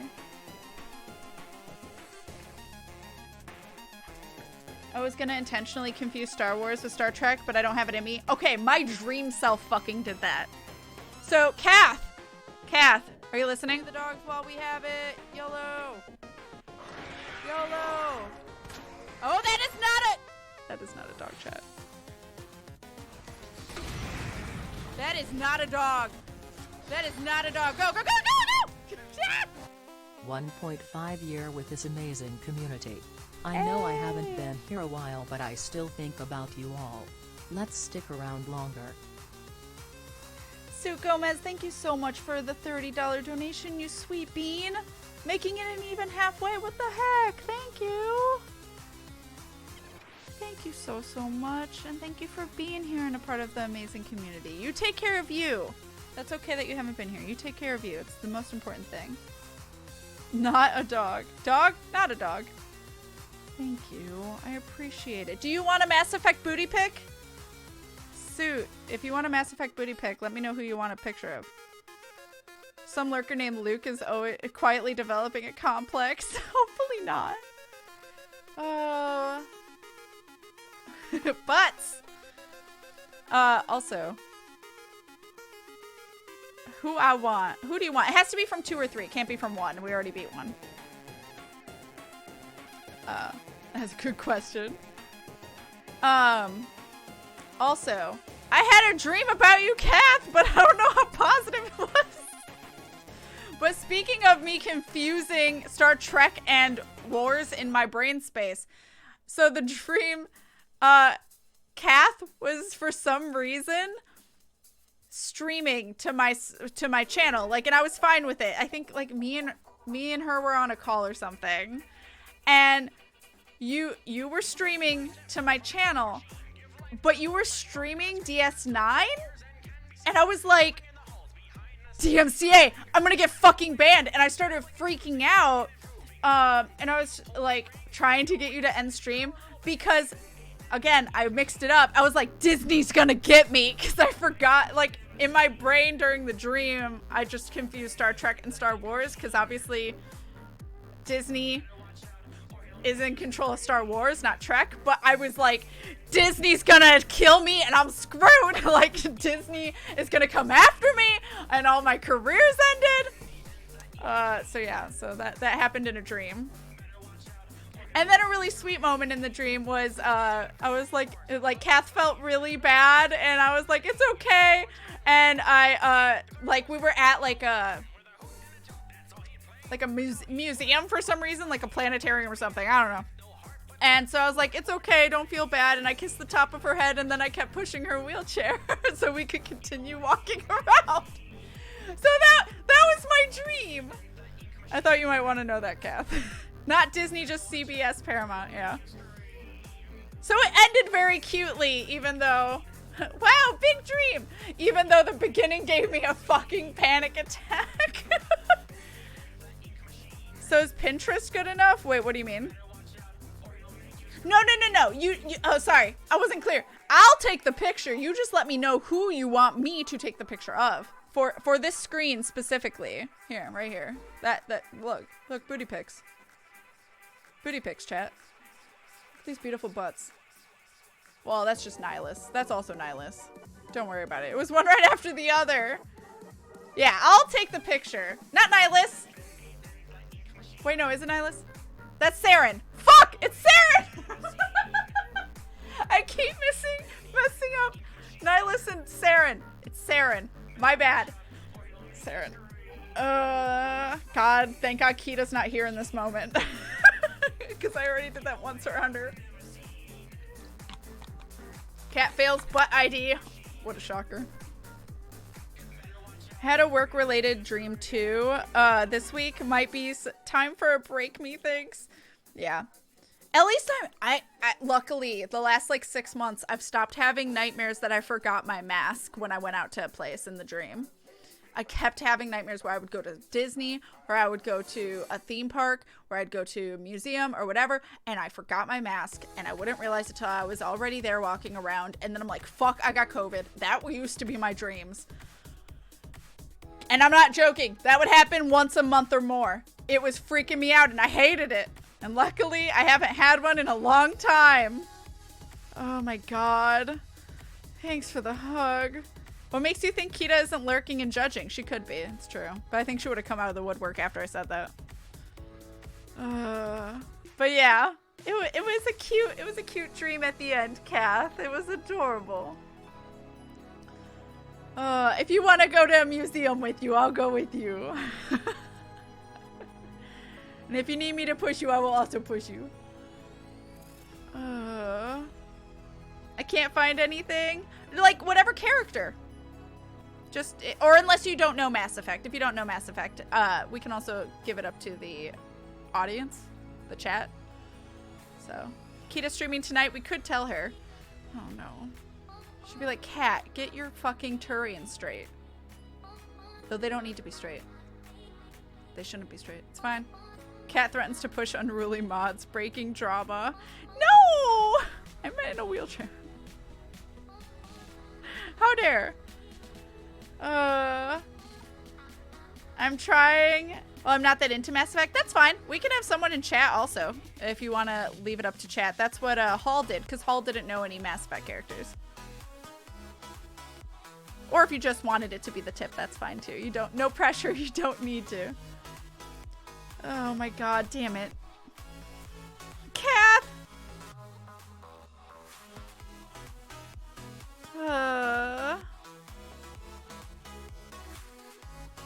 Chat! Who do you want to see a butt pic of? Gomez is leaving it up to chat. They never let me down. No pressure. Kat threatens to put in really mods in wheelchairs. Hyper breaking drama. Oh my God. Fender.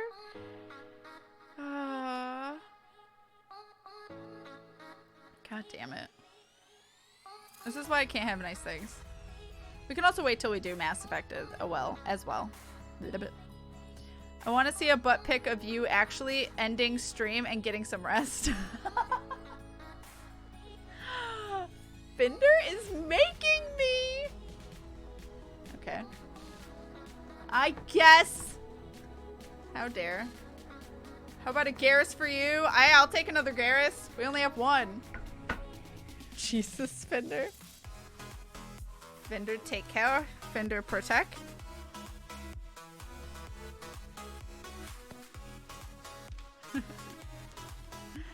I wrote down the Gallus. Ooh. All right. So, we're going to go and raid someone. Let's go see who we go and raid. Who is live right now? Fender protect. Fender protects me good. I know he tends to push my buttons and tease me and troll me a lot. But he's a good protector. I will say that. Have a wonderful weekend, everyone, and stay safe. Yes, please, everyone, for 4th of July. I'm not live the next 2 days. Again, I'm not live tomorrow because of I am going to a wedding, a state over. So I got to travel a ways. So please be safe while we're not live. just be safe. Well, I mean, be safe while we're live too. But please be safe this weekend. Please and thank you. Especially driving, especially because people are probably really excited because they have vaccines and stuff and they might be drinking a lot. Please be safe. Please. Holy hell. But let's go give someone some love. Hey guys, it's someone's birthday today.